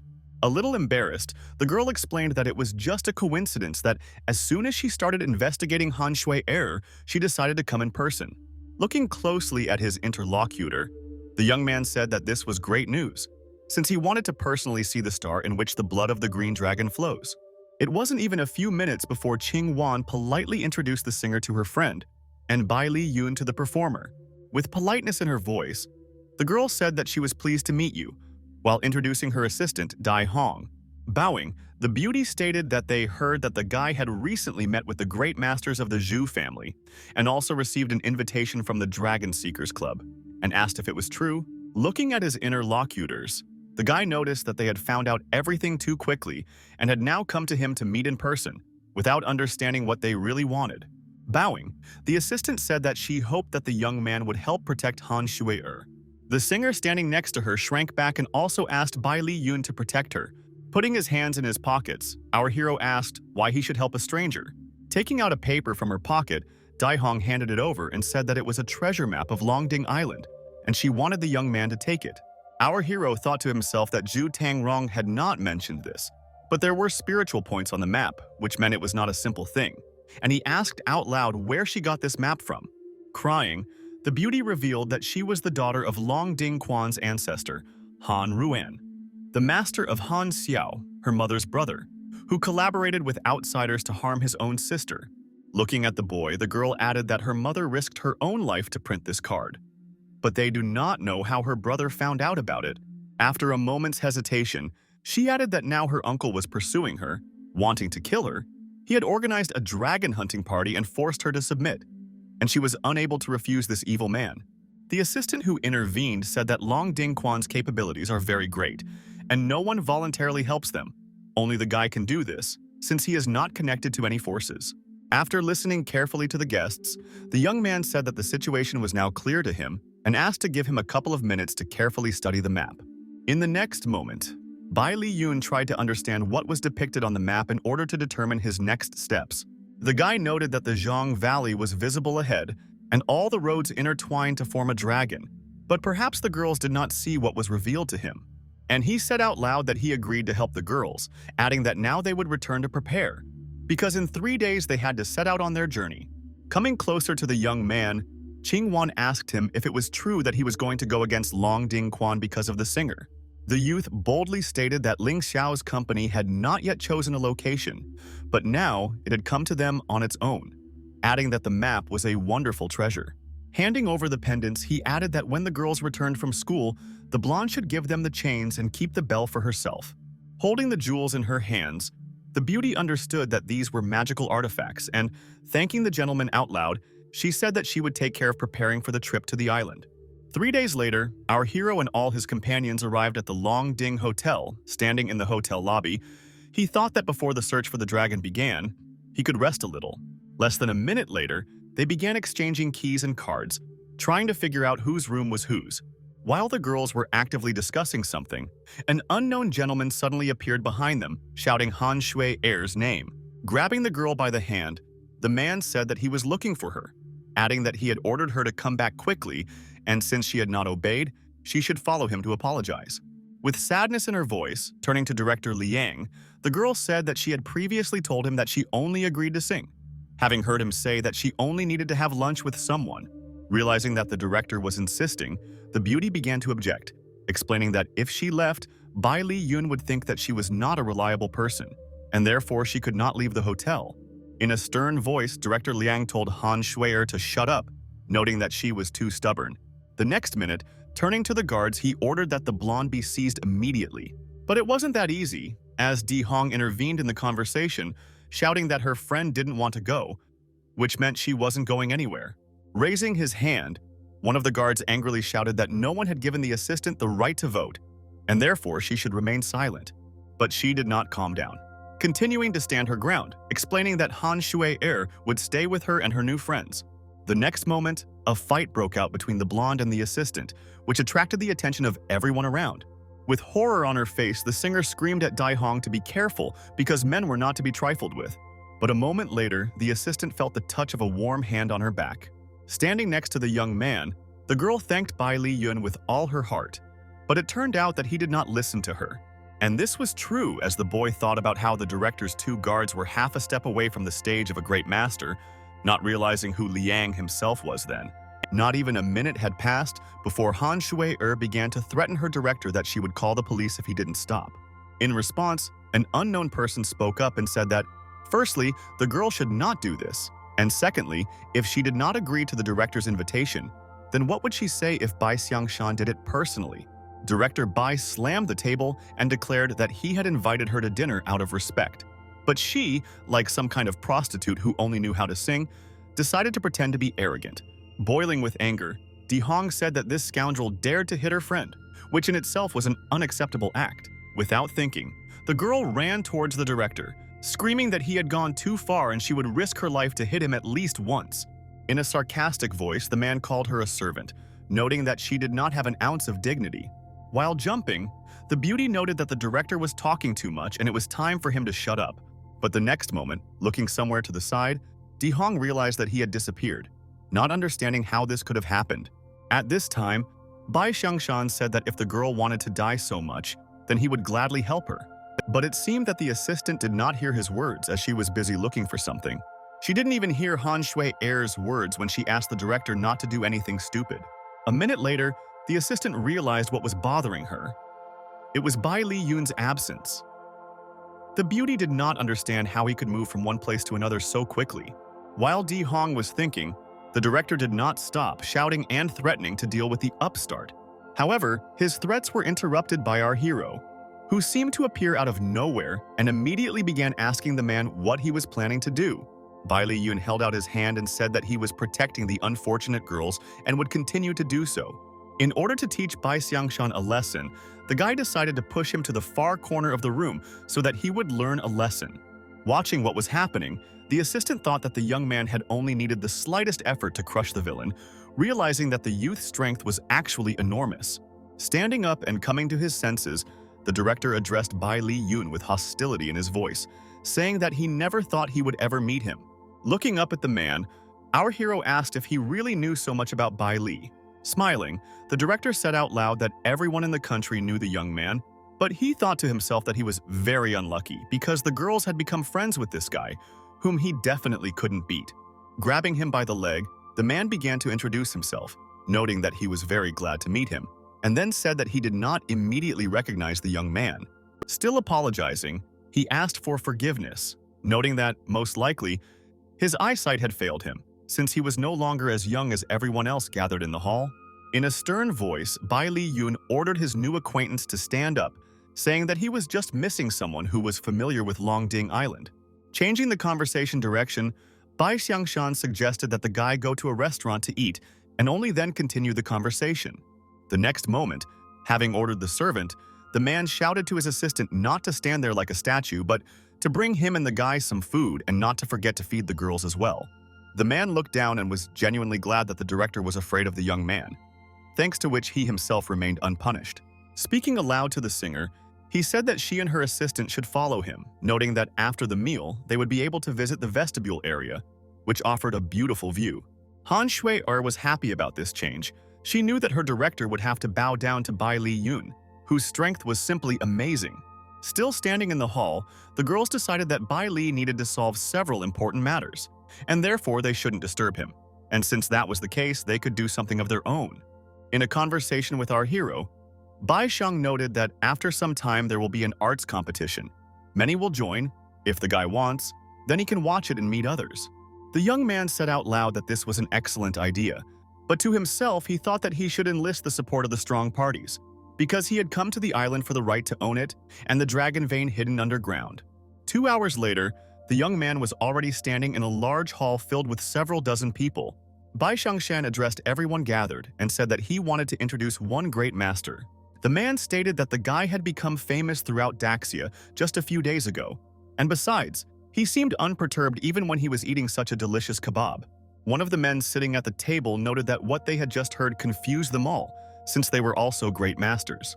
In response to Mr. Duan Yu Shan, the director said that although the youth was young, his strength was incredible, and his abilities even surpassed those of a great master. In the world of martial arts, one who moves forward deserves respect. But these words did not convince the interlocutor. Moreover, he said that a child whose milk had not yet dried on his lips was not worthy of the title of great master. With a smile on his face, Bai Li Yun stated that a young man who had a higher cultivation level like him was not bragging but simply moving forward, unlike the old men.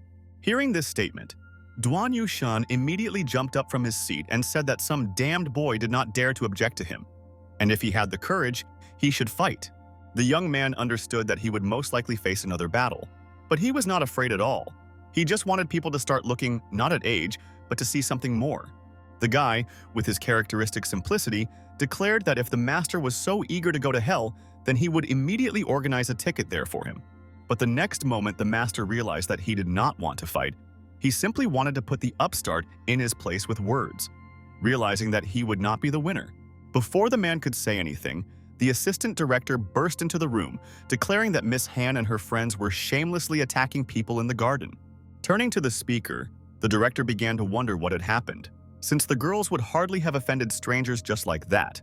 The assistant explained that when the ladies were walking in the garden, they met Cao Jian of the Cao family in Nanju, and suddenly the young man began to ridicule them. Seeing protective relics on the beauties, he demanded that they give him these jewels, threatening that otherwise he would take them by force.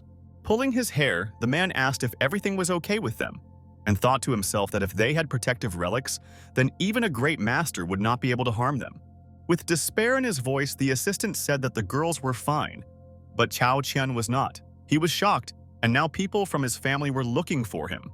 Looking intently at Duan Yushan and turning to him, our hero declared that he was very lucky today. As he left the room, the young man told his assistant to hurry up and take him to the garden. Everyone gathered for quite some time and discussed Bai Li Yun, his abilities, and those who would decide to go against him. At this very time, Cao Jian was lying on the ground in the garden, with an old man standing over him, listening to a conversation about how his grandson simply wanted to see the relic, and the girls attacked him. Looking at the young ladies, the old man wondered how they dared to attack a young man. Without waiting for an answer, he proudly declared that they must now bow and then give him all their protective relics. Standing on the lawn, Jing Wu told the man to talk less and stop threatening them, as he might soon regret it. After a short pause, the old man said that this girl was too arrogant, and if so, he would bring not only her but also her friends to their senses. Realizing that the man was rushing at the assembled group at great speed, the girls froze for a few seconds, considering their next steps. But the very next minute, the blonde on the edge activated the protective link. Convinced that they were safe with it, the Cao family representative expected anything but this. He was confident that the blow he dealt would hit its target, but this did not happen. Moreover, the old man did not understand how the young girl was able to withstand his blow. Deciding not to waste a minute, the other girls who had gathered also pounced on their opponent, realizing that they could not leave him any chance of winning. He defended himself by shouting, clearly unhappy that some ladies had decided to confront a master like him. Standing there, the man thought that if he hadn't fought back in time, he was afraid that his grandson would have been seriously injured, and also that these young ladies could fight on equal terms with him. He understood that most likely such a powerful defense was caused by high-quality relics, and perhaps the girls were disciples of the great secret world. Turning towards the man and understanding the questions in his eyes, the beauties said that they were disciples of the Yun Xiao Palace. The Chao family representative noted that he would remember them all, but would punish them first and then find their teacher to talk to him. Having gained speed, the old man summoned the magical blade Cao, the demonic slashing blade, which was supposed to help him deal with the young ladies. Xiao Wu, realizing that things were getting dangerous, approached Miss Yi and asked her to lend her some qi for protection. Realizing the hitch, the enemy shouted that their toys had suddenly stopped working and added that he felt sorry for their teacher because he was losing 3 of his students. But the next minute, everyone gathered noticed the familiar silhouette of a man who had wedged himself between the beauties and their ill-wisher. It was our hero who proudly said that the pity was in something else. The Chao family would lose their master. The girls surrounded the guy from all sides and wanted to ask him something, but he was so serious that he was focused on something of his own. Realizing that Bai Li Yun had repelled one of the attacks, the disciples communicated among themselves, deciding whether to intervene and help him, or whether it would be better to stay on the sidelines. In turn, the representative of the Chao family said that the young man managed to parry his blow with his bare hands, which says a lot about him.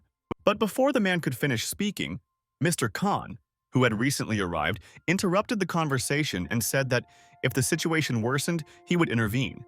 However, one like-minded person was not enough to calm him down. He noted that the rumors were not lying, since the boy possessed inhuman strength and this was quite frightening. Meanwhile, Old Man Cao, trying to assess the young man, asked him what his name was. With a smile on his face, the young man said that a person who was about to die did not need to know his name. One of the warriors, hearing this, became indignant, realizing that the young man had become arrogant and was playing at being a great master. Donning powerful armor, the unknown man grabbed a sword and said out loud that the boy was too impudent and should pay for his words. While waving the blade, the man explained that this was the final blow of the Chao family, and the swing of the blade would incinerate both the soul and the body. The stranger shouted that our hero must fall face down and die. The old man, realizing that the young man was being driven into a trap, also began to laugh, noting that the boy, not seeing his limits, dared to behave so presumptuously. But before he could finish his sentence, the next moment, he noticed a beam of fire directed at him. Turning around and looking at the guy with horror, the old man could not understand how the one standing in front of him managed to end up on the other side. Those who witnessed this battle understood that Bai Li Yun easily parried all the blows and dealt his own. Falling to the ground and gasping for breath, the man saw his son and grandson running towards him, realizing that something was wrong with their grandfather. However, the man strictly ordered his relatives not to approach him, explaining that he was the head of the Chao family, and perhaps the young man would forgive him if he sincerely apologized. Raising his fiery sword, the young man asked his opponent why he needed the old man's apology. Looking at the young man in amazement, the head of the family understood that he had made an irreparable mistake, but did not know what to say or do in his defense. Understanding this, one of the relatives, addressing the old man as a brother, shouted that all this was impossible. The next second, everyone gathered turned their attention to the heavy fire sword that was descending on Chao without any regret. Sitting next to his defeated father, his son looked at the boy with hatred, but was unable to say anything or resist him. Standing next to our hero, Master Han Xiao of Longding Quan'e approached him and asked the young man why, despite the old man's apologies, he had treated him so cruelly. The young man was in no hurry to answer, and asked the man a counter-question as to why he was so interested in this. Han Xiao said with some timidity in his voice that he did not dare to blame the guy. But those who came to these parts were considered guests, and by killing Chao, he had brought great trouble upon himself not only from the family, but also from their comrades. Looking attentively at his interlocutor, the young man did not answer, thinking that everything was not as simple as it seemed, but now he only needed to think about the island. In turn, Han Xiao noted to himself that this boy was too impudent and could ruin his plans later. But now he needed to rely on his strength to deal with the rest. Playing his part, the man approached the old man's son, expressing his condolences to him, but in turn said that the blame for everything lies solely with Bai Li Yun, whom they will definitely punish. Hearing this, the other person said that there was a martial arts competition the next day. If the Tao family agreed to use some treasures, the elders would be prepared and would be able to kill Bai Li. Rising from his seat, the man noted that he would use this strategy to support the elders, recognizing the fact that the young man would have to pay for what had happened with his own life. The unknown girl turned to Han Xiao and said that she helped him find the girl who had the blood of the green dragon, but he must not forget what he promised the hunting society. He replied that if his plan succeeded, all the problems would disappear and they would be able to eradicate some people who were halfway to the level of a great master. The next day, while in the Dragon Hunting Society's hall, Bai Li Yun approached Xiao Wu, asking if the two of them had gone to the port. With a calm voice, she replied that they were already halfway to Dongzhou, adding that she would keep an eye on the girls, and if anything happened to the singer, she would report to him. Han Xiao suddenly spoke up, asking everyone gathered to listen to him, and he said that it was a great honor for him to meet everyone who had come. The master announced that the dragon hunt would begin on this day and would last for 15 days. Looking at the assembled people, our hero thought that these people had reached the level of masters, but he did not see them in the clans, although they smiled. Their divine faces radiated coldness and killing intent. One of the unknown men was thinking that this time he had received 15 items related to dragons, and even acquired a pair of dragon horns, and the tournament would soon begin.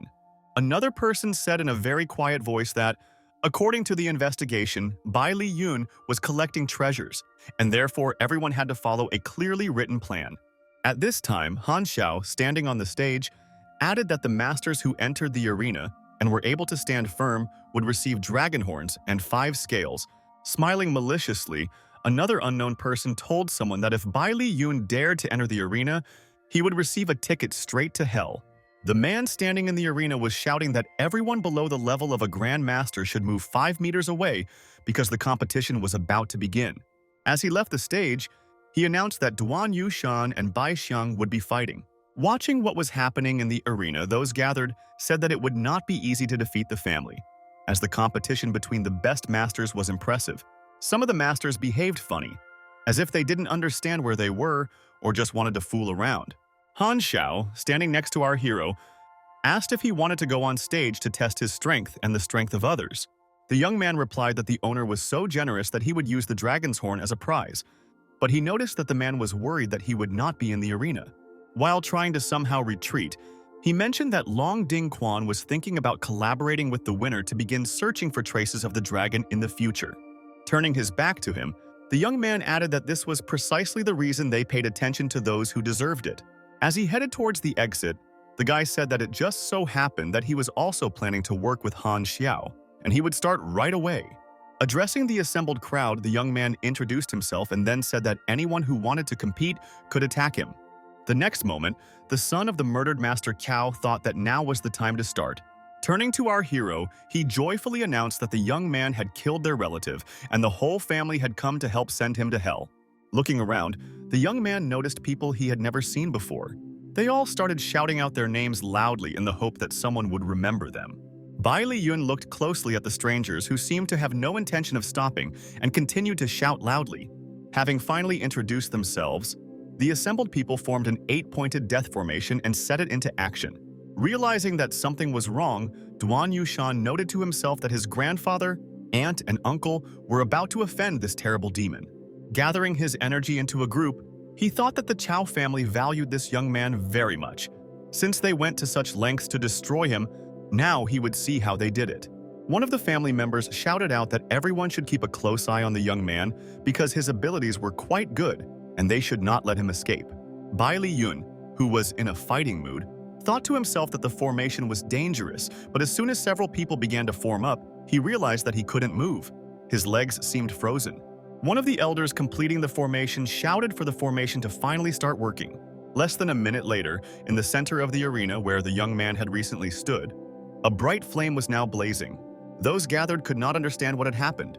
They did not realize whether the guy had died or whether he had simply decided to play with them in order to drag out the time as much as possible.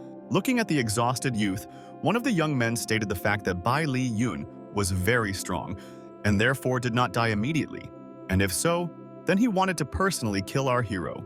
Raising his blade, The man addressed the young man and said that if he wanted to blame someone, then he should blame himself for deciding to touch the Tao family. But before he could finish speaking, he noticed that his opponent's hand began to slowly rise upward. Grabbing the ill-wisher by the hand, the guy said that with this phrase, the relative of the deceased signed his own death warrant.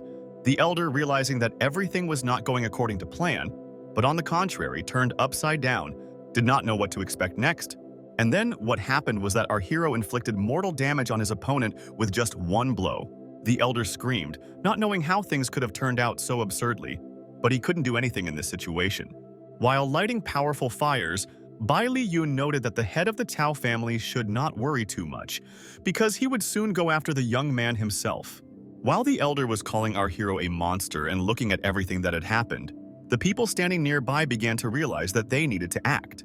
One of the men, turning to his relative, said that while they still had the opportunity, they needed to run immediately and save themselves.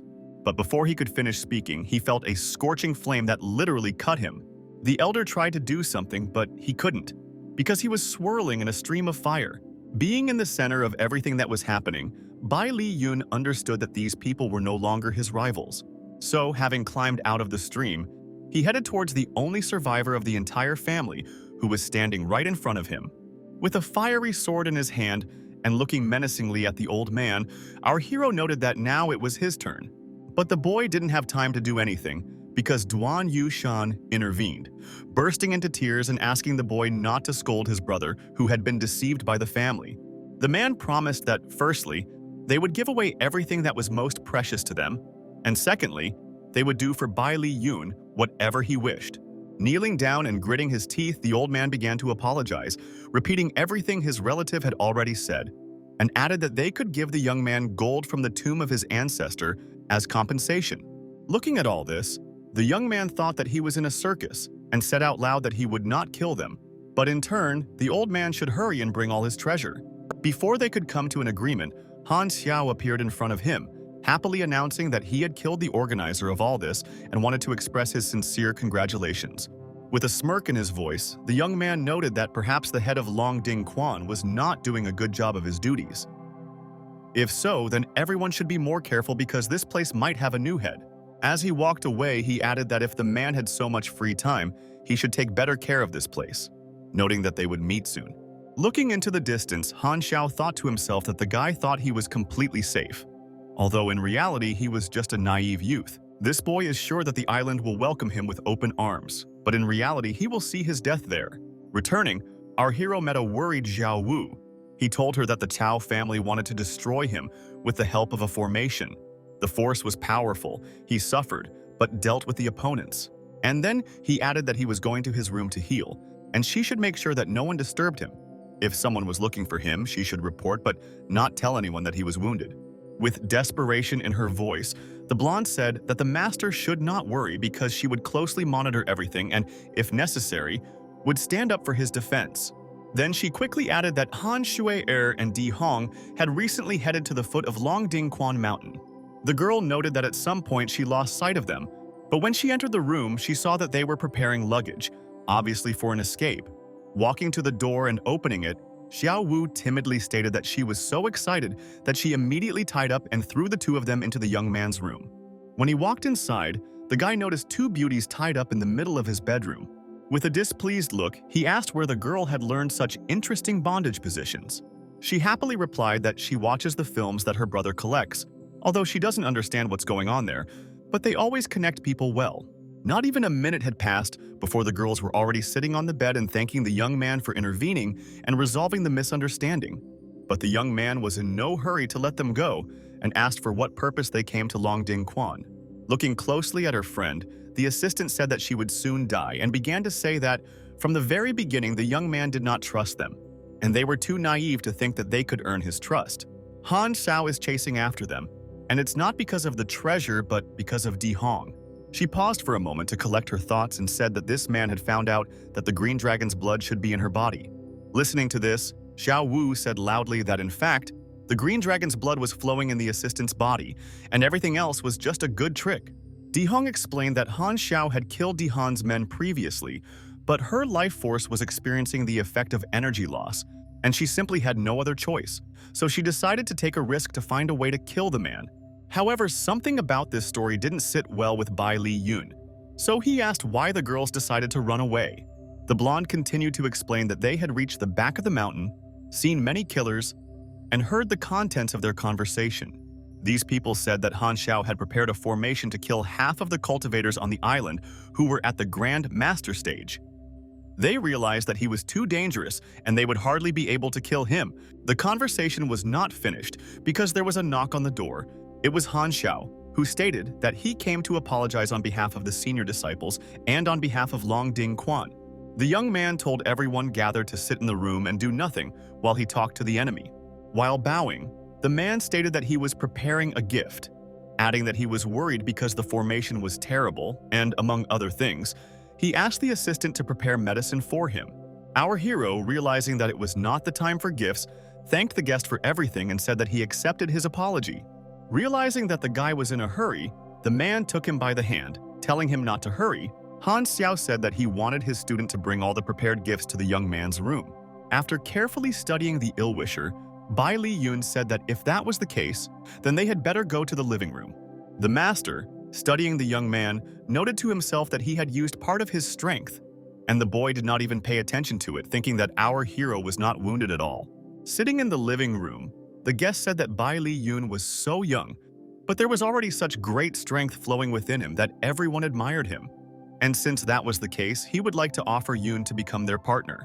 The man noted that if the boy agreed, they would be able to provide him with cultivation and vitality in Long Ding Quan. And most importantly, he would become a bridge between him and the Hei Long team.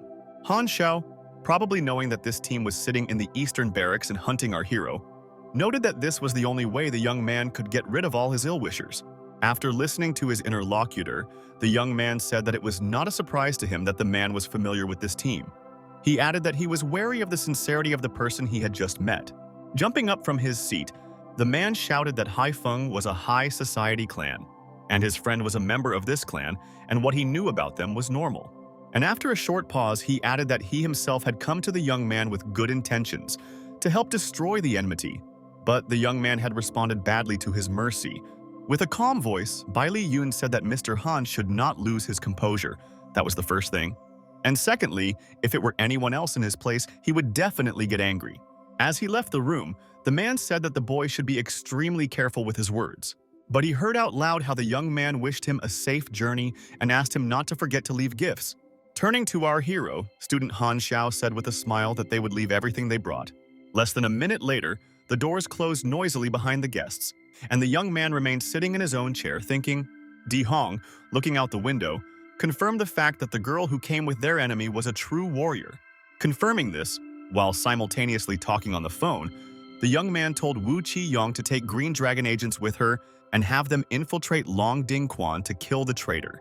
As Mr. Han walked down the street, he told his student that they couldn't allow the guy to continue acting, so she would have to pretend to be Bai Li Yun's maid and give poison along with gifts to all the great people. Hearing this, the girl said that the plan was very good. On the one hand, the gifts would be sent on behalf of the young man, and on the other, they had nothing to do with it. The brunette noted that all these tricks were cruel, but this monster could not be treated differently because he would soon destroy all the great masters. The next evening, our hero warned Xiao Wu that he was leaving to investigate the situation, noting that if Wu Qingyun came, she should contact him immediately.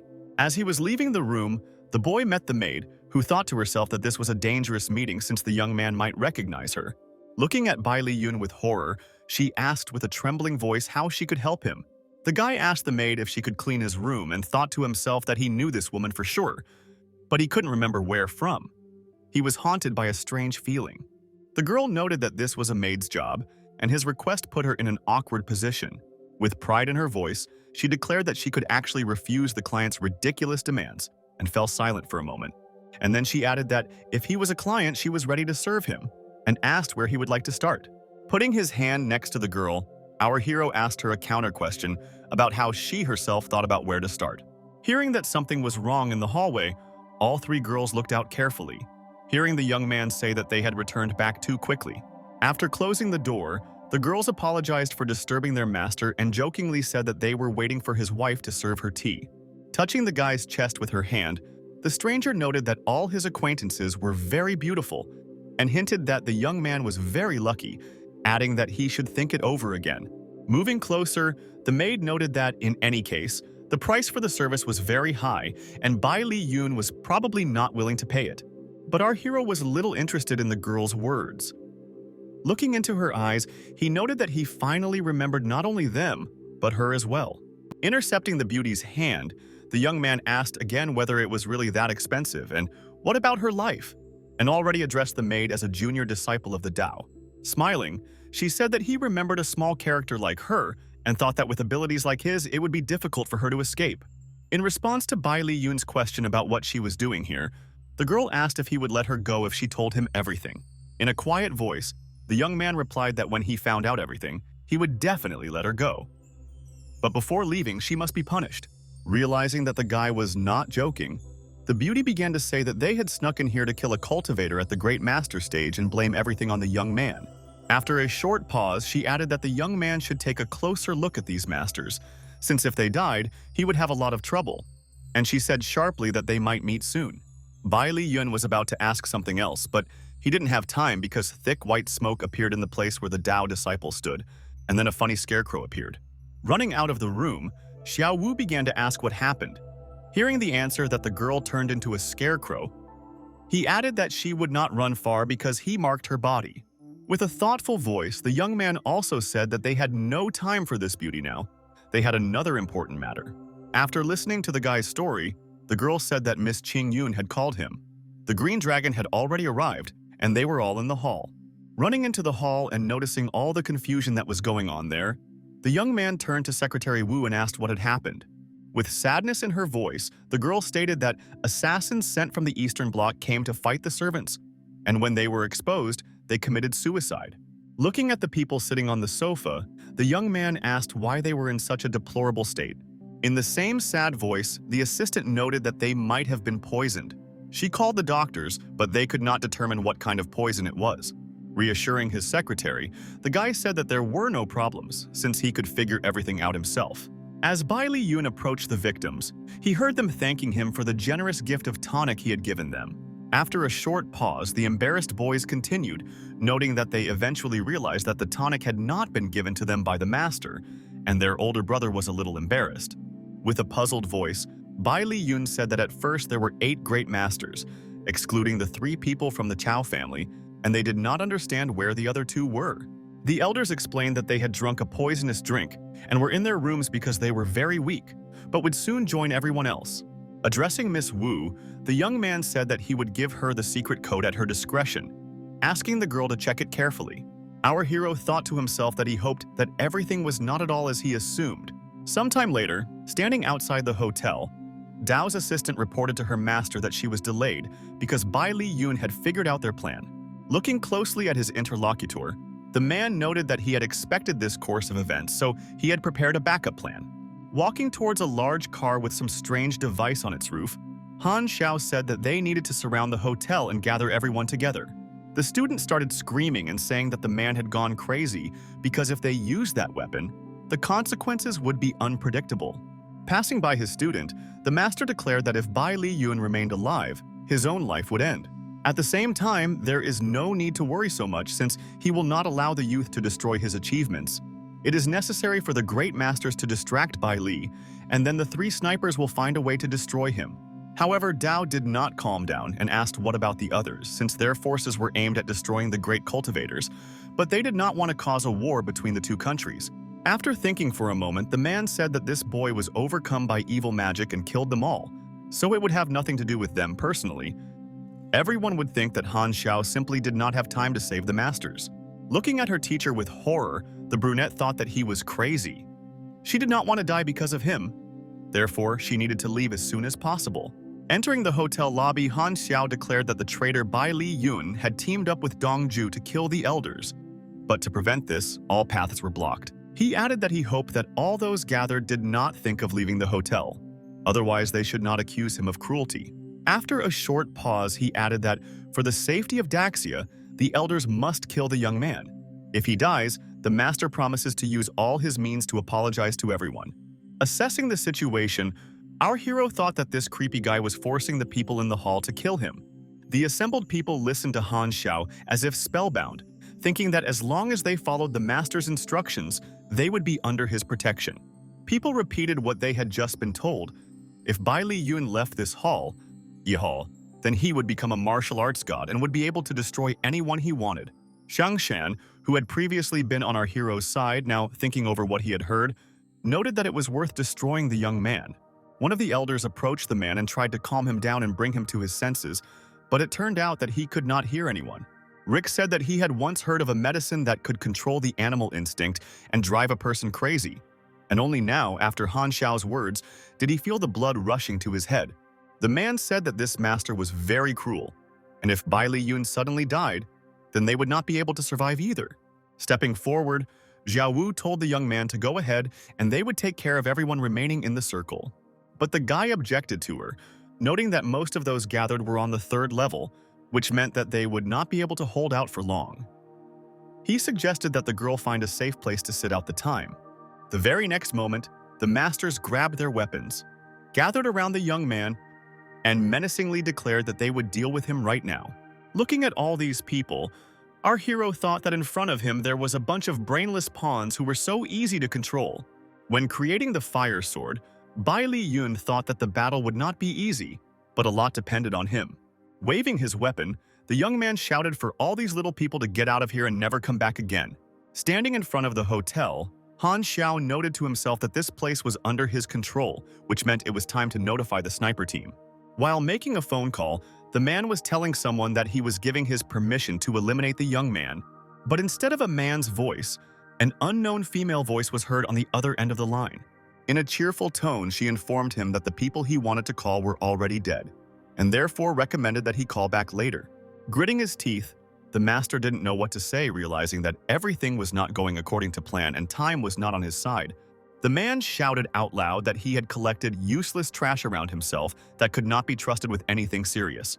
Pushing aside his subordinates, Han Xiao ran out of the room with such speed that he almost knocked down the door. Sitting in the car, the man quickly activated the bounty hunter's emitter, noting to himself that everything should work perfectly.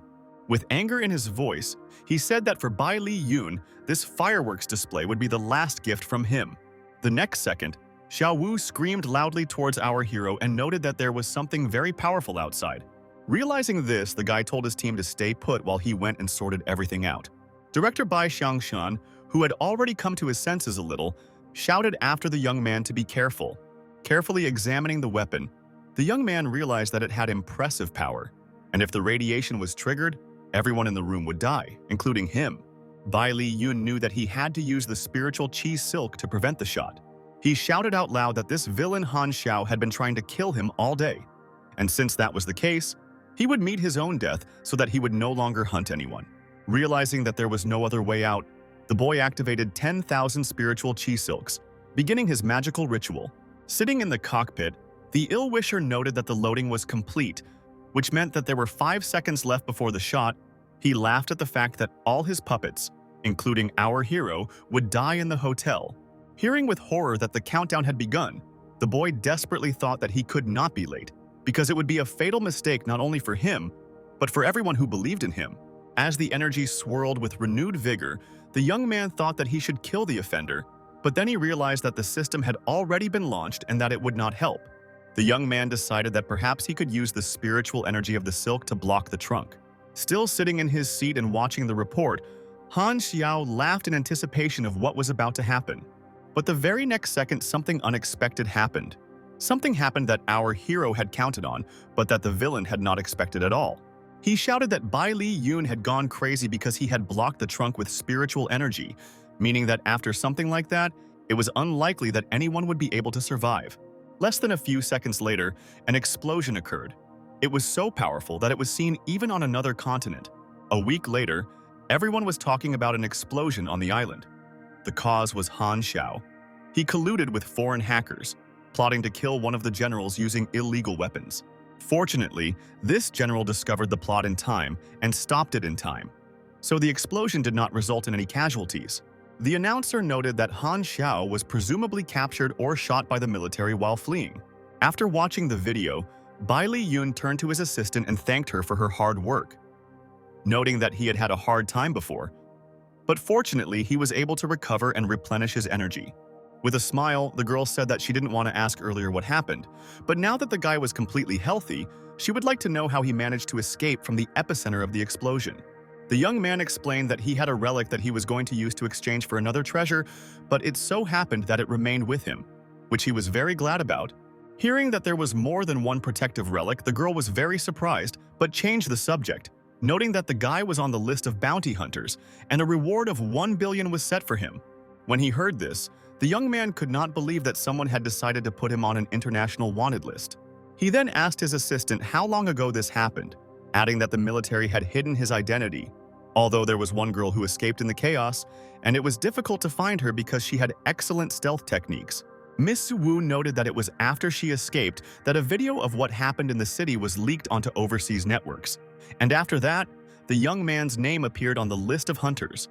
Holding the dead phone in his hands, the boy asked what it meant while the girl explained that if 3 people join the hunters, the screen will lock until those 3 die. At the same time, if one wants to accept this order, one must reach a level close to the cultivation of a great master. Returning the phone, the young man said that if it was possible to collect information about those who accepted the order, it would be good for the assistant to do this. With a calm voice, the girl stated that it was entirely possible. Hunters had a rank table, and if they decided to start hunting, they would not be able to reveal their identity. The next moment, she said that one of the hunters had a name called Viper. This person was half a step away from the Great Master stage, and his specialty was using poisons.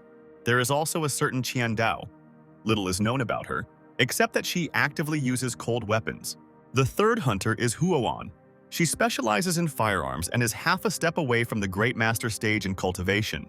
The girl noted that the most dangerous was the last hunter. She single-handedly stormed the heavily fortified military barracks and even destroyed the legendary martial arts master, after which she simply left. After thinking for a while, the young man suggested that the bounty hunters were not poor people, and that it was possible to come to an agreement with them in exchange for their lives. The next moment, our hero noted that he had set up a formation for defense, so if anyone came here, they should just use their spiritual energy. The young man emphasized that the defense would be able to withstand 3 attacks from anyone at the Grandmaster stage. After a short pause, he declared that he would bring his parents to the island, and moreover that from that moment on, Longding was his property. A few hours later, sitting in General Zhu's house, the owner noted that the guy had made a name for himself after the recent events. But there was another side to this coin in the form of bounty hunters. The man noted that he had heard from Wu's assistant that the young man was inclined to risk his life as bait, and had done the same this time. He then added that if Bai Li Yun needed more money, he should speak about it openly. Smiling, the guy said that, firstly, it's not always about money, and secondly, if he constantly fears for his life, then how can he be called the General of the Green Dragon? Hearing the young man say that he was generous and not afraid of small problems, and therefore the door was open to all ill-wishers, General Zhu laughed heartily. A few minutes later, in a serious tone, the man said that they had realized the weakness of the eastern regions, and in addition, Ling Xiao's security services had been established. Now, all that was left was to choose an address and sign, and the next moment the young man was handed some kind of sheet of paper. Holding the paper in his hands, our hero said that he would deal with the traitor Han Xiao and would take Longding as a reward, noting that he did not consider it too much of a price. While signing the document, the young man sincerely thanked the general, who had become a true friend to him during this time. Handing over the document to his companion, Bai Li Yun said that before the security service opened, he would definitely invite the man to the island to cut the ribbon. Receiving joyful consent, standing in the hall, he sincerely thanked the general, noting that they remained in touch and hoped to meet soon. Turning to General Wu, the master of the house said that they must protect Bai Li Yun well, and thought to himself that this guy would be of great help to Daxia in the future. Standing outside, General Wu noted that he was proud that he had once invited the young man to join the Green Dragon, because under his leadership, the agents became the true kings of Daxia. Without listening to the boy's objections, he added that he believed that when the dragon united with Ling Xiao's security team, they would become the most powerful force in the world. Suddenly, Bai Li noticed a flash behind the man, and so he quickly shouted, telling his mentor to be careful. Not even a few minutes had passed when a thick column of dust appeared on the ground near where the men were standing.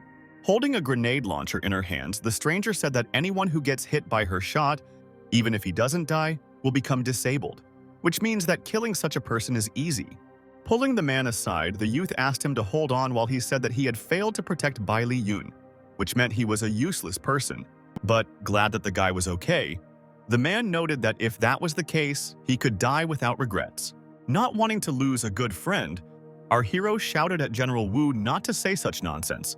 The next moment, the stranger screamed at the top of her lungs, not understanding how this could have happened. The bounty hunter was confused as to how the person standing next to Bai Li Yun was seriously injured, while the guy himself didn't have a single scratch on him. Looking carefully at the roof, our hero realized what had happened and who was the cause of everything that was happening. Rising from his seat, he sternly declared that death would be the only fate awaiting anyone who dared to harm his comrade. Addressing Huoyang, the guy said that she had injured his friend and that the girl might say her last words before she died. With a smile on her face, she noted that the young man moved quickly, but he was just lucky. And if that was the case, then he shouldn't be too arrogant. Turning around her axis, the girl clearly wanted to show that she was not as simple as the guy might think. Calling the guy a scoundrel, the huntress told him to catch her if he could, and if not, then it would be better for him to just leave her alone. She thought to herself that the guy was hot-tempered and didn't care about the consequences, and that she really wanted him to follow her and fall into the traps she had set. In turn, the young man thought about why she was leaving if she had not killed him, and why she was challenging him, realizing that most likely she wanted to provoke him. Bai Li Yun decided that he would play along with his opponent, but only because he wanted to see what she was going to do. At this time, the other two bounty hunters were thinking that Huoyang, as always, was acting alone. And since that was the case, they would wait until everyone was exhausted and then catch the guy. The hunters remembered the saying that the praying mantis catches the cicada and the thief hides behind its back, and decided that they would do just that. Approaching a building, Bai Li Yun noticed a bike parked nearby and decided that the girl was hiding in the workshop. Going inside and turning to Huoyang, the young man said that she simply had nowhere to run. Smiling, the huntress said that the young man was greatly underestimating her. She was riding slowly on purpose because she was afraid that he would not be able to catch up with the beauty. Standing at the top, the villainess continued to explain that after the guy went inside, she was the only one who would decide his future fate. Huoyang said that all she had to do was press a button and it would be over for the young man. Pointing to some containers, the huntress said that despite the fact that the young man was a wizard, it would not be so easy for him to escape. In a calm voice, Bai Li Yun asked what her plan really was, other than her dying along with him. Looking at her interlocutor with displeasure, the girl said that this would not happen, since she had set up a magical barrier around herself, and the guy would not be able to do anything. After saying these words, our hero laughed even harder, explaining that he could definitely handle this low-level formation, which was not as good as the 8-pole killing array. And before the guy could finish his last words, he was already standing next to the huntress, who was looking down attentively, not understanding where her prey had gone. The girl looked at Bai Li Yun with wide eyes and couldn't understand how she could have miscalculated so easily. To demonstrate his magical abilities, which the huntress does not value very much, the young man directed a stream of energy in her direction. With difficulty getting up from the floor, she screamed that the guy had harmed her soul.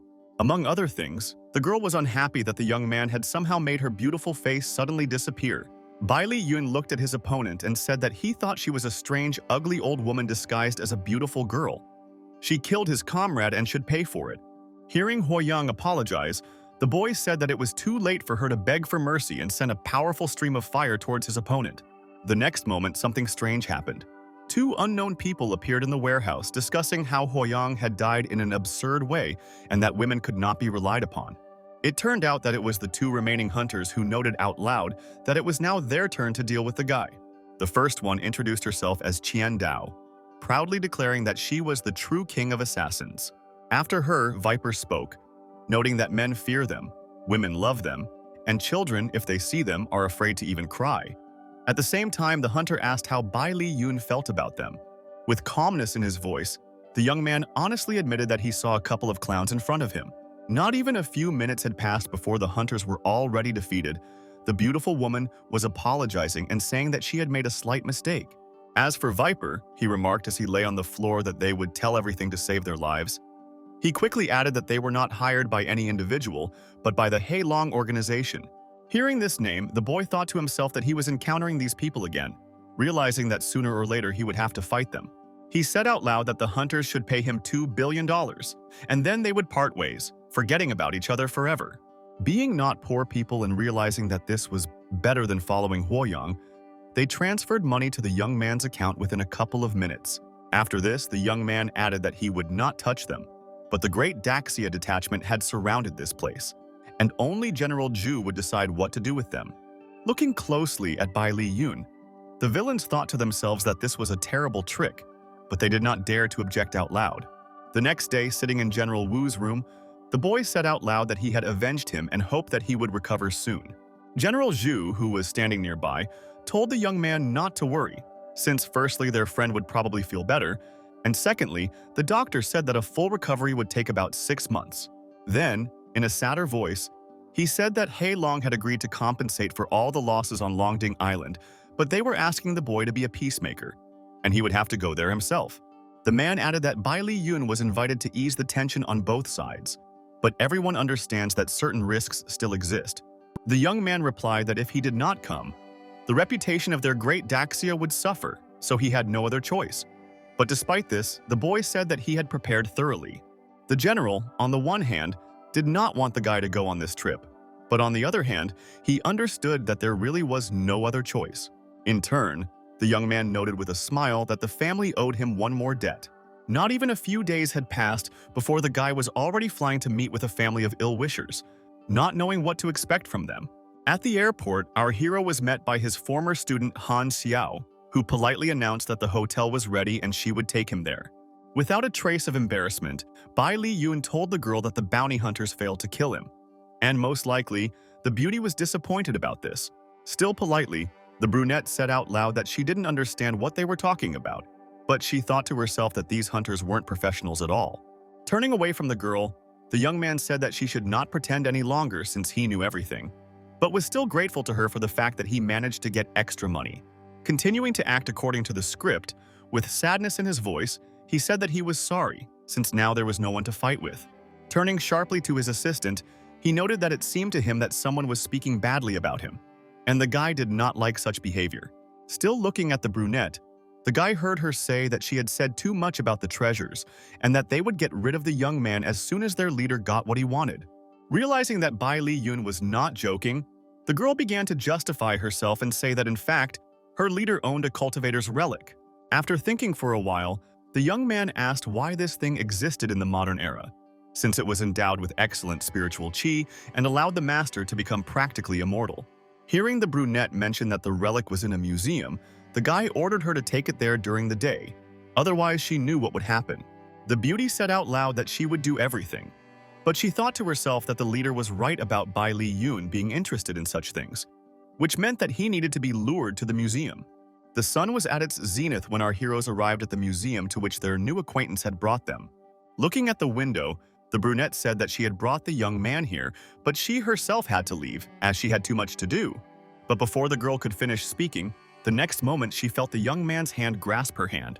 In a calm tone, Bai Li Yun noted that he understood and realized very well that Han Xiao's former student had lured him to the museum for a reason. And it was true because the next moment some strange creatures with swords were shouting about who dared to invade their domain. For a moment, the boy stood motionless, seeming to weigh all the circumstances. Despite this, he could not understand why there was Western spiritual energy present in the Eastern territory. Without ceremony, the guard put his cold weapon behind his back, and the next moment began the attack. The guy noticed that while one was preparing to strike, the others were already standing behind him to do the same. Embracing his companion, the young man created a protective barrier and shouted at the guards to stop. The next moment, Bai Li Yun began to slowly retreat from the place where they had been standing just a few seconds ago. Looking at the guards with surprise, the guy understood that something was wrong, since he was unable to achieve the desired result. It seemed that the guards were unstoppable, and no spell, no matter what it was, had any effect on them. Looking at his companion, the guy asked her how to stop the opponents, adding that if she did not tell him, he would use her instead of a shield. The brunette said that she didn't know. Her goal was to bring the young man here, and the rest of the moments were organized by the leader. But before the beauty could finish speaking, at that very second, a powerful sword of an evil enemy hung over her head. Reacting instantly, the young man pushed his new acquaintance away, shouting for her to be careful. Realizing that a fight was inevitable, Bai Li Yun once again swirled his energy to create his fire sword. Waving his weapon, the young man hoped that, firstly, he would be able to gain time, and secondly, at least scare off the guards a little. But, to the great disappointment of our hero, the ephemeral enemy could not withstand such a powerful onslaught. Not even a few minutes had passed before the guards' sabers fell to the ground, leaving no trace. Understanding this, the guy said out loud that, as a rule, spirit exorcism cannot be carried out by normal means, adding that he would deal with this later, but now he needed a cultivator's relic. Holding some unusual object in his hands, the young man thought that it contained 10,000 units of spiritual energy of silk chi, and if so, then this relic should be taken.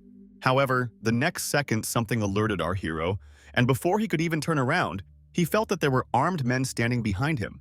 And these people were indeed standing there with their guns pointed at Bai Li Yun. The brunette who was nearby told people not to rush to shoot, since she was still standing next to the guy. After a moment's hesitation, the girl noted that Bai Li Yun had entered the museum without permission to steal the relic. The evidence was clear. Looking at the shadow, she stated that since she couldn't stop the guy, he killed her. Of course, it was a great pity, but now they had to punish him for this crime. But the next moment, someone's voice loudly shouted an order to execute these people on the spot. Addressing the brunette with calmness in his voice, the young man said that he believed that she was no longer needed by her organization. Looking into the void in surprise, the girl said that the reason was in him and only in him. Less than a minute later, someone shouted for them to finally start shooting. The counter, near which our hero had recently stood, was riddled with bullets.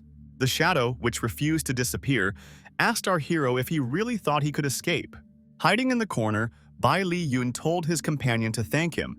He heard her reply that Man Shan had most likely already gathered people around the museum to destroy them. Continuing to speak, the young man added that he had come up with a plan of action, and the brunette, in turn, heard him wondering what was really going on here. The former assistant to the master burst into tears, realizing that she had fallen into a trap that she could not have imagined. Therefore, she said that there were archers lying in ambush in the area of the hall, and their strength in close combat was weak, but there were 2 more great masters nearby for protection. There are 8 more masters with firearms in 4 directions to guard the museum. If the guy shows up, they will take action. Realizing that something was wrong, the young man thought that perhaps his opponent was a magic cultivator. Stepping out from the shadows, the man asked when Miss Tian He became a traitor. She replied that Leader Man had a very long tongue, and if something happened to her, neither her father nor the Tian He clan would spare the young man. Raising her hand and directing a stream of energy towards the man people, she firmly stated that the Empire would remember the brunette's sacrifice. Realizing that things were not going according to plan, Bai Li Yun grabbed his companion and shouted at her to dodge. Pretending to be a fool and moving away, the young man asked Tian, "Hey, where and how best to escape?" Pointing into the distance, the brunette stated that the man they saw had recently reached the level of a great master. In turn, the leader man, realizing that they were up to something, decided that they needed more firepower, otherwise they would easily escape. Accelerating and directing a powerful flame towards where the boy and girl were, he shouted that he would personally deal with them. Tian He, realizing that she couldn't escape without Bai Li Yun, began to ask him if he had dealt with the cultivator's relic. Realizing that there was no time for an explanation, the young man activated his fire sword to defend himself and, if necessary, attack. The masters standing in the young man's way immediately began to fly off in different directions. Realizing that every second counted, our hero quickly punched a hole in the museum wall and loudly shouted to the girl that it was time to leave. Looking closely at the hole, Leader Man told everyone gathered that the fugitives would not be able to get far, ordering everyone to give chase. The next moment, he gave orders to inform everyone that Tian He and Huan Zi had colluded with Bai Li Yun, and they had broken into the museum to steal the artifact. The guys hurried as fast as they could, and after a short time, the residents of the Tian He clan patriarch appeared in front of them. The young man understood that he and his companion needed shelter, and so he decided to stop here. Upon seeing the strangers, the man said that no one was allowed to enter the residence without permission, and that the young people must immediately provide their identities. The breathless and tired girl quickly introduced herself and her companion, and then said that she had important business, and that she needed to meet her father immediately. Suddenly, the very father the young man had heard about appeared, and in a calm tone he ordered all his assistants to leave the room. The man, who was staring at Bai Li Yun, asked if it was true that he had injured and threatened his daughter. But Tianhe intervened in the conversation. She said that she was seriously injured by Man Shan. Perhaps he wanted to kill her, but no matter what, he betrayed them all. He learned about the cultivator's relic. After listening to his daughter's story, the head of the family said that he was interested in what the boy thought about all this. Our hero calmly noted that the girl had already told him everything that had happened, and he didn't know what else he could add. The interlocutor stated that he had heard about the young man and believed that his reputation was well-deserved and therefore wanted to know whether he was a divine cultivator or not. Looking the man in the eye, Bai Li Yun said that, who knows, maybe yes, maybe no, so what? Tianhe spoke up. She explained that if the young man was truly a divine cultivator, then their family would help him escape Hailong's pursuit. If not, then they would bid farewell and could do nothing more to help. Realizing that these two families had some understanding of divine cultivators, the boy decided to confess and said out loud what was expected of him. The head of the family looked at the young man with some apprehension. It seemed that he did not expect to hear such a bold statement, but the next minute he began to bow and say that Huanzi, if he could, would like to be called the guy's disciple. And if he taught him techniques, he would tell him many interesting things and give him 3 crystals. Taking the valuable item out of his pocket, the young man asked if this was the crystal in question, receiving an affirmative answer. Huanzi explained that these stones were previously the amulets of their clan, but hundreds of years ago they were lost by their ancestors and are guarded by a huge snake 30 meters long. Ordinary masters are no match for it. Our hero said out loud that he wanted to see all of this, but to himself he thought that if the crystals were real, he couldn't just leave them like that. Approaching the cliff, Huanzi reported that all 3 crystals were in this beautiful place. However, there is a nuance.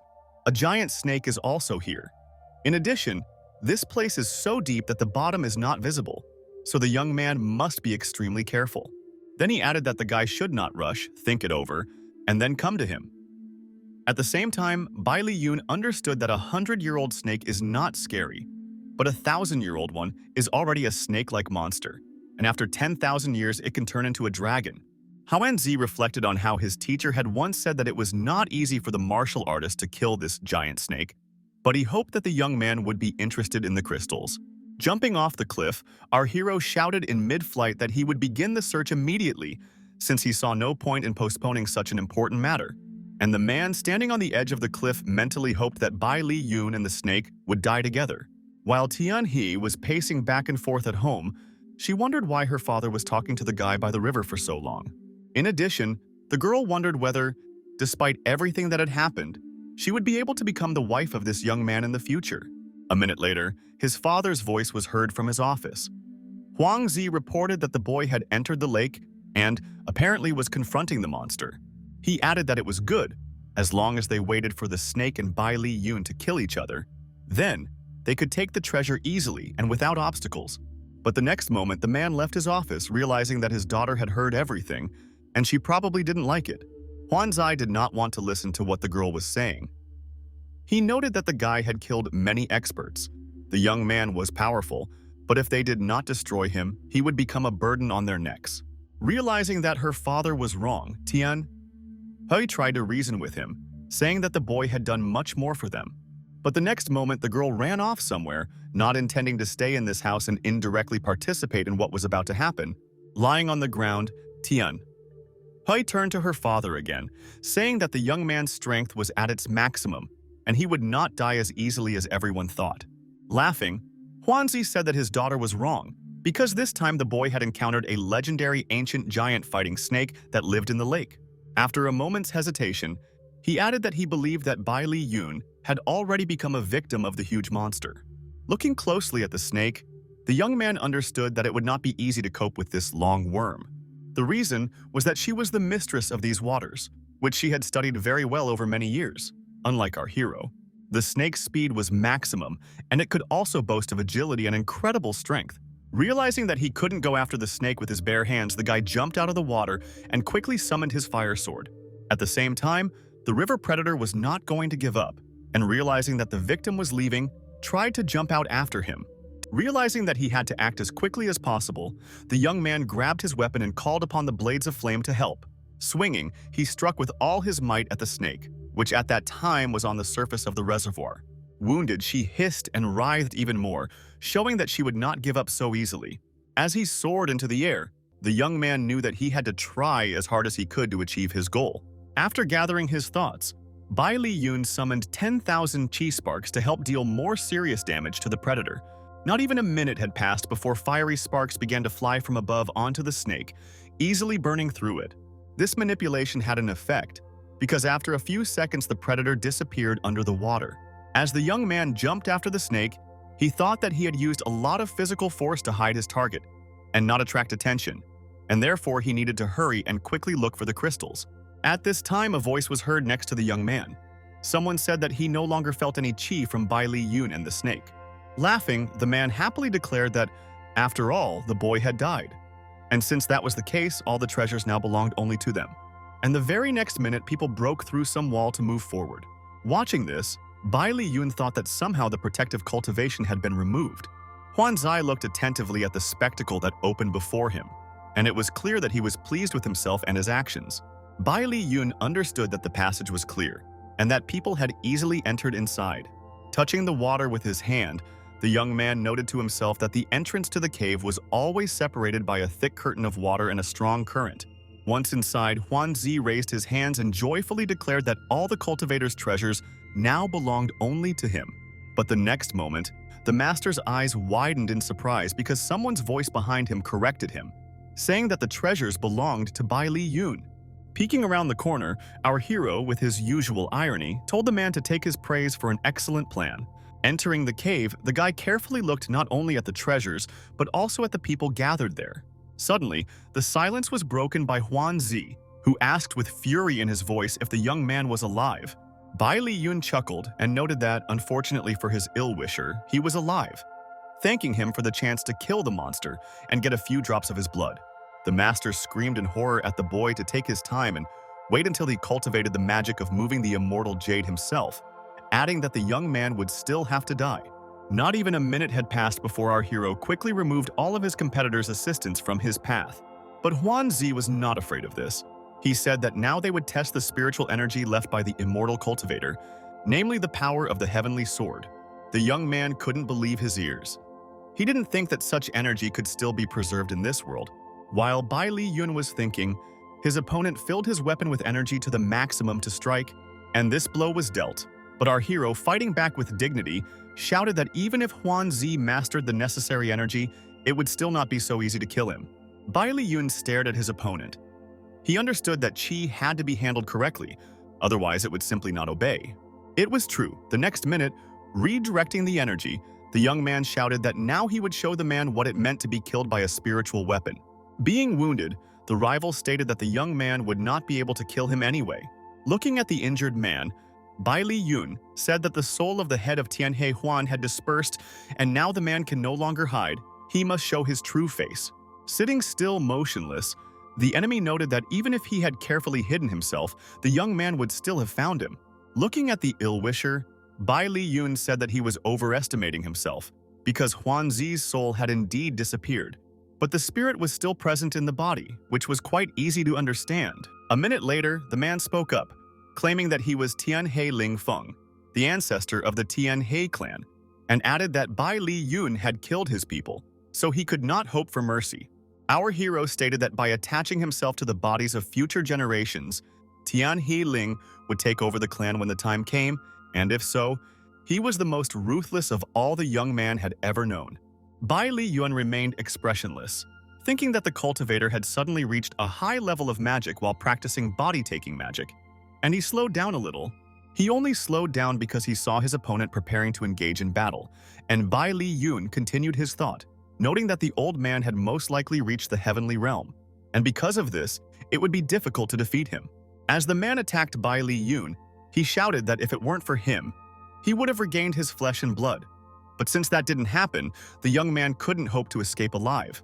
Our hero desperately resisted Tianhe Ling, doing everything he could. The opponent, with a grin on his face, said that he had only made a few swings of the blade, and the boy was already barely standing on his feet. The young man, trying to catch his breath, noted that the heavenly sword possessed divine spiritual strength.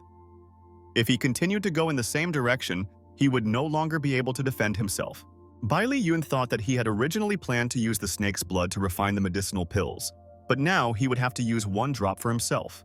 And the very next minute, folding his hands, our hero began to feel some very powerful energy.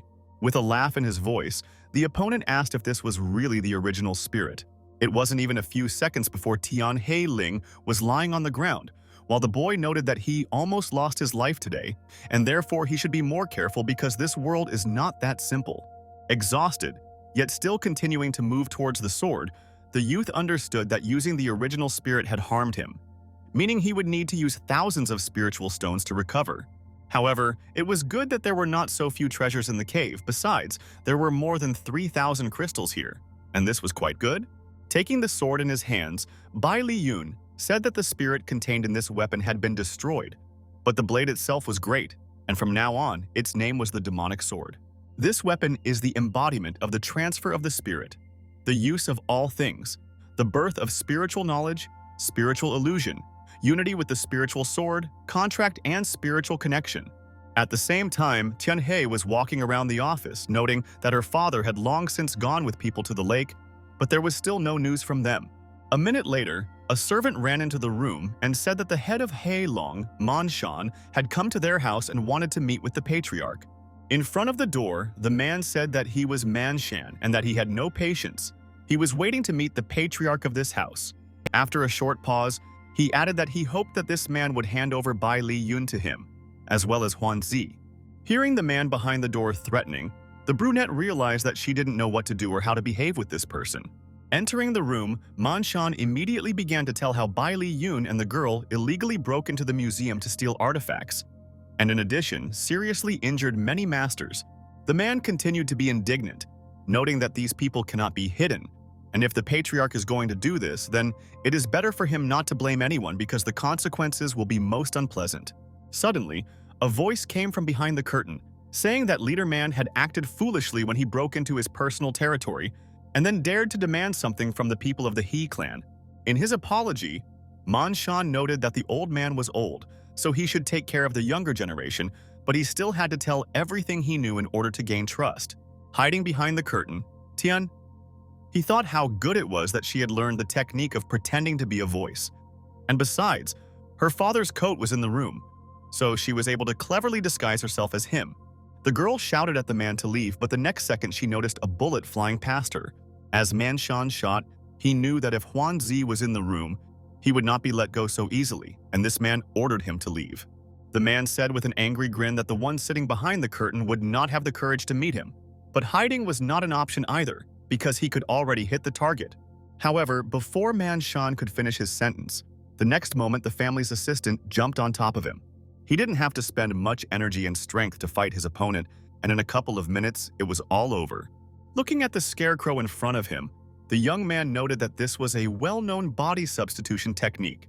Standing on the roof, Leader Man saw people bustling about below, discussing that he dared to open fire. And since that was the case, he needed to protect Miss. The uninvited guest thought to himself that he needed to buy time to fight the guards, but he was more interested in the strange sound that was coming from the lake. Realizing that Bai Li Yun had probably cleverly deceived everyone, he immediately jumped off the roof and headed towards the pond. The guards who ran into the house began asking how Tian He was feeling and whether the man had really escaped. The girl said calmly that it was true. However, the most important thing was to gather as many people as possible to detain Manshan, while several men should go with her. Approaching the pond, the leader man noted that a strange feeling touched this place when he walked here. This feeling only intensified, but he did not meet any living opponents on the shore. Realizing that they could be in the lake, the man decided not to waste a minute and quickly jumped into the water. The next minute, something went wrong, and the man, who was already halfway to the water, somehow found himself on the shore, hearing a woman's voice. Looking in front of him, Manshan found a large number of famous people, as well as a young girl among them. In a menacing voice, addressing the man, she declared that if he took even one step forward, then he should not blame her for the fact that the weapon had no eyes. But the leader was not at all frightened by this. He stated that their clan was just a bunch of useless soldiers, And because of their attempts to stop him, it was becoming more and more interesting what was happening in the lake. Hearing this statement, Tian-hee told her men that this man did not take them seriously, and since that was the case, they should attack him immediately. It was clear that Leader Man was capable of something, because in addition to shouting loudly for everyone to get out of his way, he also put up a fight. The next minute, all the assembled soldiers began to fly away in different directions, as if they were the most ordinary dolls. Moreover, even weapons did not help them. Having quickly dealt with everyone, the man shouted that no one dared stop him on the way to his plan. Glaring angrily at her opponent, the girl declared that she would not allow the ill-wisher to touch her father and Bai Li Yun, threatening to blow up the cave if he came close. The man was not at all frightened by this statement. He said that they could check who would be faster, his pistol or the fuse, which had not even been lit yet. The next minute, things didn't go as planned, because Man Shan heard a strange noise coming from somewhere to the side.